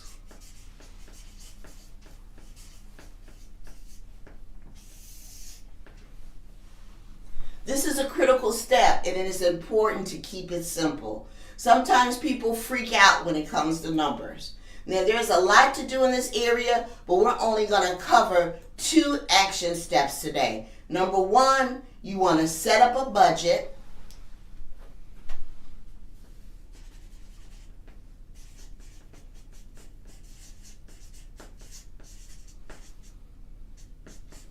And here's the key word. Simple. Keep it simple. What does that mean? Income and expenses. That's it. That's all I want you to identify. Now, there are several software programs that can help you with budget tracking. You can consider free or low-cost options. You can have Mint. You can have QuickBooks Desktop Pro.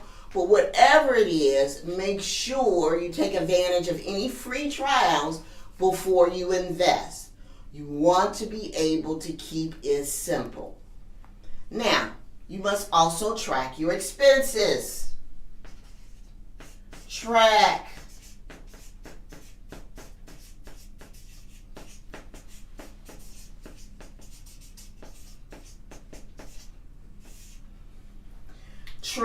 Track. This is the biggest mistake most entrepreneurs make because they don't want to track.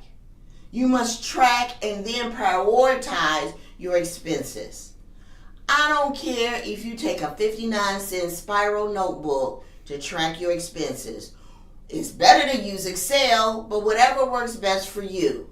But you must be able to track your expenses So when your money comes in and you know where it is going out so you can adjust. Really, basically, when starting out in business, you don't need a whole lot of fancy tools. You basically, for an online business, need 3 things. You need a laptop with strong internet. You need a mobile phone with good mobile phone service and access to transportation for networking and meeting clients when necessary. That's it for an online business. Now, there are many more steps when you first start a business, and I really don't have time today to share all of them, but if you choose to work with me, I will support you to the finish line, baby. Remember, there's a purpose for everyone that you meet. Some people come into your life to test you. Some people come into your life to teach you. Some come to use you. And then there are some who bring out the very best in you. I want you to take action. Thank you, Siri. I want you to take action. Don't wait. I can guide you to business success as long as you take the action and say yes right now. Sign up for my 5-day challenge, Prep Your Life, Prep Your Business. And each day, I will provide you with simple tasks you can accomplish to begin building your business, achieve your dreams, and come out a winner. Go to my webpage with BlackCEO22 and sign up for this no-cost challenge. It's a fun way to see whether or not you have the chops to start your own business and succeed. Now, the 5-day challenge will start soon after the conference. So pay attention, sign up, and I will see you on the other side. Remember, the opposite of fear is not love. The opposite of fear is empowerment. Create your dream business and start taking those baby steps today. If you can dream it, you can achieve it. My name is Loretta Wetzel, also known as Mama Soul Wisdom, sharing old school wisdom for a new generation. I'll see you soon.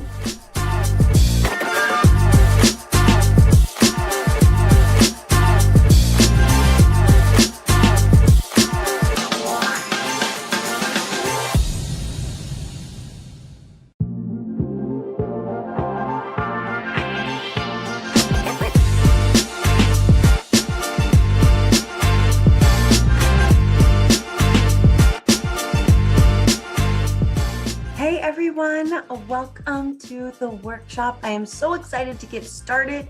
I'm going to give you just a quick second to grab your notebook, grab a writing utensil, and we are going to jump right into this on turning your social media into a scroll-stopping moneymaker with my Make For method. So here we go. So welcome to turning your social media into a scroll-stopping moneymaker so you can stop worrying about social media sucking the time out of your business. So 4.8 million people around the world actively use social media. If you even had 1% of that number, what would it do to your business or mission? That would be 48,000 followers. And you would get a little check mark on Instagram.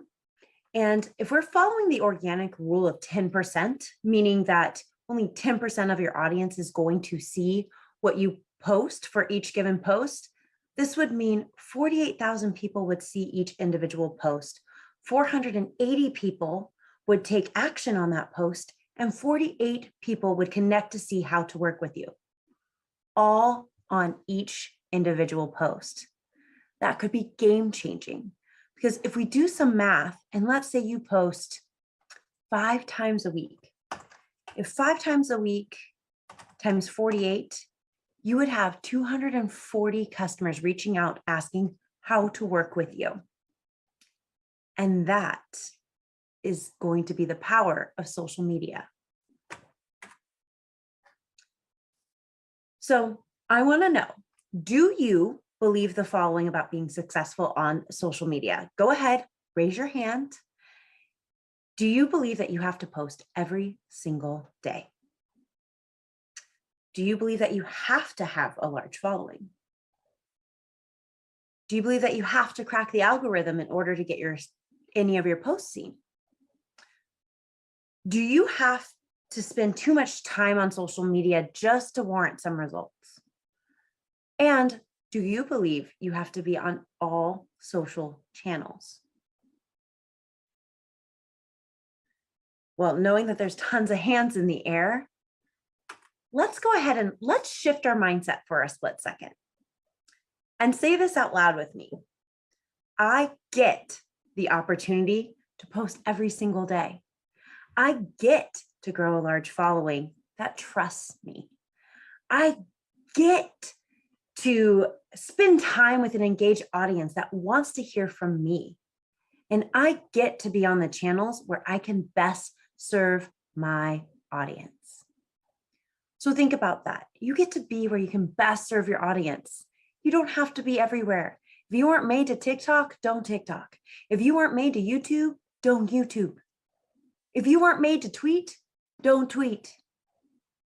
Be where it's comfortable for you and where your audience is. So our goal here today is to be able to take what you learn and start using it immediately. By the end of this workshop, you'll be treating your business social media like it's, stop treating your business social media like it's for your mom and start treating it like the money maker that it is. So today we're going to understand the Make For method. We're going to brainstorm content together to take the social anxiety out of social media. And I'm going to teach you how to put both of those things together to make a seamless and easy planning process that takes no time at all. So, hey there, I'm Raylan Logan, owner and founder of Gray Digital Marketing. And I did not start business in a traditional sense. I started it on the floor crying 1 week before my birthday. My 30th birthday landed during the pandemic because I am born in April, and I lost my job. And I am the only caretaker for my son, Grayson. So one day I was scrolling through the gram, looked at my beautiful baby boy and said, looks like I'm going to teach people how to use social media. Went out into the world, put my fashion marketing degree to the test and my knowledge of social. And the world kept spinning, kept spinning, kept spinning. George Floyd was murdered. I became that go-to expert for diversity and inclusive marketing, and the rest is history.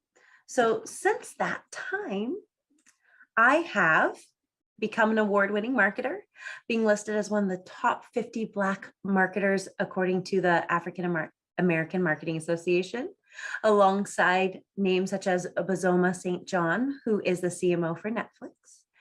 Within my 10 plus years of experience within sales and marketing, I have noticed that there's just an opportunity to do better with a diverse and equitable lens.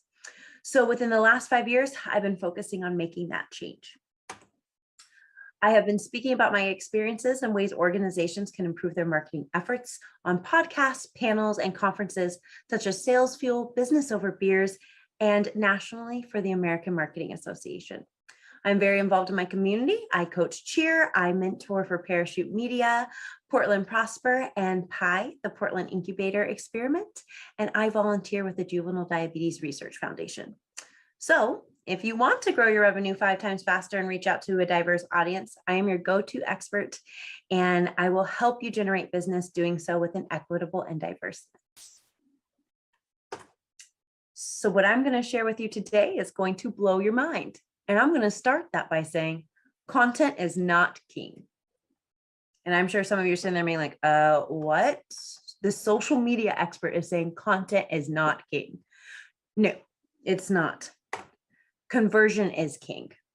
And our goal is to say hello to the money, because if your business is not generating money, it's not a business.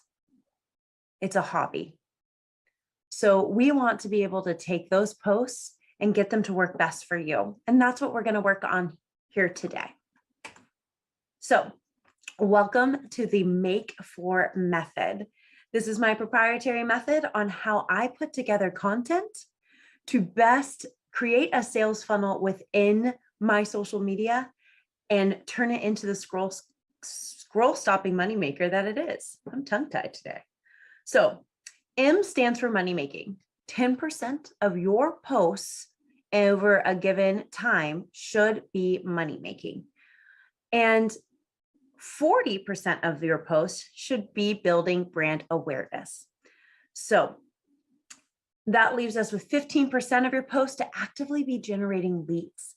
And so we have the K stands for killer leads, meaning those are people we want to interact with, we want to do business with. They're not giving us a headache. They are actively giving to us and we're actively giving back. And then we want to look at our 4 E's. And these are so important to this, especially as it pertains to social media.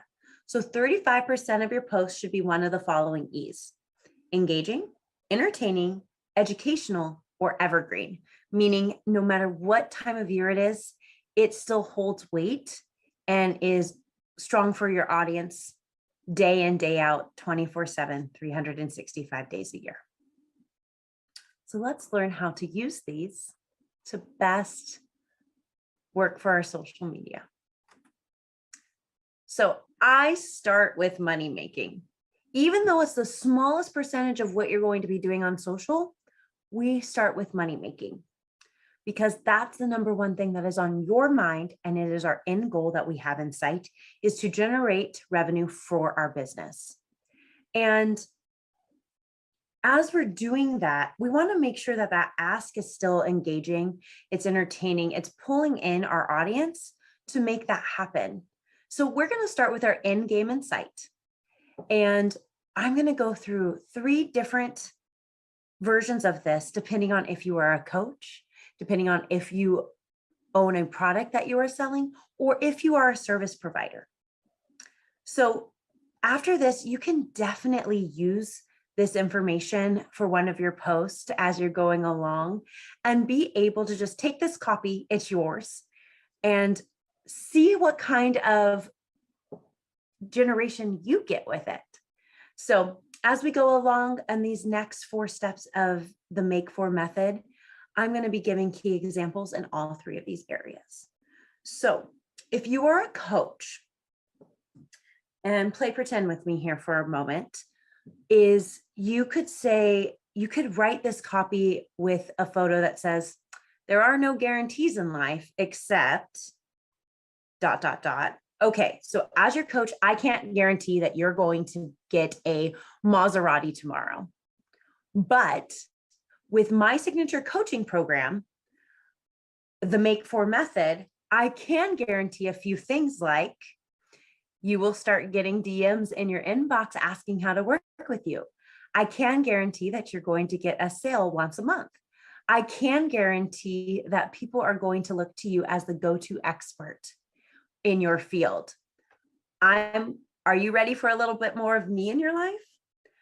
I'm offering free one-on-one calls with potential clients for the next 3 days. Send me a direct message and let's chat.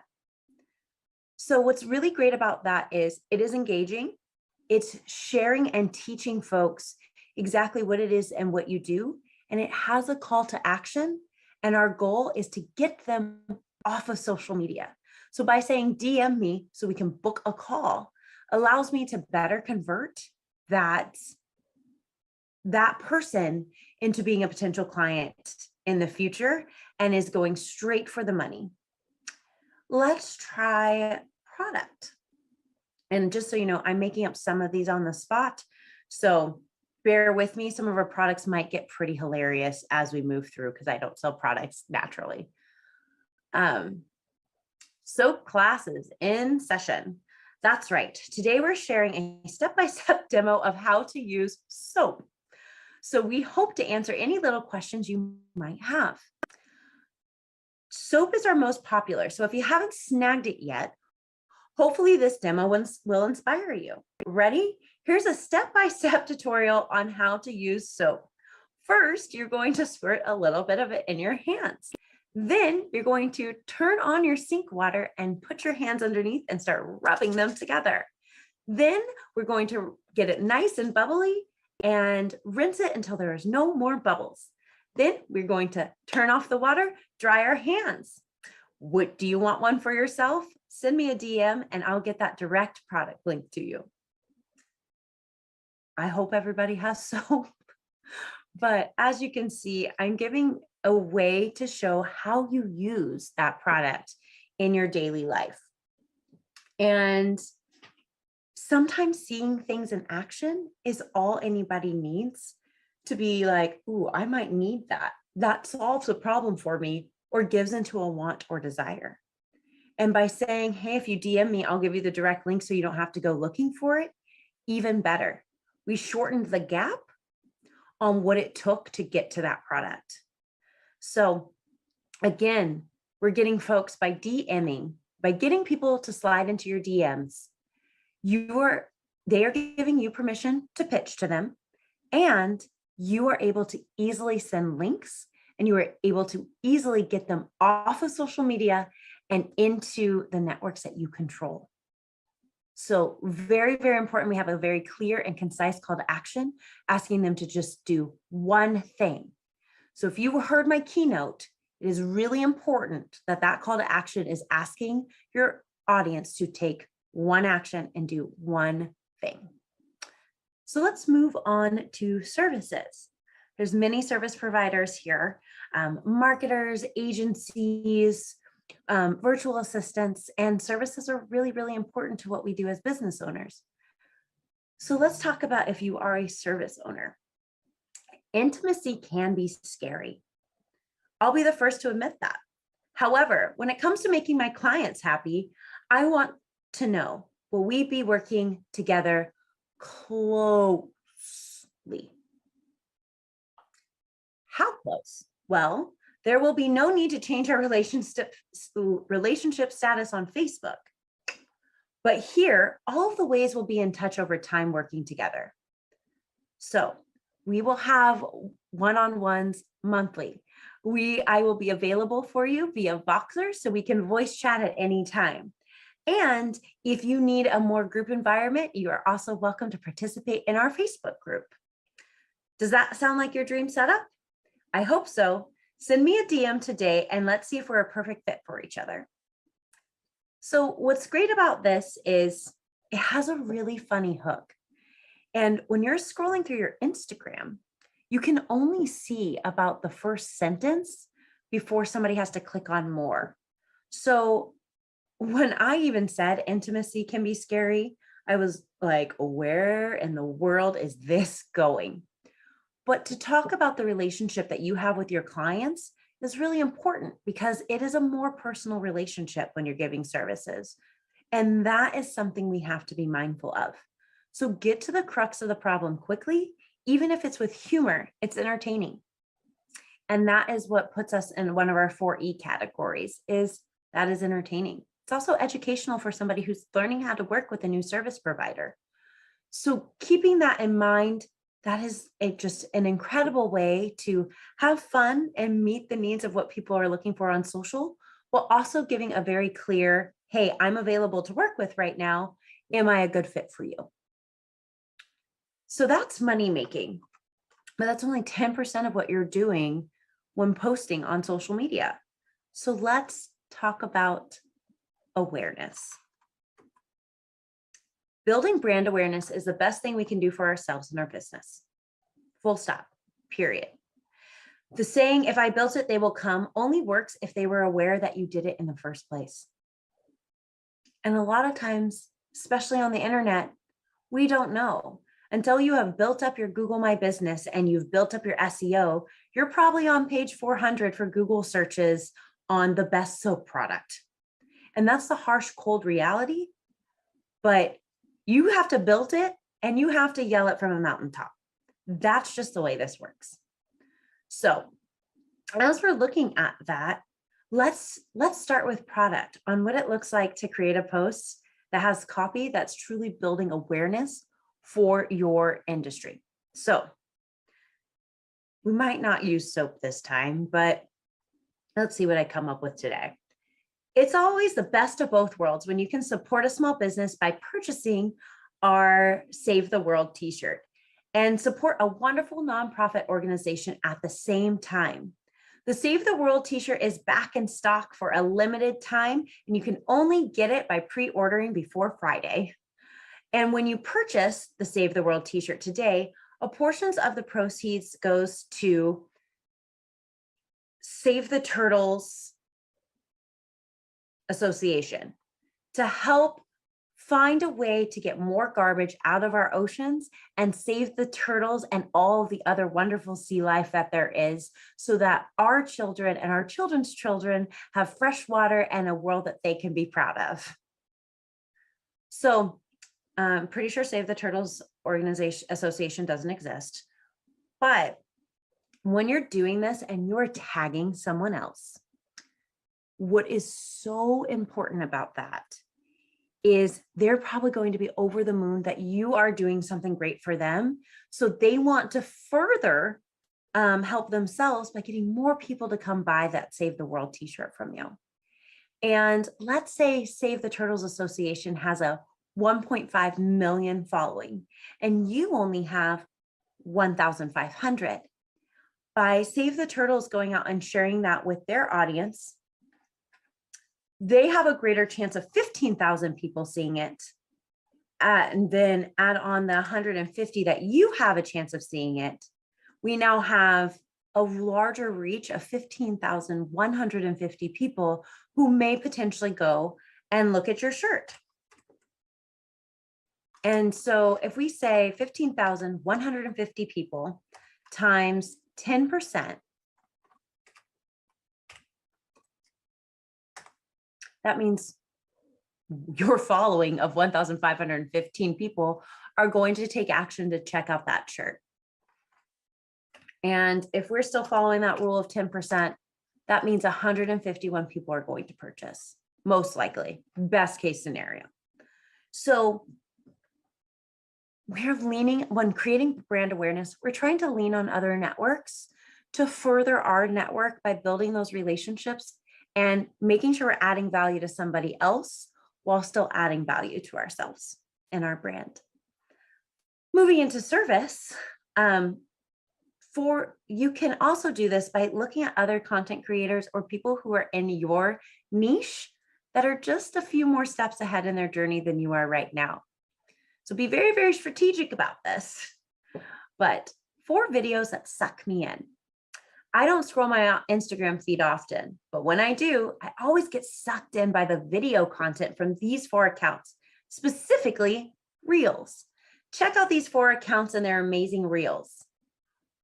List 4 folks that you are following right now who are doing great things and ask, whose Reels are you enjoying these days? And see what pops up in your comments, because whoever your audience is following, you probably want to know what they're doing too. So it's a great way to get to know your competition and build more community, not only amongst your followers, but also with your friends who are doing the same thing. Always good to support one another. And then last but not least, and a great segue brought to you from the service section, is the coach section. So community over competition. I'm a coach, and yep, I have friends who are coaches too. I'm not worried about sharing how wonderful they are because we all bring different gifts to the table. Take Marcus, for example, who's fantastic at talking about social justice as it pertains to diversity, equity, and inclusion. Or take in Ciara, who is a magician at creating a pre-game strategy for how to start and run your business operations while looking at it with a diverse lens.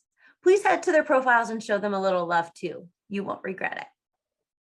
So this is sending people over to them. So they're getting more followers, they're getting more added value, and you're putting a little bit more good out to the world, and they're most likely going to return the favor. So the key takeaways from brand awareness are: utilize the networks of others to start your word of mouth. It is so important.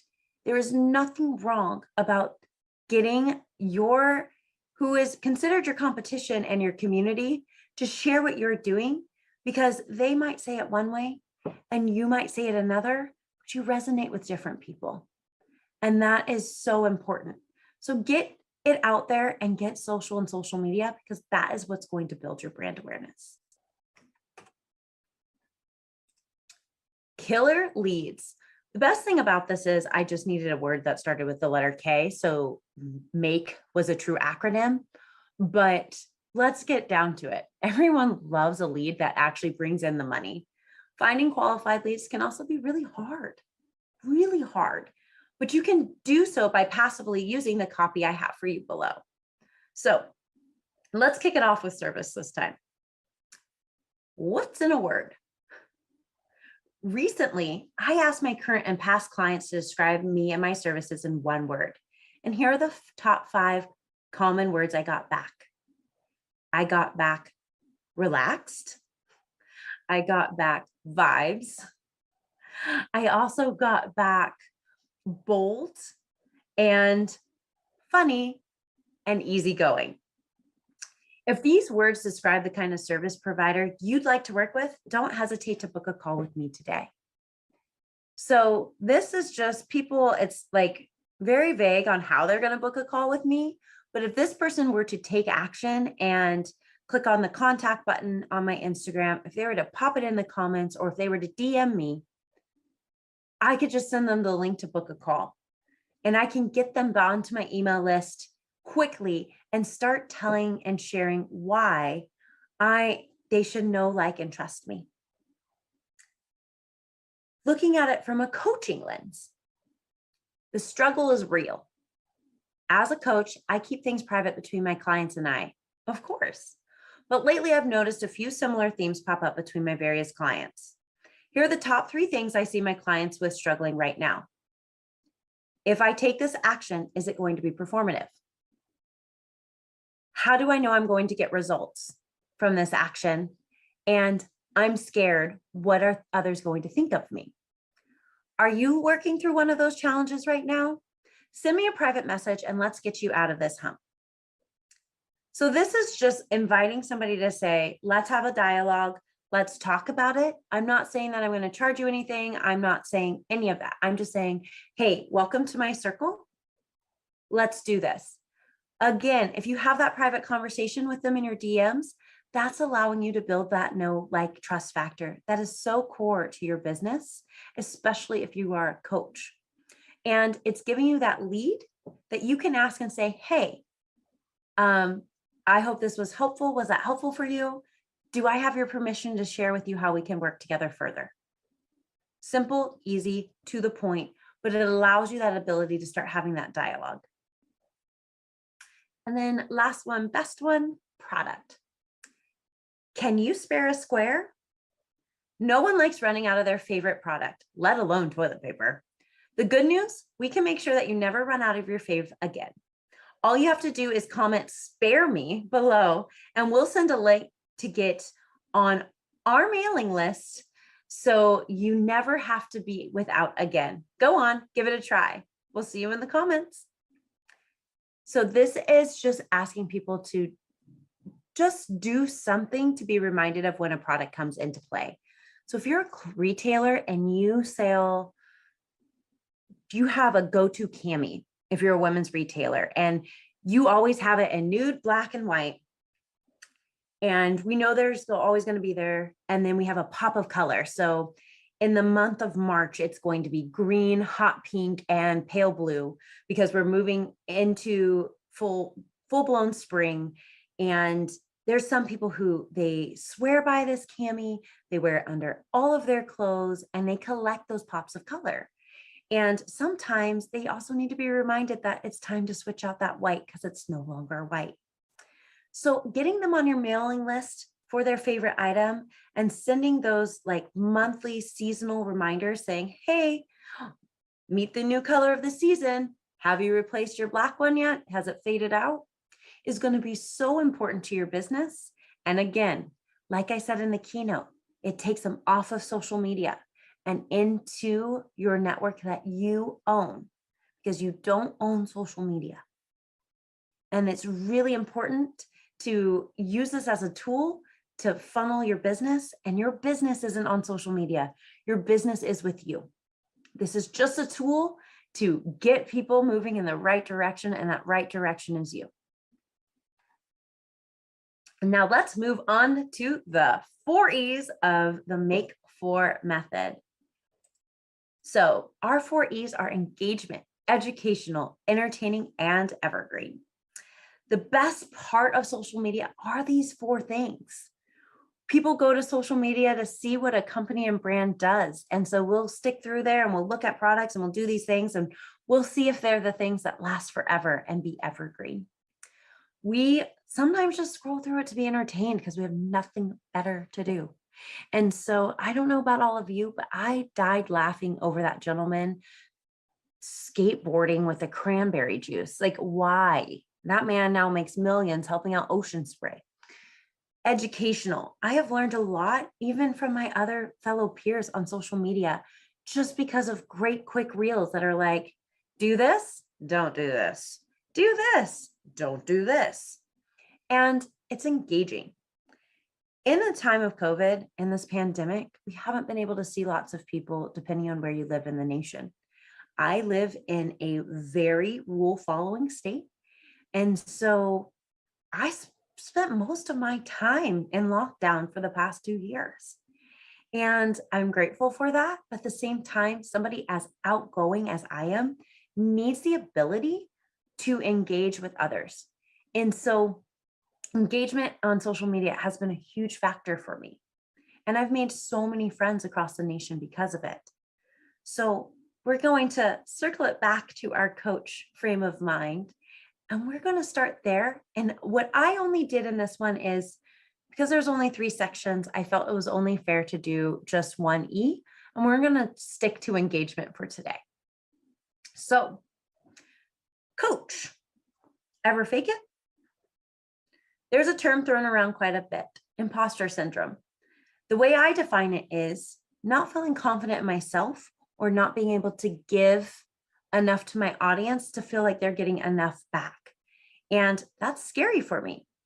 But the good news is I found that there are 3 things you can do to help yourself overcome the feeling of being an imposter.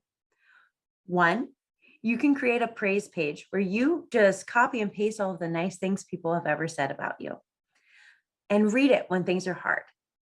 2, you can create a badass list where you just write down all the things that you've accomplished that have gotten you to where you are now. And so when you're having a tough day, you're just going to go back and read that.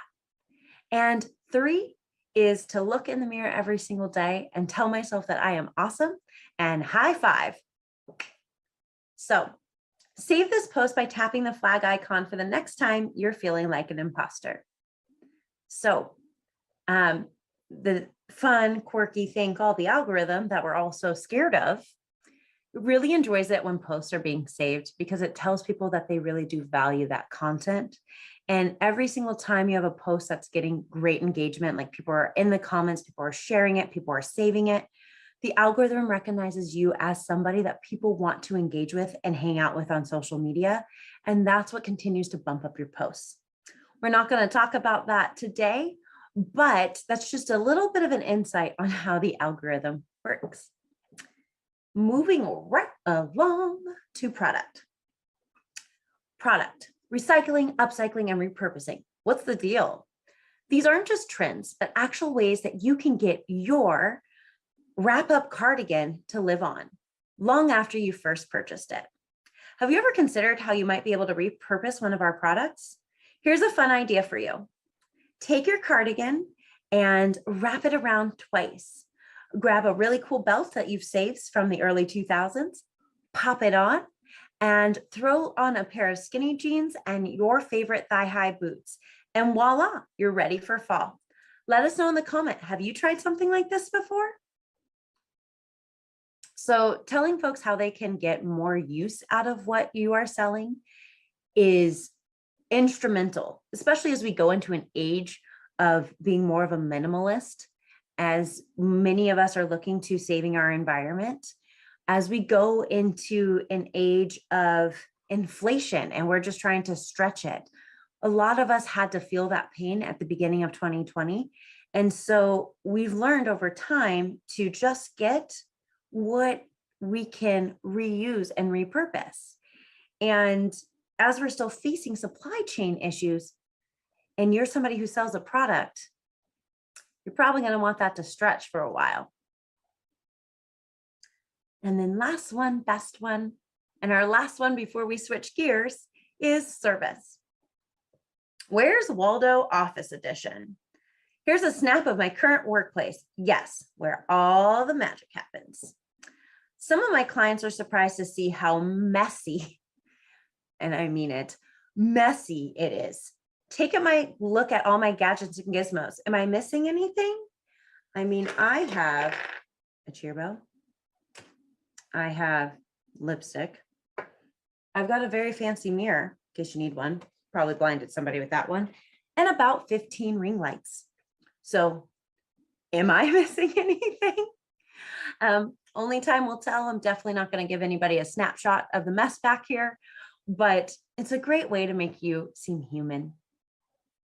And that's something that as you grow on social media, people seem to disconnect from and need to be reminded that once upon a time, you were just like them and started out with 0 followers. And that's okay. There's nothing wrong with humanizing yourself because it's what people need. People connect with people, not businesses, not items. People connect with people. And that's how you become a really great salesperson, is if you can get to understand the people that you serve. So let me know, what do you think of this Make For method? What are you going to try and how is it going to help your business? And as we think about that, we're going to shift gears because now I want to show you how to brainstorm your content to best plan for success in social media before we put both of my methods together. So I'm going to take a second to stop sharing and I'm going to pull out my handy dandy whiteboard and we are going to create a bubble brainstorm chart. So do you remember when we were kids and we were expected to brainstorm our papers before we wrote them so we could get the best idea possible? I want to say I did it, and I know I did it in 5th grade, but I remember doing it as early as 3rd. So I'm going to take us back to our 5th grade classroom and we're going to start bubble brainstorming. All right, got my handy dandy expo marker and whiteboard. So let's get this set so you can kind of see my board a little bit better than we could before. So we are going to just draw a circle on our paper. And in that circle, I want you to write the name of your business. So I'm going to acronym mine because mine's really long. So Gray Digital Marketing. And I'm going to draw a line here and I'm going to write different things that I can talk about in my business. So I can talk about diverse and inclusive marketing. I'm going to shorten a lot of these things because I will run out of space. Draw a circle around that. I can talk about social media tricks.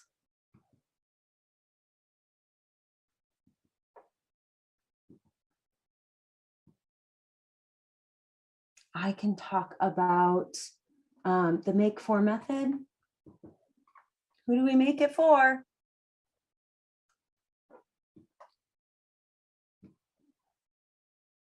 And I can talk about power of market research.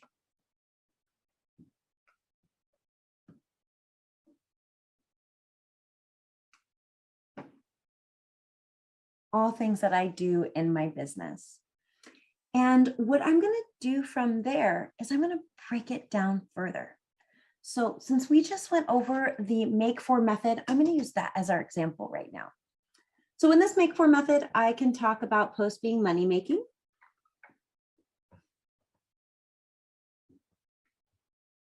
I can talk about awareness posts. I can talk about getting leads. and I can talk about engagement to keep it simple. And I'm going to go through and I'm going to do those for every single one of these if I were you. So as we're looking at this, bringing it back, we're going to put our business in the center, what it is that our whole orbit circles around, and the different main topics that we talk about within what we do. Then we're going to take those large topics and we're going to talk about all the micro topics that come with it. And as you're planning this, I suggest that you do it once a month. And doing it once a month is going to get you to be able to plan an entire month's worth of content. So let's do some fast math. Let's say I have 4 ideas for this and 4 ideas for this. Looks like fun little suns. 4 ideas for this.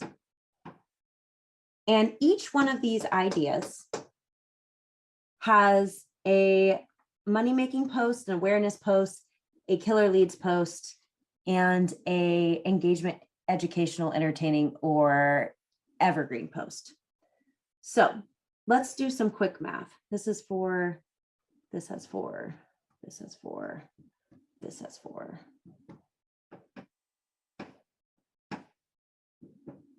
If each one of these sections has 4 posts within the subsections, that means each subsection is getting 16 posts a month. So 16, 16, 16, 16. And what is 16 times 4? Well, that's just not math that I have the power to do right now. So 12 plus 12 is 24. We're going to carry the 2. 4 ones plus a 2 is 6. That is 64 posts a month. 64. That is more days than there is in a month. And I bet you could probably do this in under 10 minutes because you know your business best.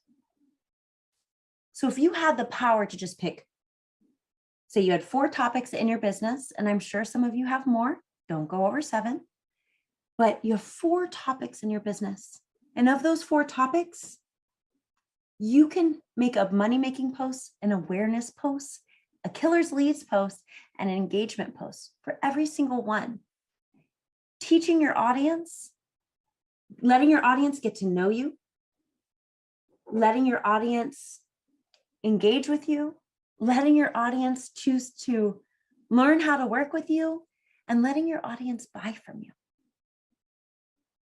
If you did that, if you posted basically twice a day, and you did this at the beginning of every month, you would never not know what to post.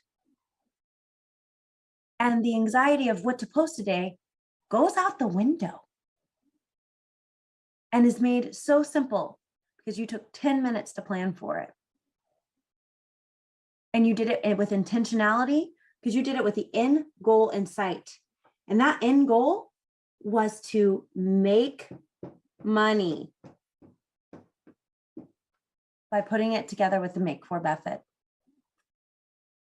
So take a minute, take a beat, and do your bubble brainstorm chart right now.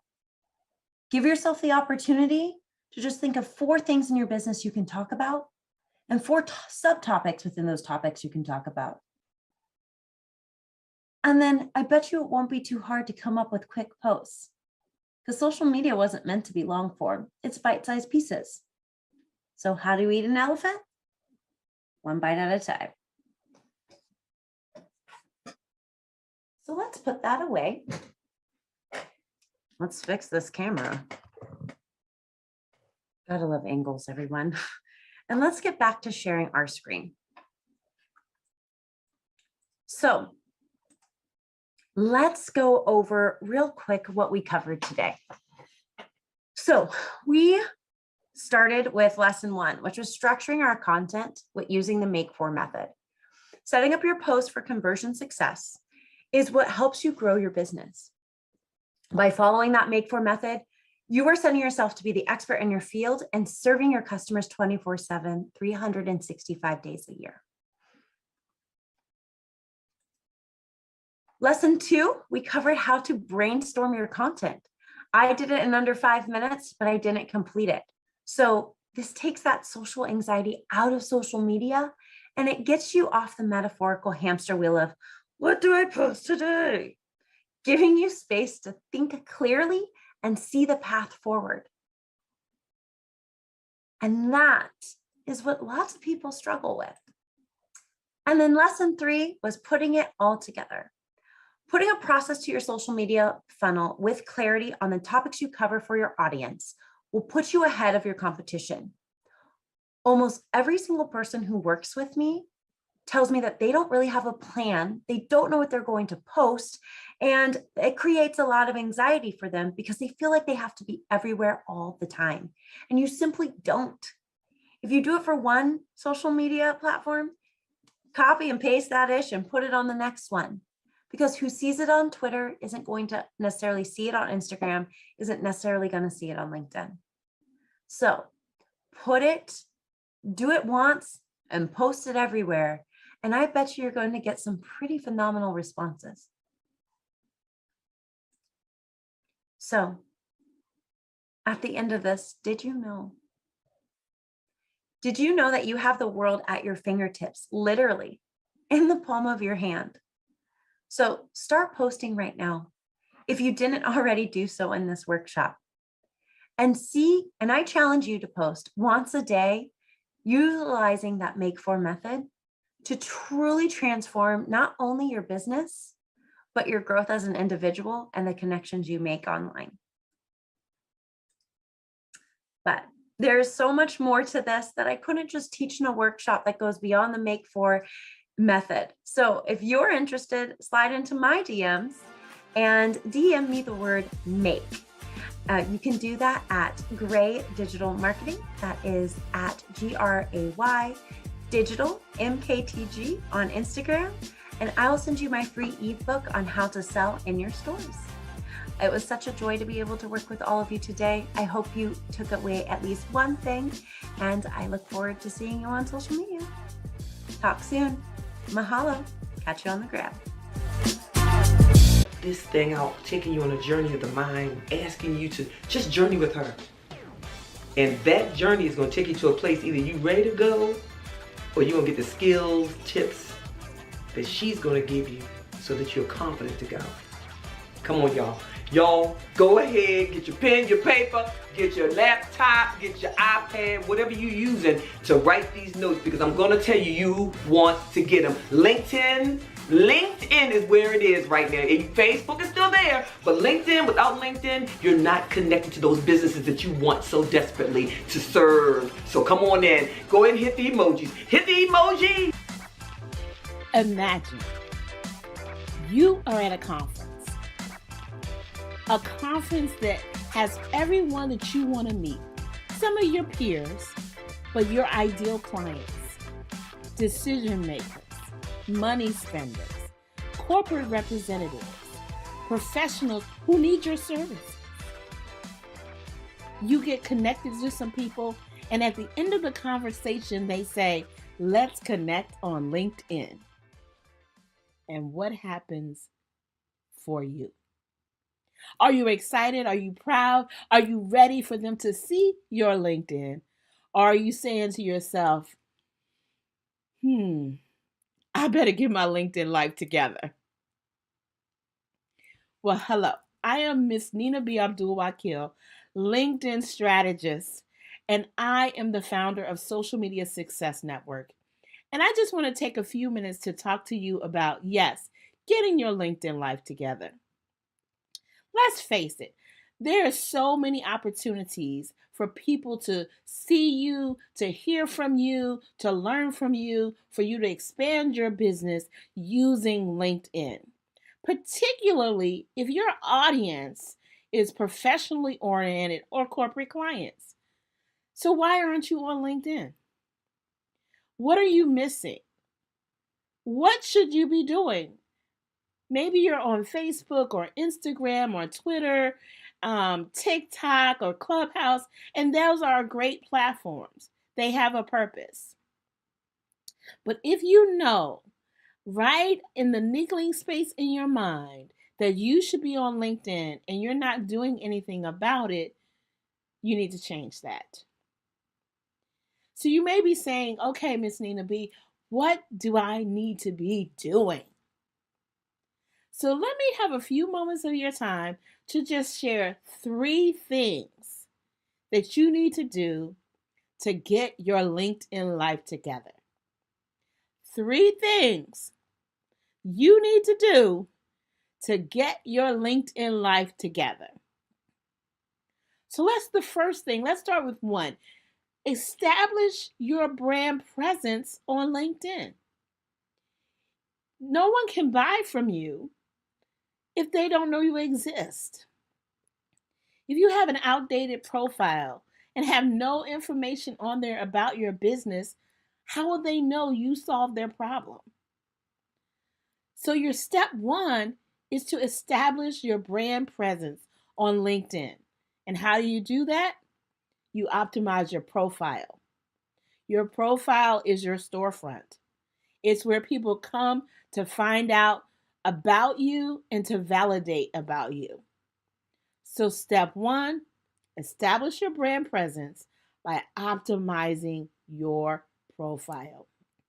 So a couple of points of what does optimizing look like? Well, let's start with a great professional headshot and a wonderful, compelling, and captivating cover image. That's that big image that's at the top of your profile. You have so many options to put there, but make sure it speaks to your target audience. And then the remainder of your profile should build upon that story. Let them know who you are. Let them know who you serve. Let them know how you serve and the results you get and help your clients get. Not to mention the piece of your profile that I call the social proof is where people can recommend you, endorse you. That says other people think you're great. You need that too. That's all about optimizing your profile. So what else do you need to do to get your LinkedIn life together? After you establish your brand presence, then you want to do number 2. Then you want to do number 2. Lift and raise your brand voice. Your content. No one knows about you unless they see you. No one knows what you care about unless they hear you. Your content is the cornerstone of your brand voice, and how you raise it on LinkedIn may vary. Obviously, you have options to post. You can post short posts, long posts, video posts, images. You have all different options to post the type of content on LinkedIn. You can create a blog post like articles, but posting is how you raise your voice. If no one knows how you feel about something, what's important to you for your clients, what kind of results that you get them, then how will they know they should work with you? So your brand voice is the second thing you need to get your LinkedIn life together. So get your brand presence and then get your brand voice. And number 3 is your brand engagement. Build relationships. LinkedIn is not a hit it and quit it platform. It's about building relationships for the long haul. And how do you do that? You engage with people. You get to know them. You care about what they care about. You find out how they're doing in their business, in their space, in their growth, in their development. How can what they do, how can you serve them and help them in what they do? So to engage, you have to spend time on the platform, and the platform honors that. So when you spend 15 minutes of your day on LinkedIn, commenting on your connections posts, posting your content, responding to surveys, making comments in the groups you're connected in, all of that matters. That's how you build relationships. establishing and doing messaging in LinkedIn Messenger on the platform. The platform sees you active and it honors that. That's about getting your LinkedIn life together. So, the next time you are at a conference and someone says, let's connect on LinkedIn, you don't have to shrink back. You can say, sure, let's connect. Because I've got my LinkedIn life together. I've got 1, my brand presence on LinkedIn established. 2, my brand voice is clear and compelling. And 3, I know how to build relationships. That's my brand engagement. That's what brand loyalty, that builds brand loyalty. It builds branding connections, and you will start to see the return on that investment on LinkedIn. Okay, so I'm Miss Nina B, and the first thing I'd like to ask you to do is to connect with me on LinkedIn. Miss Nina B. Abdul-Wakil, and I want to help you get your LinkedIn life together.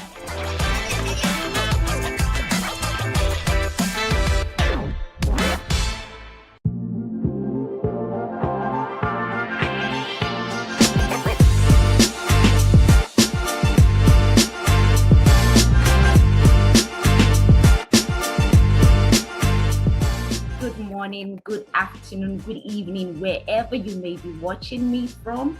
Today, I will be talking about finding your yes and walking, in your power. So I have a workshop for you.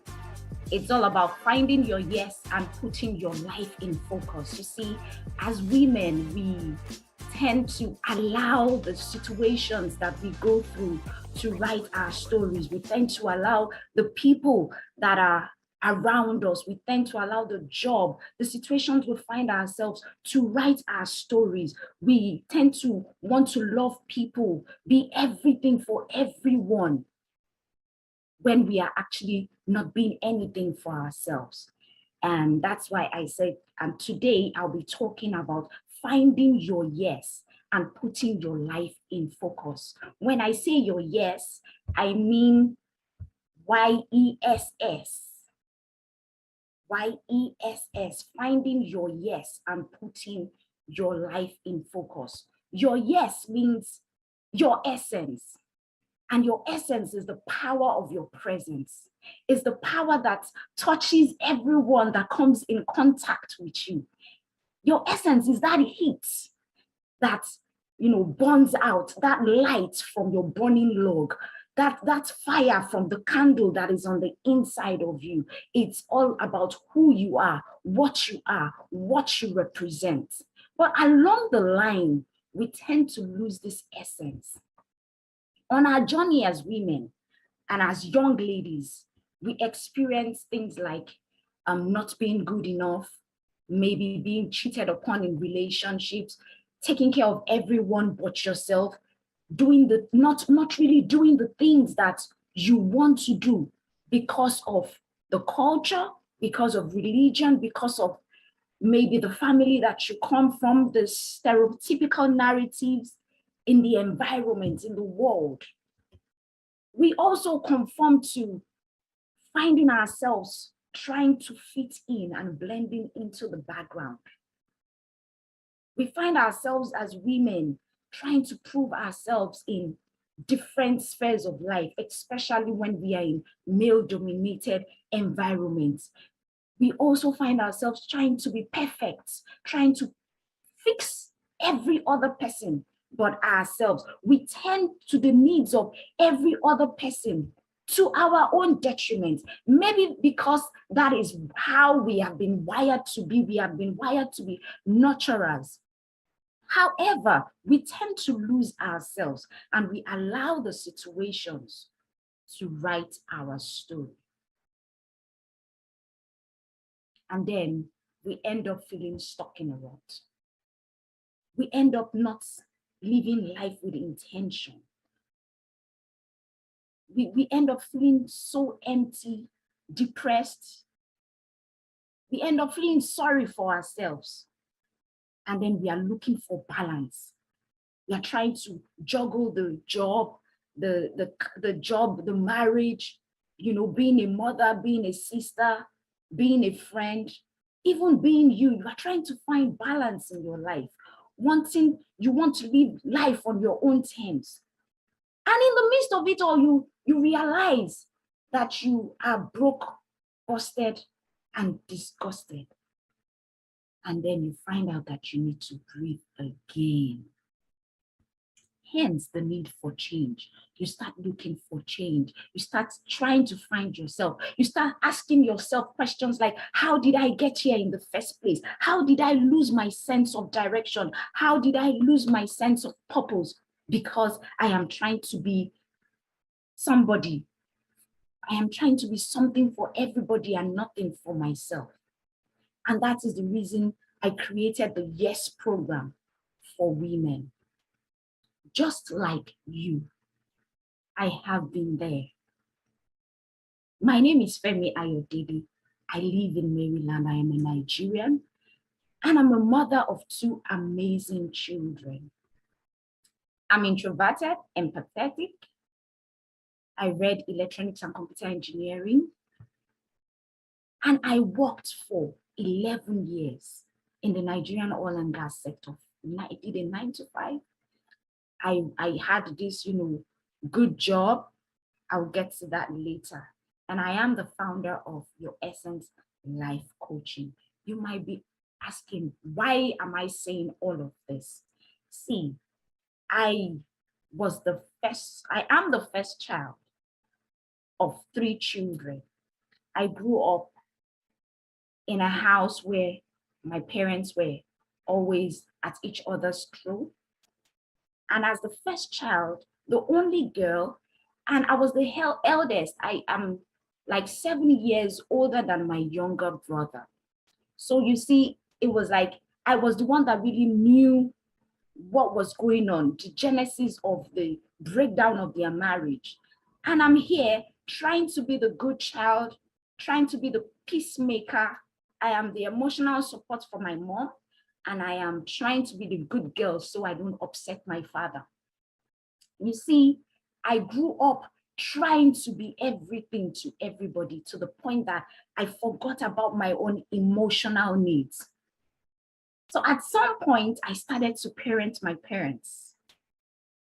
And to make matters worse, my father was an authoritarian, and most of my decisions when it comes to schooling, when it comes to the courses that I read, were made by him. I couldn't say no because I didn't want another outburst in the house. If I say no, it will affect my mother.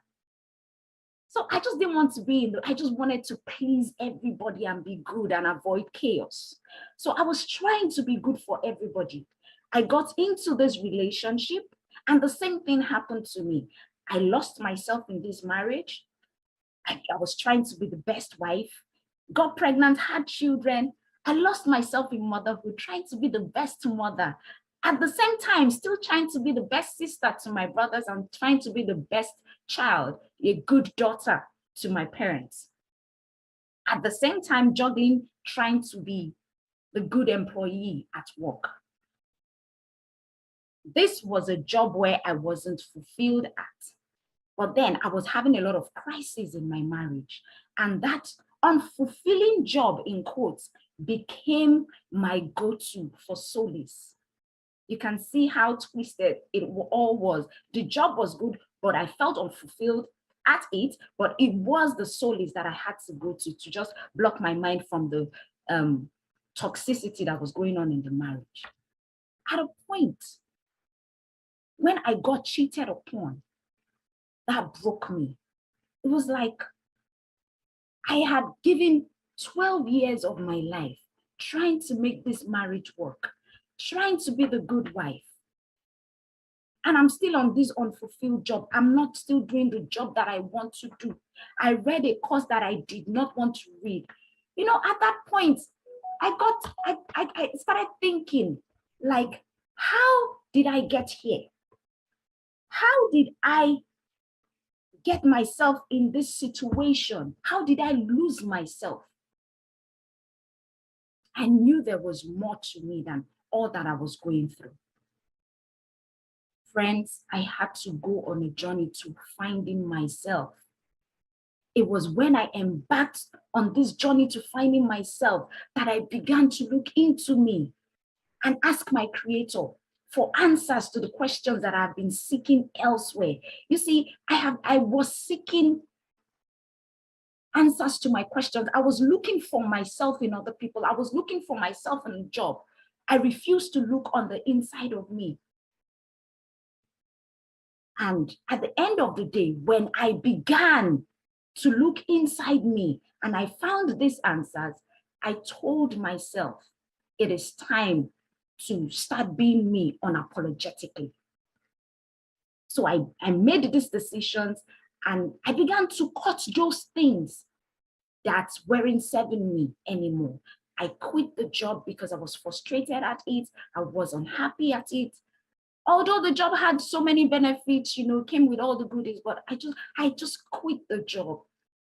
And I summoned the courage with all the cheating going on. I said, you know what, anything that is not serving me, I have to cut ties with it. And I decided to, have a divorce, started my own business. And I started on this journey towards finding myself. And when I was able to do this, I said, you know what?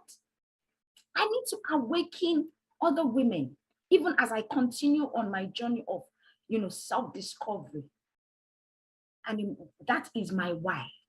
My why is to awaken other women, even as I journey in life, to empower myself and to make sure my children live life on their own terms and not on the dictates of other people, not on the dictates of a spouse, not on the dictates of their job, not on the dictates of culture, society, or whatever.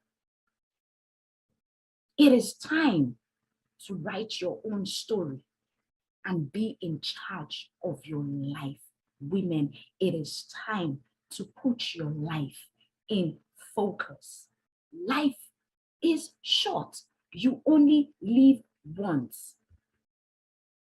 Finding yourself is all about putting your life in focus. And putting your life in focus is all about personal transformation. It's all about change. And it starts with your emotions. And like we all know, emotions are your energy in motion. And that brings me to understanding that, you see, the first law of conservation of energy says that you cannot create or destroy energy. Rather, it can be transferred from one form to the other. So you can actually transform your pain into something else, into your passion. You can transform the self-pity into power. You can transform the hate that you have for yourself into loving yourself. You can transform that confusion to determination. It all lies in you. It all lies in your ability to do the inner work. To transform yourself is all about internal change. And before you can do that, you need to do the inner work. The inner work has to do with you. You have to do the work. No one else has to do the work. You have to do the work by taking responsibility for allowing people treat you the way they treated you. People treat you the way they treat you because you allowed it. So you need to be ready to take responsibility and stand and lead yourself. Personal transformation comes with self-leadership. Without it, you cannot transform that energy from one form to another.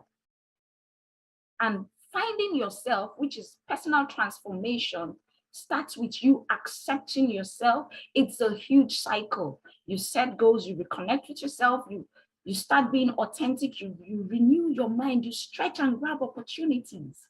And along the line, you tell yourself that you are your own cheerleader. You cheer yourself on and be the miracle that you want to see. So it starts from you first asking yourself, what do I really love about myself? Remember, I said that transformation starts with self-leadership. And powerful people ask powerful questions. Powerful leaders ask powerful questions, because those powerful questions will steer your focus in the direction of having positive transformation. So you first need to ask yourself, what do I love about myself? What are my weaknesses? What are my strengths? What makes me unique? I was in a what do they call it now? A team building session. And the facilitator asked us, he said, what do you love about yourself? At that point, I was like, you know, he said we should write 15 things that we loved about ourselves. Believe you me, I was only able to write 5 things. At that point, I asked myself, does it mean that I don't love myself? And that gave me an aha moment. Like, if I can't find things to love about me, how do I expect people to find things to love about me? And then it took me on this exercise and I began to write the things. I started finding things to love about myself. I began to write them and I made them my affirmations every single day. So you need to do that for yourself, because you'll be shocked. What do you love about yourself? You might just say, oh, you'll be shocked that you don't really even know what you love about yourself. And when you ask yourself, what are my weaknesses? What are my strengths? Your strengths are those things that just come naturally to you. Your weaknesses are those things that, you know, you suck at.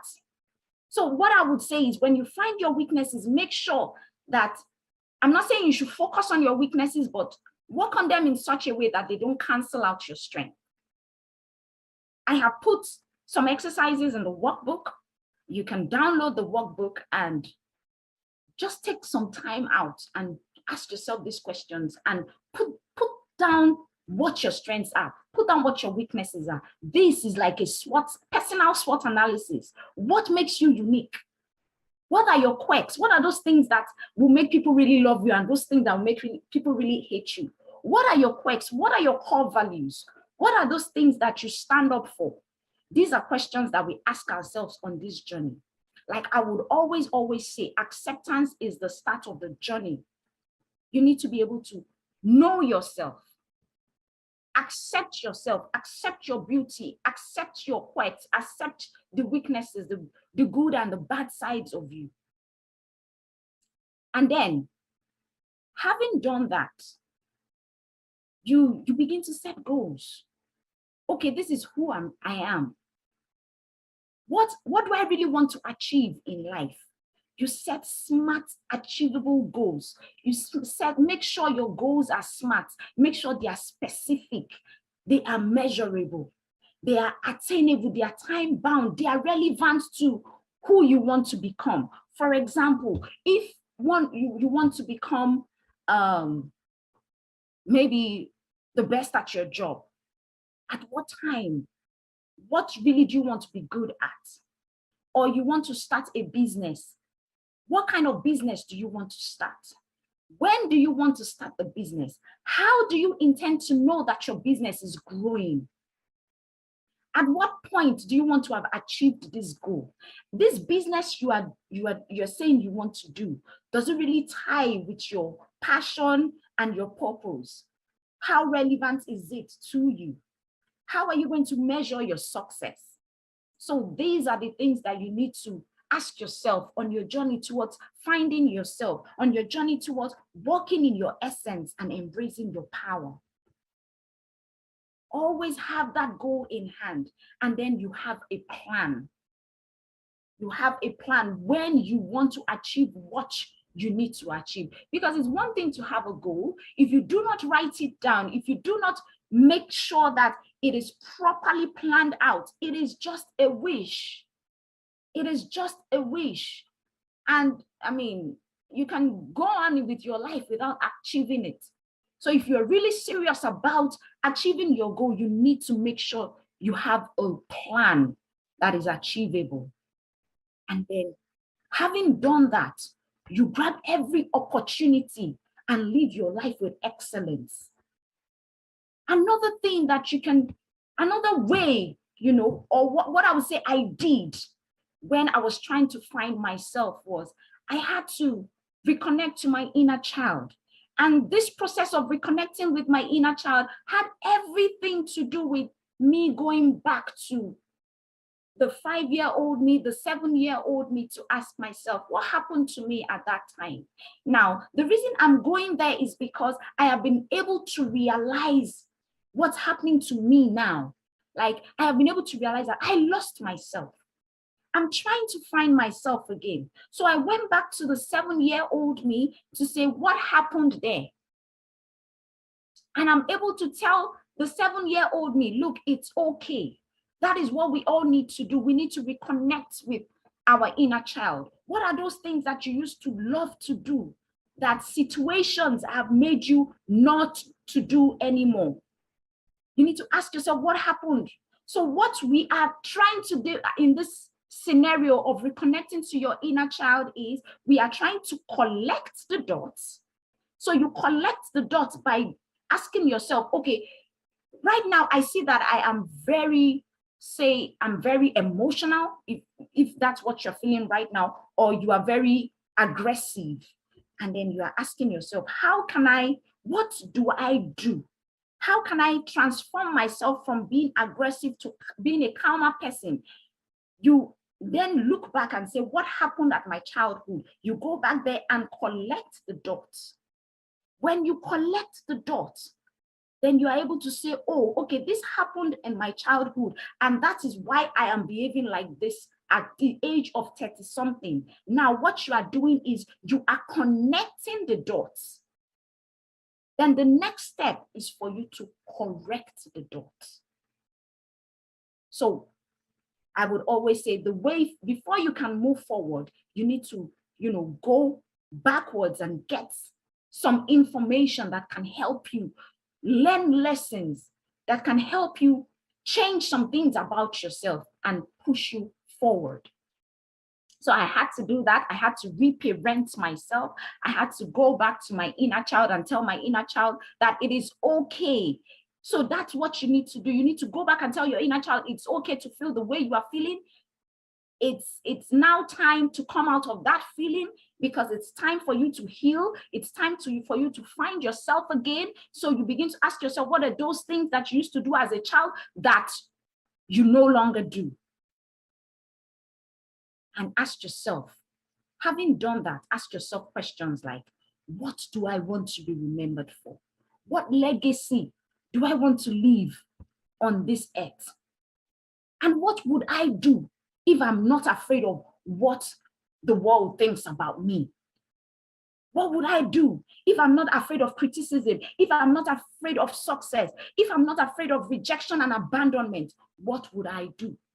The first thing you need to do is to take off the mask. See, a lot of us women, we want to paint a picture like, oh, I'm in a good marriage, I have a good job. You paint that picture like my life is, I have it all together, when really you don't have it all together. Really, you are dying inside. I'm saying this because this is what happened to me. I am going to church, I'm raising holy hands, I'm feeling like everything is all together, but I'm dying inside because I'm in a toxic marriage and I am unfulfilled on my job. So I'm telling the world I am good when really I am afraid, when really I don't feel what it's really, I am weak, really I am depressed. So what I will tell you to do is, for you to find yourself back again, you need to become authentic. You need to be vulnerable and open-minded. When you are open-minded, you open yourself up for growth. You need to follow your intuition and follow your intuition to lead you forward. You need to be able to lead yourself. Like I said earlier, self-leadership is a representation of self-love. You need to be able to speak your opinions authentically and assertively. When you are your authentic self, what you do is that you give yourself permission to become who you have been called to be. And at that time, your beauty truly shines. So I need you to tell yourself, I give myself permission to be who I have been called to be. I give myself permission to be the woman of my dreams. Having done that, you begin to renew your mind. You begin to renew your mind because you cannot get somewhere your mind hasn't gotten to. You begin to renew your mind. You begin to, activate growth. An open mind is a growth mindset. Once you begin to renew your mind, what you are doing is you are activating your growth. You are saying that I no longer want to be in the situation that I am in. I am learning better things. I am becoming the me that I have been called to be. And what you do at that point is you begin to learn new things. You filter truths. You unlearn what you have learned before. You research and then you relearn. And at that point, what you are doing is you are taking yourself to a point, because it's all about transformation. When you renew your mind, you are taking yourself to a point where you become the miracle that you want to see. You become the woman of your dreams. And when you are at that point where you are the woman of your dreams, the next thing for you to do is you begin to walk in your essence. You begin to stretch and grab opportunities. When I mean stretch, I mean you begin to look inside of you. The Bible says that out of your bellies shall flow rivers of living waters. The Bible also tells me that I should seek first the kingdom of God, and every other thing shall be added on unto me. How do you seek the kingdom of God? The Bible says the kingdom of God is on the inside of you. So the truth is, you have a well of creativity on the inside of you. So where do you need to stretch to? Stretch inside. Stretch into the gifts that lie inside of you, so that you can tap into the well that will spring forth rivers of living waters. In other words, what I'm trying to say is work on your gifts and talents, those giftings that you have buried because of what people will say, those talents, those things that you have stopped to do, those things that bring life back into you that you have stopped to do because of what people will say. Go back and begin to work your gifts. Seek opportunities that are in line with your passion. Grab these opportunities and continue to move with excellence. See, when you start to do that, the truth is you will have a lot of haters. You will have a lot of people who might not understand you anymore. They'll be like, you are changing. I don't understand you. They misunderstand you. Some will envy you. Some will just, But what I'm here to tell you today is you need to be your own cheerleader. You need to get to a point where you are affirming yourself. See, if you did not do the work of knowing yourself, of knowing those things that you love about yourself, you cannot bring yourself to a point where you can say nice things to yourself. You will not be able to bring yourself to the point where you can affirm yourself. If you are unable to lead yourself because you love yourself, you will not be able to invest in yourself. Invest in yourself, treat yourself well, because nobody would. Like I said before, you show people how to treat you by the way you treat yourself.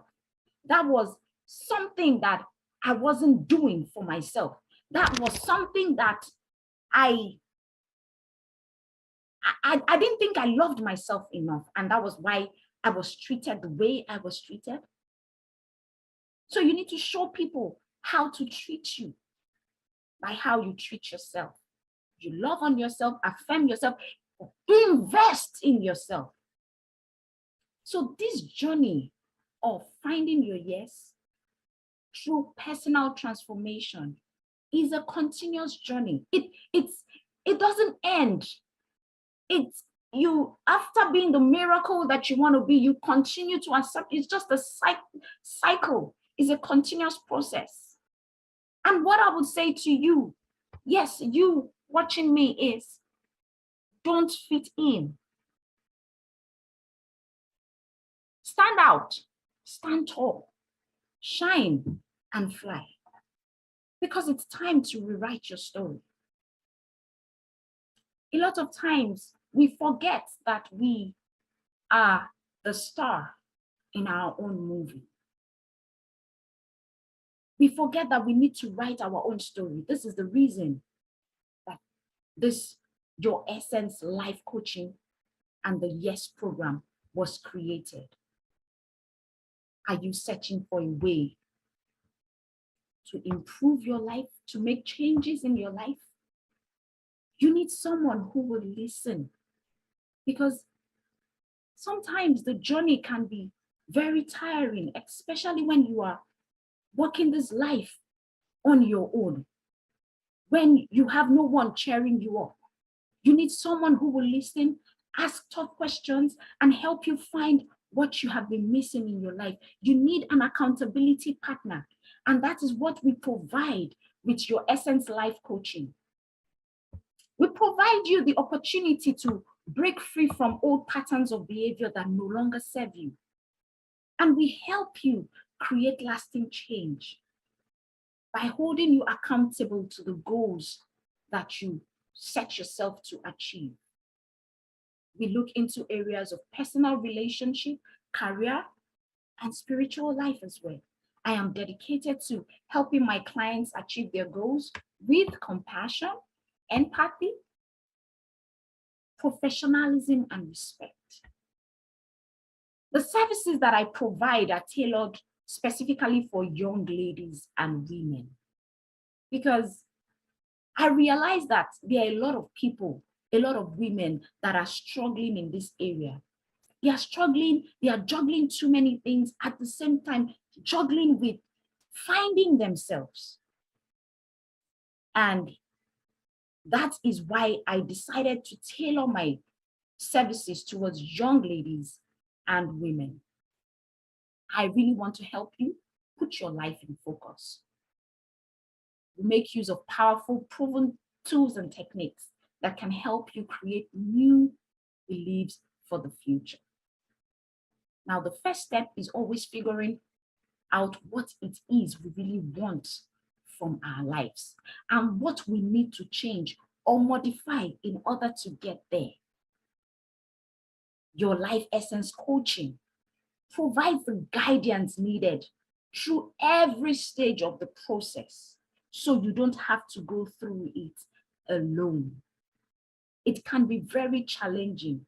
You might be going through a divorce. You might be going through, trying to transit from your career to your business. You might be going through depression at the point of childbirth. You might be trying to just find your space in this world. Your Essence Life Coaching provides the guidance that you need through every step of the way. We have a 3-month intensive self-analysis, discovery journey, mindset shifting, journey.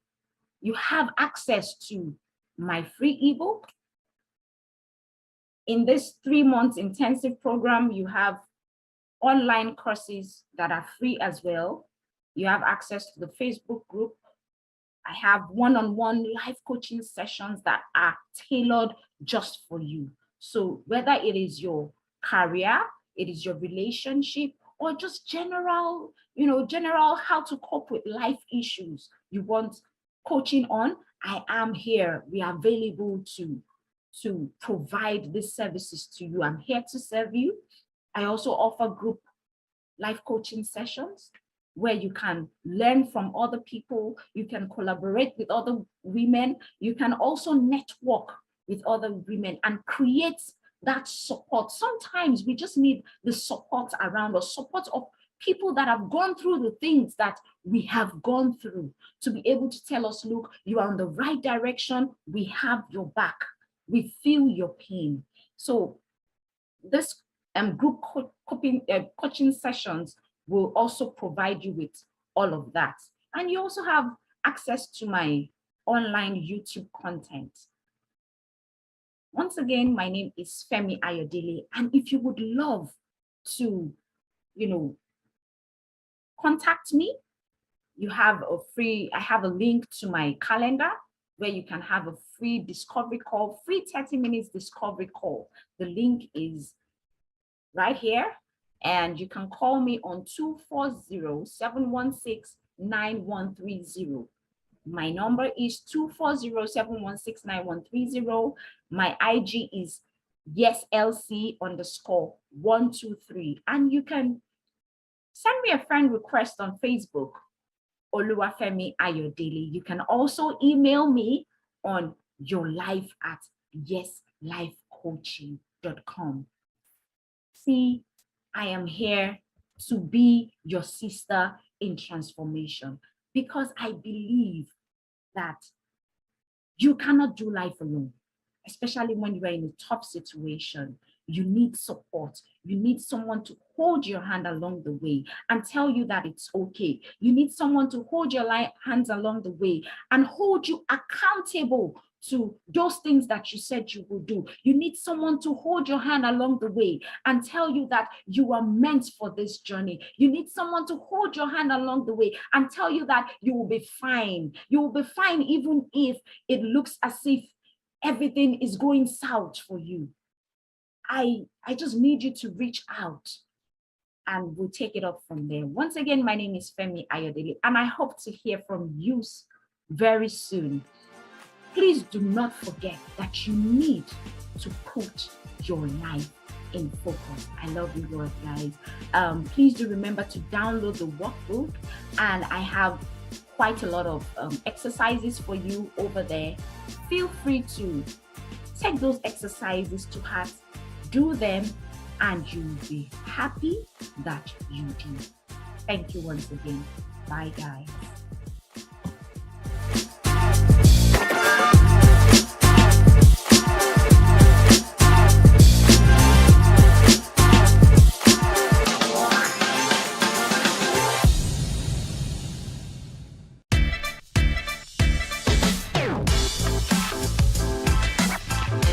Hi, I'm Vanessa Cliffy Cade with the Impactpreneur Coaching Network, and we're here today to talk about the entrepreneur mindset. Anyone can come up with a new idea, but building a successful business around it is the entrepreneur challenge. The entrepreneur mindset is unique. It must be creative. It must be communicative and highly motivated to succeed, but open to risk and failure. The success or failure of the business comes down to characteristics of the entrepreneur. It takes a unique characteristic to blend one big idea into a fully functional, thriving business. As an entrepreneur, you must think different about your approach and work toward separating your mindset from the rest. Entrepreneurship is the birth, the choice, and the destiny. Birth is the dream. Choice is deciding to focus on that dream. Destiny is the future results from a predetermined course of events. Martin Luther King said, "Faith is taking the first step even when you can't see the whole staircase." As an entrepreneur, we work tirelessly, working toward our goals, always thinking about the next move toward success. Everyone has their own version of success. It's personal. However, once you identify your version, then you start to set realistic goals. You must understand your impact as a leader and take actions to be impactful. Fear of success can hold you back. You define the moment, or the moment defines you. Focus on your goals. Be specific. Growth is uncomfortable. It's easy to set goals, but harder to make the sacrifice. Don't think outside the box. Think like there is no box. Challenges are inevitable, but quitting should never be an option. Grow into the best version of yourself. Dream with your eyes open. Remind yourself why you decided to make a difference. I have 5 characteristics to cultivate your success. Number 1, a positive mindset and outlook is a must for any successful entrepreneur. The mindset is the head of the company. It sets goals for the tone and the rest and influences the culture. Negative thoughts undermine the forward motion of the progress of the company, not to mention the ability to lead and motivate the staff. Cultivating a positive attitude is not about sticking your head in the sand and ignoring the things that could go wrong, but it's about learning how to mentally reframe your response. Number 2, you must have a creative mindset. Creativity is needed for any entrepreneur success. The mind of an entrepreneur is always looking for ideas and innovations. The basic life cycle of the entrepreneur product stems from the conception of the idea, followed by turning the idea into a viable product or service. Number 3, persuasive communication ability. The best entrepreneurs are persuasive individuals. The power of persuasion can help you negotiate, close sales, and get a better price on your inventory. Persuasive people tend to be inspiring leaders, while some are more naturally persuasive than others. Persuasive communication skills can lead you to learn the practice that is needed. Learning to communicate is advantageous no matter what your industry is. Number 4, motivation and drive. Motivation is one of the top characteristics of any entrepreneur. You must be self-motivated as opposed to looking for others to push you and helping you, hold you accountable to get things done. Having a lot at stake fuels the motivational key and using goals to motivate the high quality. High quality goals are clear, achievable, and manageable. High quality goals provide a sense of motivation, which accomplish any objective. Number 5, the ability to learn from failures. Man, when starting a business, you hope that your business will be successful. Success is wonderful, but failure is where growth and change happens. The key to learning from failure is actually learn and embrace your mistakes so that you can make better decisions that won't break you. Failure is inevitable, but your reaction to your failure is what makes you. Do your best to remove emotion from your mistakes to make you the best entrepreneur. Starting and running a business is exciting, rewarding, and positive. You get things done. You learn how to embrace your entrepreneurial mindset and cultivate key characteristics linked to your success. This will help you build a thriving business. I'm Vanessa Cookie Cade, with the Impactpreneur Coaching Network.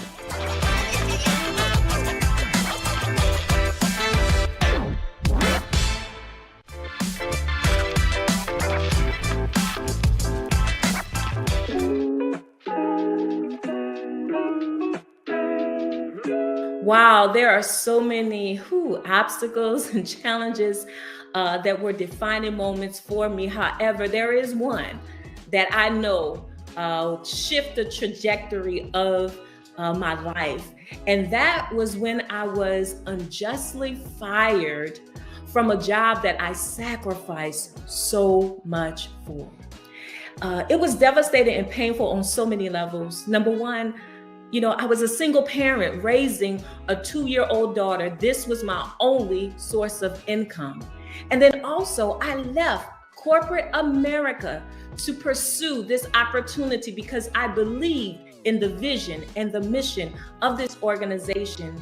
And to have taken almost a $10,000 pay cut to give my all to this organization and their cause, and to have myself to be unjustly fired, that was hard for me. I chose this particular assignment, this particular business, because I love to see women leading out front. Yes, I would love to see women in leadership, leading in the marketplace, leading in ministry. And this is why I established You Are You and Associates and You Are Unique Academy, because I want to teach, I want to train, I want to coach ambitious women who may work a 9-to-5 and they feel unfulfilled, undervalued. Hello, my name is Geronda Marks, also known as Coach J. I am the owner of You Are You and Associates and the CEO and founder of You Are Unique Academy. I was born and raised in New Orleans, Louisiana, so I'm a 504 girl. However, I am presently residing now in Forney, Texas. The women that work with me, I want them to know their worth. I want them to be confident and courageous, and to know that they add value to every room, to every table, to every life that they encounter. I am committed to fulfill my God-ordained purpose. I know that this is a kingdom assignment for me. I always tell individuals, I'm gonna die empty. I am a pitcher that pours. And so I wanna pour into this next generation. I want to also pour into the world. Every gift, every skill, every talent that I have, I am a resource. And as the word says, I want to be an epistle that's read of men. It's been so much fire here on the Black CEO, this conference, this summit, this fire has been so good that I had to came out my jacket, y'all. I done came out my jacket.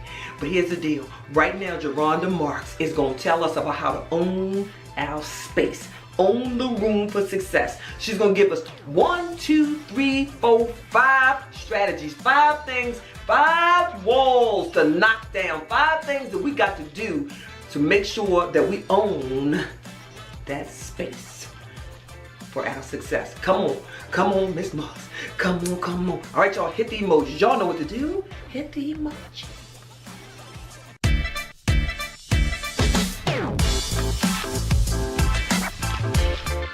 Hello, my name is Geronda Marks, and I am hailing from Forney, Texas, but I'm a 504 girl.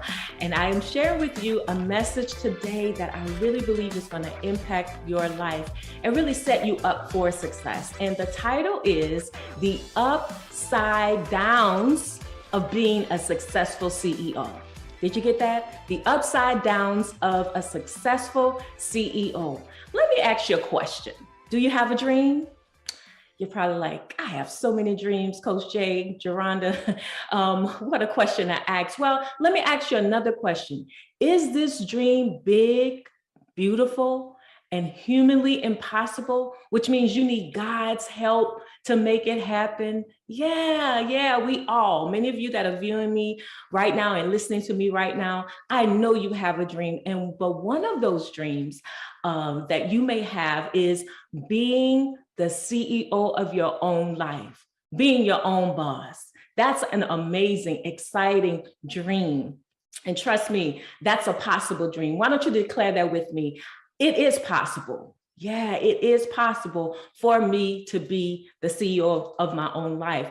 But also too, what does that really look like? For me, I'll give you 4 F's when I think about being the CEO of my own life. One of them is freedom. Yes, freedom, meaning not having a taskmaster on your back, breathing all on your neck. You could be as creative as you desire to be. Yeah, you won't have any limitations or restrictions, meaning you're liberated to do what you want to do. That's freedom. Yes. And flexibility. Flexibility is also something that we all desire, meaning being able to set your own schedule, to be able to spend quality time with your children, your loved ones, without any fear of losing your job if you have to take care of a loved one, things like that. So freedom and flexibility. Also, what about financial security? We all want to experience financial security. What does that look like? Having enough money to take a vacation wherever you want to go, whenever you want to do it, saving up for your retirement or an investment. Yeah, but then the other F, I love this one, fulfillment. Come on, think about that. I want to be doing the work that I'm doing now in this season. I want it to be fulfilling. I want it to be my calling, my assignment. And so when we think about being our own CEO, that's what we think about: freedom, flexibility, financial security, and fulfillment. That's a great future. And guess what? You can have that as well. But also, I want you to understand that on this entrepreneurial journey, as you are endeavoring to be your own boss, this journey can be both a blessing and a burden.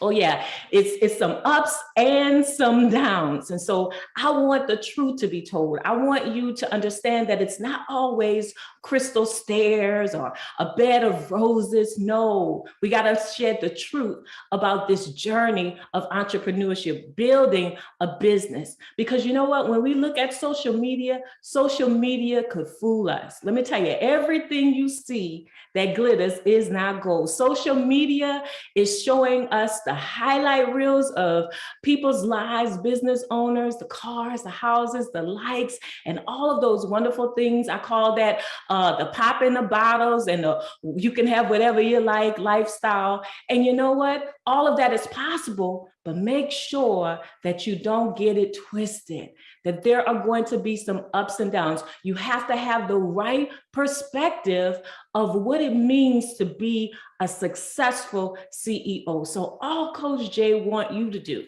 I want you to just look at this journey as a journey that's going to add value to you. Yeah, you're going to have the ups, the downs, you're going to have the trials and the tribulations, but do know that that's what makes a great CEO. Let me ask you the question, what does success mean to you? Not what the world says success is, but what does it mean to you? I like to say that success is me finding and following the will of God for my life. We can't let the world dictate to us what success looks like. And so the question becomes, what does success looks like for you? What is it that you've been assigned to do? You have to have the right perspective and understand that nothing happens overnight. We all have to undergo a process. So all I want to do is I want you to be alert and I want you to be vigilant. Because on this journey, like I said, you'll have some ups and downs, but I don't want you to break down in the middle of the journey. So I am going to share with you 5 areas. Say that with me, 5. 5 areas that you need to safeguard when you're traveling down this entrepreneurial journey. You know how it is that you don't see it now, but say for instance, at the bank, there's a vault and you have a guard that is standing outside the vault. That guard, that police officer, they're on duty, to protect the precious jewels on the other side of the door. And this is what I need you to do. These 5 areas, I need you to put a guard at the door. I need you to have some safeguards put up. So you ask, what are those areas? Well, number 1, your personal life. On this journey, please know your personal life, it will suffer if you do not pay close attention to it. Come on, what do I mean? Your relationships. Because on this journey, your relationships can have go through some strenuous seasons, some challenges, some ups and downs if you're married, if you have children. So you have to get the right perspective about your personal life, and you need to safeguard your personal life. You have to, let me tell you how you could do that. You must clarify the vision. With whoever is walking alongside of you on this journey, be clear about the vision that you have for your family. Communicate your commitments, because guess what? You're not going to just be working 8 hours a day. No, you're going to be working 24 hours a day. Sometimes you're going to just have to just burn the midnight oil. And the people you're connected to, your spouse, your children, need to understand so that they will not suffer. So you have to clarify the vision in your personal life, communicate your commitments, and then consistently check in. Okay, I'm talking about that one area, your personal life. I don't want to see your personal life suffer. I've coached so many men and women who are on this journey and their spouses are not on board. Their children, it's like their pain. It's like they're thorn in their flesh. And I thank God for my husband. If it wasn't for my husband, I don't think I could be able to be as successful as I am, because he's my support. He's my cheerleader, and you need that. So that's number one, your personal life. How about your rest? Oh, you're going to have those sleepless nights, but you got to be intentional in getting the proper rest. Yes. You have to make sure that you're taking the necessary breaks. You're going on the vacations, taking the vacations, long vacations. You're making time for self-care. Take care of you. This is the only body you have. So you have to take care of yourself. Get the proper rest. Man, you know what? Rest is not just sleep. Let me say that again. Rest is not just sleep. I'm talking about some mental rest, emotional rest. So you have to make sure that you get rest. Why? Because you can't be creative if you are not properly rested. Okay. So you need the rest. Number three, your heart and your mind, hand and glove. There'll be highs and there'll be lows. And there's some things that the enemy are going to send to attack you, make you feel low, failure, disappointment, setbacks. Guard your heart and your mind on this journey. There are going to be some successes. There's going to be some failures, but you have to guard your heart and mind for your mentality, for your mindset and your sanity, your mindset and your sanity. All right. You got it. So number four, we're on the fourth one, your experiences. There will be some unforeseen challenges that you will have to go through. And so I want you to not think it's strange concerning these trials that you go through. Your experiences are necessary for the journey.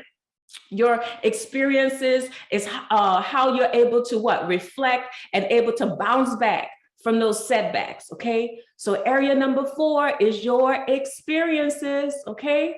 You have to be able to guard that. And then your reputation. Everyone will not like you. Everyone will not support you. Everyone will not be happy about you going on this journey. So understand that they're going to talk about you. And this is what I tell individuals. I say to those that I coach, what other people say about you, man, that's their business, not your business. You focus on your business, okay? Just don't give them ammunition to shoot you or to kill you with, okay? Make sure you're doing the right thing, all right? So I've shared with you 5 areas to safeguard on this journey, because it's gonna be challenging, but you can handle it. Your personal life, your rest, your heart and mind. I say those go hand in glove. The experiences, and then your reputation. Man, trust me, every CEO, we start out optimistic and excited about the journey, but then things happen along the way. But when those things happen along the way, I dare you to be consistent. Stay consistent. Keep your why in your heart. Be proactive in your defense against attacks. I've given you them. Right? I've shared with you the 5 areas that you must safeguard, okay? So this message is your defense. It's your preparation and it's your prescription when times get tough and times get hard. Don't let those areas suffer, because you'll always be able to bounce back, okay? So understand that in this season, all I want you to do, I want you to level up and lead. I want you to boss up and build a successful business. I want you to keep showing up. I want you to keep your word, and I want you to finish strong. And as I always say, I like to encourage individuals to know that you have value. Your skills, your gifts, they're valuable to the kingdom. They're valuable to the people that you serve. So this is what I want you to always do. I want you to always remember that you add value to every room you walk into, to every table that you sit at, and then also to every life that you're going to encounter on this journey. You got what it takes. There's gonna be highs and lows, there's gonna be ups and downs, but I guarantee you, you're gonna make it. So I hope that you will go out and be successful. I know you could do it. Thank you.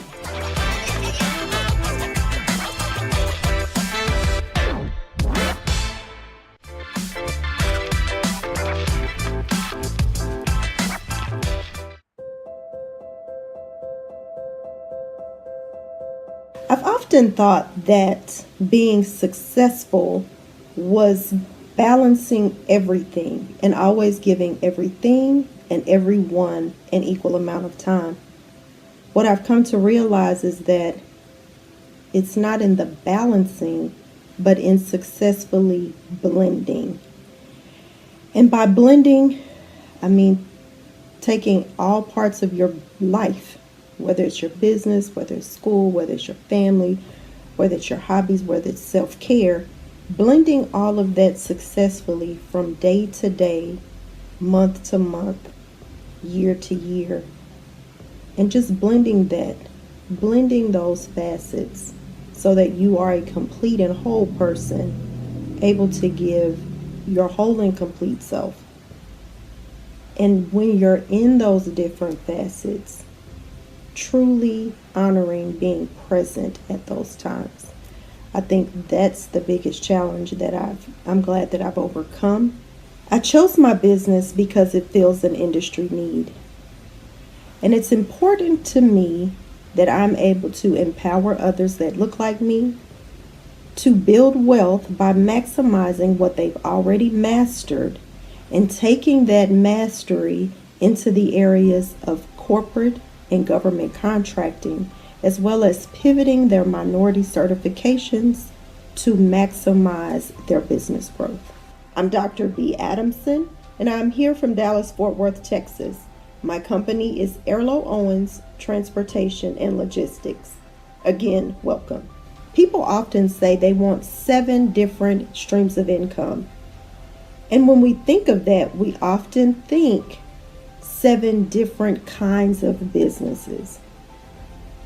When in actuality, I'd like those that are willing to work with me to be willing to invest in their business so that they maximize what they've already mastered, and just using a different pathway to do that, that being government and corporate contracting. I plan to make the world by being committed to living my life by its authentic design and not living life by default, and by default in choosing not to take chances, make informed decisions and actionable choices so that I can live my authentic purpose.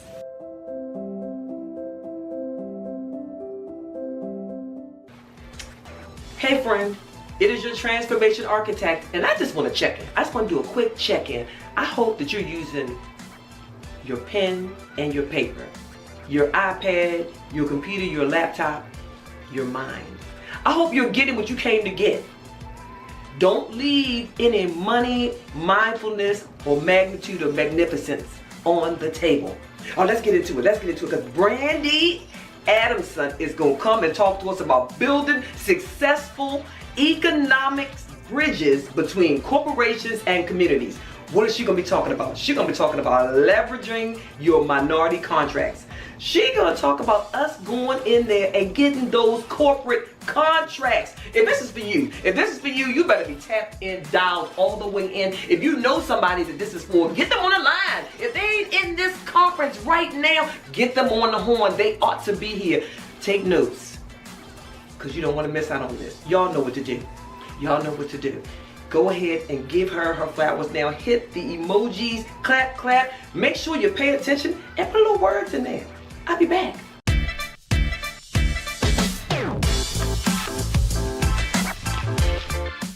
Hello, and thank you for joining. Today, we are going to speak about building successful economic bridges between corporations and communities from the aspect of government contracting. This is being presented by Arlo Owens, Inc. We thank you for joining us. Our agenda. We'll tell you a little bit about Arlo Owens. We'll talk about what is contracting, the importance of pivoting into contracting.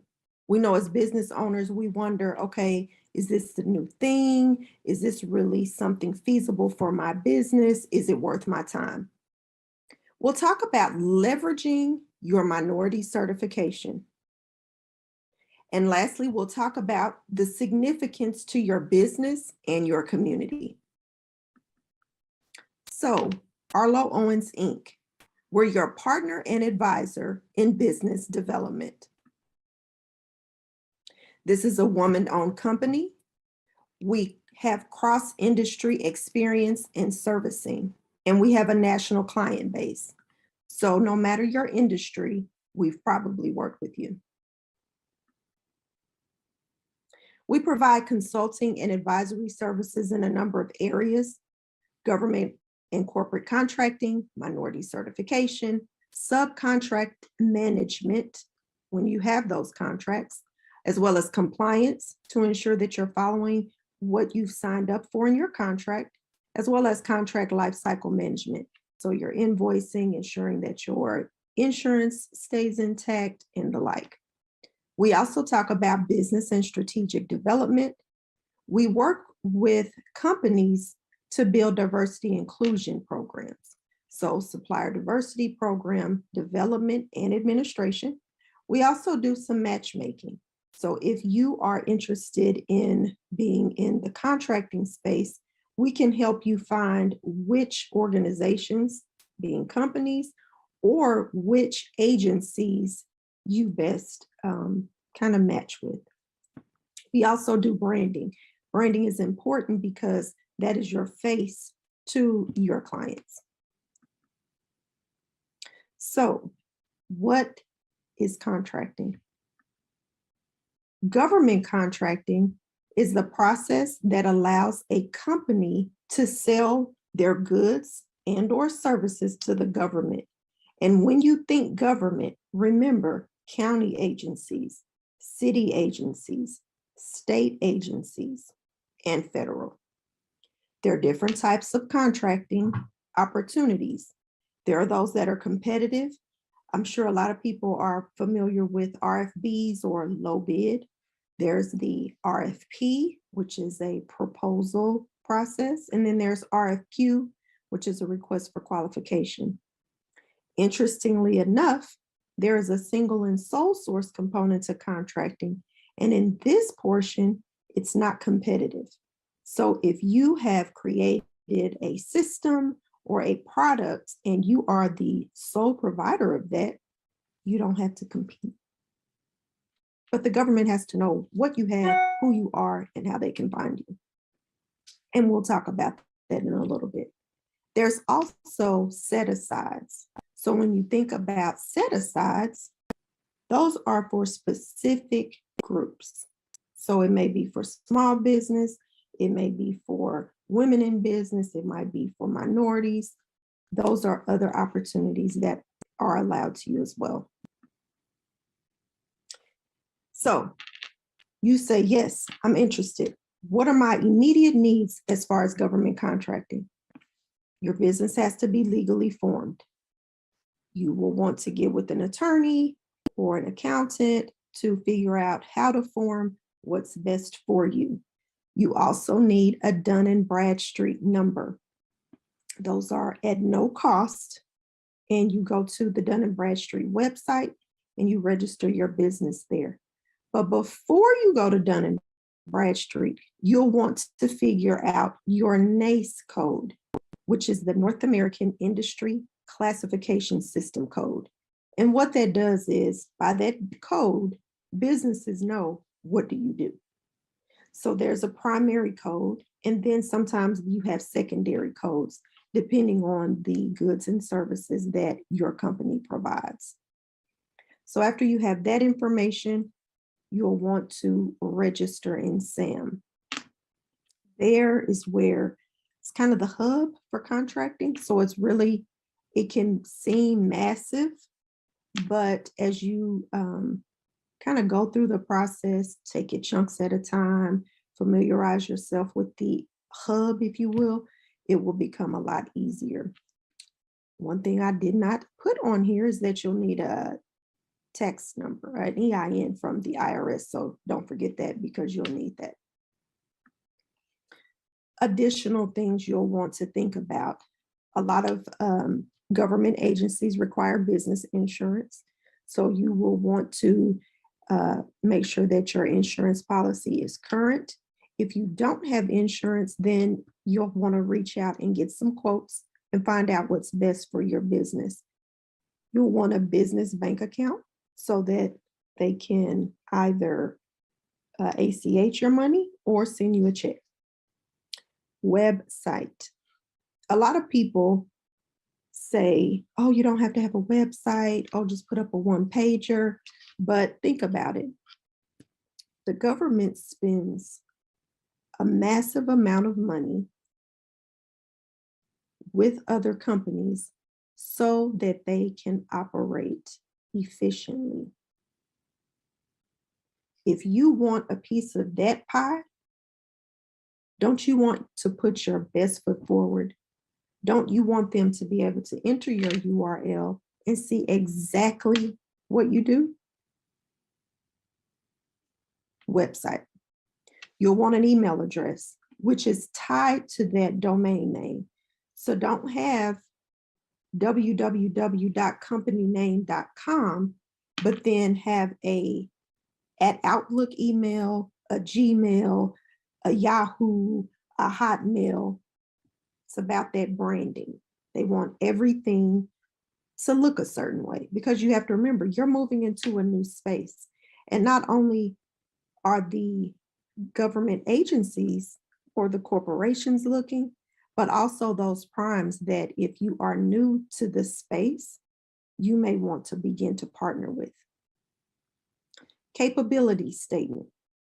It's your business resume. What do you do? What certifications do you have? What projects have you worked on? What are your NAICS codes? They want to know. It does not have to look exactly like a professional resume. You want your logo. You want to put your capabilities. You want to lay it out. But again, that's part of branding. You want to be sure you use power words. Don't make it cluttered. So it's a process. And a lot of times people refresh their CAPE statement. That's a moving document, because if you've done 4 projects and then in 2022, or you do 4 more projects, you're going to want to move those around. And you don't have to list every project. You'll want to list those that are most relevant and eye-catching to potential primes. Why do you need to pivot? Why should you consider pivoting? We've had a lot going on in the last couple of years. COVID, I mean, we've all heard what COVID is. We've all been affected in some type of way, whether it was changing the way that your family moved throughout just your daily lives, whether you had children or relatives that were remote learning, whether you may have potentially been remote working, if you had contracts or worked or consulted with the company and they said nobody on site. Everybody, and of course, mask, hand sanitizer, wipes, we've all seen that. Well, with that, there's been a pivot. You've seen people saying, oh, I sell this or I sell that. And you're like, you sell that? They pivoted. They saw the opportunity. They saw the need that companies and the government had, and they pivoted to benefit. You maximize your expertise. If you're an accountant, you have an opportunity to work with the government on systems implementations, audits, lots of things, janitorial service. You may be in this area and you may want to expand. This gives you opportunity to do that. Choice. You have an opportunity to choose what projects interest you, what government agencies you want to work with. Some companies say they only want to work within their city. Or they may say, I'm willing to work in my state, move around in my state. Some people say, oh, I want to work with the DOT, Department of Transportation. Well, that could be anywhere. Some people can say, oh, I want to work with just my county. And that's fine. But that's the power that contracting gives you. You have a flexibility of time. You may say, oh, these 3 months, I'm going to work hard. I've got my project list, but I'm going to take off a couple of months. I need to take these couple of months off for the holidays, or I have things with my family, commitments, things I want to take care of. I have a family reunion that I'm planning. You have more flexibility of time and control of your schedule. And of course, increased cash flow. Nobody is in business to just have a hobby. You want your bottom line to grow. And that's what contracting allows. It allows you to get indoors and have opportunities that you may not meet yourself just being business to business, finding clients on your own. You have the ability to grow and expand your business. Right now, you may be an entrepreneur, you may be a solopreneur or a consultant, and maybe right now you may have a 1099, someone you 1099 to do some work for you. But have you thought about what it would mean to be an employer? Employer affects change not only in your business, in your life, but in the lives of others. And of course, you need money to do that. You need money to pay them, to pay benefits. This allows you that opportunity. Facts about contracting. You have the opportunity to work as a prime, which means you sign the contract with the government, or as a subcontractor, where you work with another team, but you're responsible to that prime. The SBA works with federal agencies to award 23% of prime dollars to small businesses. And I will say this, the definition of small is not that small. So you can be a small business for a long time. It depends, those thresholds depend on your NAICS code. This process allows a company to sell their goods and services to the government. So you have an opportunity to get your business indoors that you may not have in the past. So there's lots of opportunities. And again, I want to stress again, 23% of prime dollars is the goal to small businesses. That's a lot, 23, but we've got to be in the room for them to give them to us. And if we're not in the room, they got to give them to somebody else because they've got to operate the business, right? So let's think about getting in that room if you're not there already. And if you are in the room, let's think about how you're going to grow your presence in that room. Let's talk about leveraging your minority certification. So first, what is it? What is a minority certification? It's a certification by a third-party organization that certifies that your business is in fact 51% owned by an economically and socially disadvantaged individual. Yes, you can look at me and see I'm brown. There's no doubt about it. However, and I can say, oh yeah, I own this company. But if I really don't, I really don't. It has to be by a third-party organization that the federal government utilizes. There are lots of organizations that do that. We'll talk about those in a little bit. And you might think, why do I need to get certified? You can look at me and tell I'm brown. Why do I need to do that? You can still work with me. I'm still available. You're absolutely right. However, on a lot of contracts, they have a goal that says, of this money, this much has to be spent with a minority-owned company, and you have to be certified. It can't just be, oh, I'm going to use your company because you're here and I know that you're owned by a Black woman or a Black man or a woman. No, you have to be certified because they have to have that documentation. Where do you get certified? A lot of places available. These are several of the larger organizations, and in your area, there may be a smaller organization that partners with these organizations. So We Bank is for women, the National Minority Supplier Development Council, then DOT. DOT is federal, but they have several areas. Each state kind of has their own DOT as well. So you would want to go to your state. So if you're in Maryland, you want to go to the Maryland DOT. If you're in California, you want to go to the California DOT. If you're in Illinois, you want to go to the Illinois DOT. So throughout this conversation, I've kind of trickled little tidbits. I've talked about changing from just being a consultant to being an employer. I've talked about how you can expand your business. You think about it, expanding your business affects your community,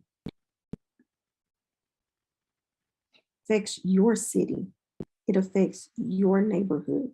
You're able to help other businesses. If you're a prime and you get a prime contract in your neighborhood or in your city, you can't do all the work. You have a big construction project. You may not have employees that can do everything, but I may be able to reach out to said company one that's certified and have them do the plumbing. Have another one do the landscaping. Have someone else over the engineering piece to make sure that the drawings and that we have everything we need. It's cyclical. There is significance in doing this. And if you think about it, yes, your business is here, but you affect your neighborhood. Because if you live here, you may say, oh, I'm going to go shop at this store more, or I'm going to go volunteer and join this organization, or the schools in my neighborhood, they have a fundraiser, or where they're looking for advertising. So then you're helping your neighborhood. Then again, you help other businesses. I can't do it all, can't do everything. So I'm going to allow someone else on the project so that not only I can be successful, but they can too. I may get to the point where I start hiring more employees. I may have a couple of contractors, but then I want to bring them in and get 10 or 12. So again, you can affect change. Why small businesses? The government wants to buy from you because they don't want it to be all big business. All businesses have new ideas and processes. Again, economic development, job creation, and opportunities for disadvantaged and socioeconomic groups to come forward and really show what they can do. We thank you for the opportunity. If you have questions or want more information, this is our contact information. Again, please consider moving into this space. They need you. We need you.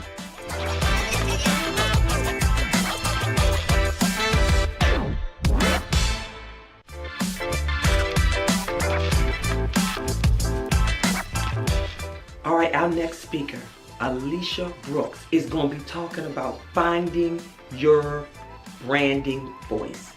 She's going to be talking about showing up in your personal brand. I'm talking about showing up, getting big with it. Are you all ready to hear from her? You know, I love anybody that's talking about showing up, unmuting and saying it, believing it, and doing it. So let's hear what she got to say. I, for one, cannot wait to hear from Alicia. Let's go. Hit the, you know what to do. Hit those emojis. Come on, y'all. Let's do it. Hello, my name is Alicia Brooks, and I am the CEO of Brand Equal You, where women come to me to redefine, redesign, and reset their life, find their voice, their power, and their purpose to showcase their brilliance to the world through my Brandnique brand blueprints and my personal mastery programs. I'm excited today to talk to you about finding your brand voice and owning your personal brand. So, are you ready? Let me take you back to something. I want to ask you a couple of questions first. What have you been silent about? What are you passionate about and not showing up in confidence in? How would your voice transform lives for a greater impact and influence? You see, I had to ask myself these questions, these hard questions, because you see, I was born with a twin. I'm a second twin. And I'm going to take you back to the womb because that's where I was first introduced to my voice and not having one. You see, my twin sister covered me up. So my parents didn't know, they didn't hear, they didn't see me on the ultrasound. And so I was a surprise. And when no one knew that they were having twins, can you imagine how devastating that was? So I spent years playing small from the womb, not speaking up when I needed to for myself and for others. And I was not confident as I am today. I found myself shrinking back and not showing up in grand ways that I knew that I knew that I knew I could. I had someone tell me, Alicia, you're only operating at 20% of your potential. And that truly hurt me to the core. So I had to do the work on me emotionally, mentally, spiritually, so that I can build myself up and walk boldly in my purpose and my passion as a Black woman CEO. But the transformation came when I stepped truly into my divine feminine purpose, and I owned it. I got crystal clear on who I am, what value I bring to others and themselves and in business, and also personally as well. And I built up my confidence and my self-esteem so high that I know how to rock my personal brand unapologetically. As a personal brand catalyst, I get to work with amazing individuals and businesses on defining, designing, and developing their personal brands and their business brands, because that is an extension of who they are, so that they can live up to their fullest potential. You see, Black business CEOs and Black business owners have to always walk and produce in excellence. But when you're not totally clear on your why behind your personal brand, it becomes somewhat distorted when you show up, because you don't have the clarity of who you are, what your personal brand stands for, who you want to attract, what's the messaging behind it, and how are you going to have impact, influence, and increase your revenue. So let me give you a couple of tips on how you can build and own your personal brand. Number one, understand that your personal brand's mission and vision is so important. It's imperative that you know the why behind it. You see, if you don't have one, it's going to be like, have I arrived? Am I attracting the right clients? Are they really hearing my message? Am I really transforming lives? Am I serving in the best way that I can? So you got to get crystal clear on your purpose. Then you need to know what your personal brand is, because it's your superpower, because it represents what you want people to believe, think, and say about you. You must change what you believe about yourself so that you can change what the world believes about you. Number three, You need to develop your own swag, your confidence, your self-esteem, because you can only go as far as your confidence will allow you to. If you aren't building your confidence up, you won't show up in ways that can hurt your business and your influence and your revenue. So you got to have processes that run your business, and building your personal brand is what grows your business personality. That's what's going to attract individuals and businesses to you or your movement. Your business has a personality and a culture that is directed totally by you. So you need to know that your personal brand is an extension of who you are on the inside. So whatever and however you see yourself shows up on the outside based on what's on the inside. So you get to rock it the way you want to. You get to own your personal brand, your style, your lifestyle, your network, and how you do and say you do business. That's an extension of your personal brand.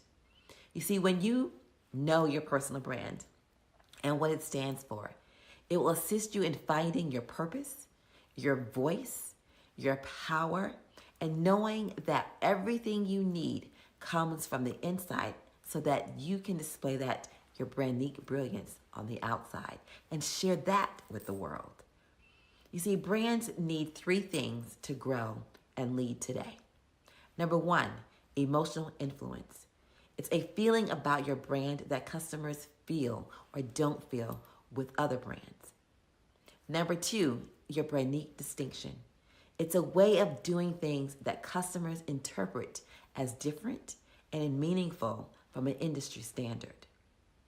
Number 3 is your authentic connection, a way of engagement that enforces why customers or clients choose to keep your brand in their lives and top of mind.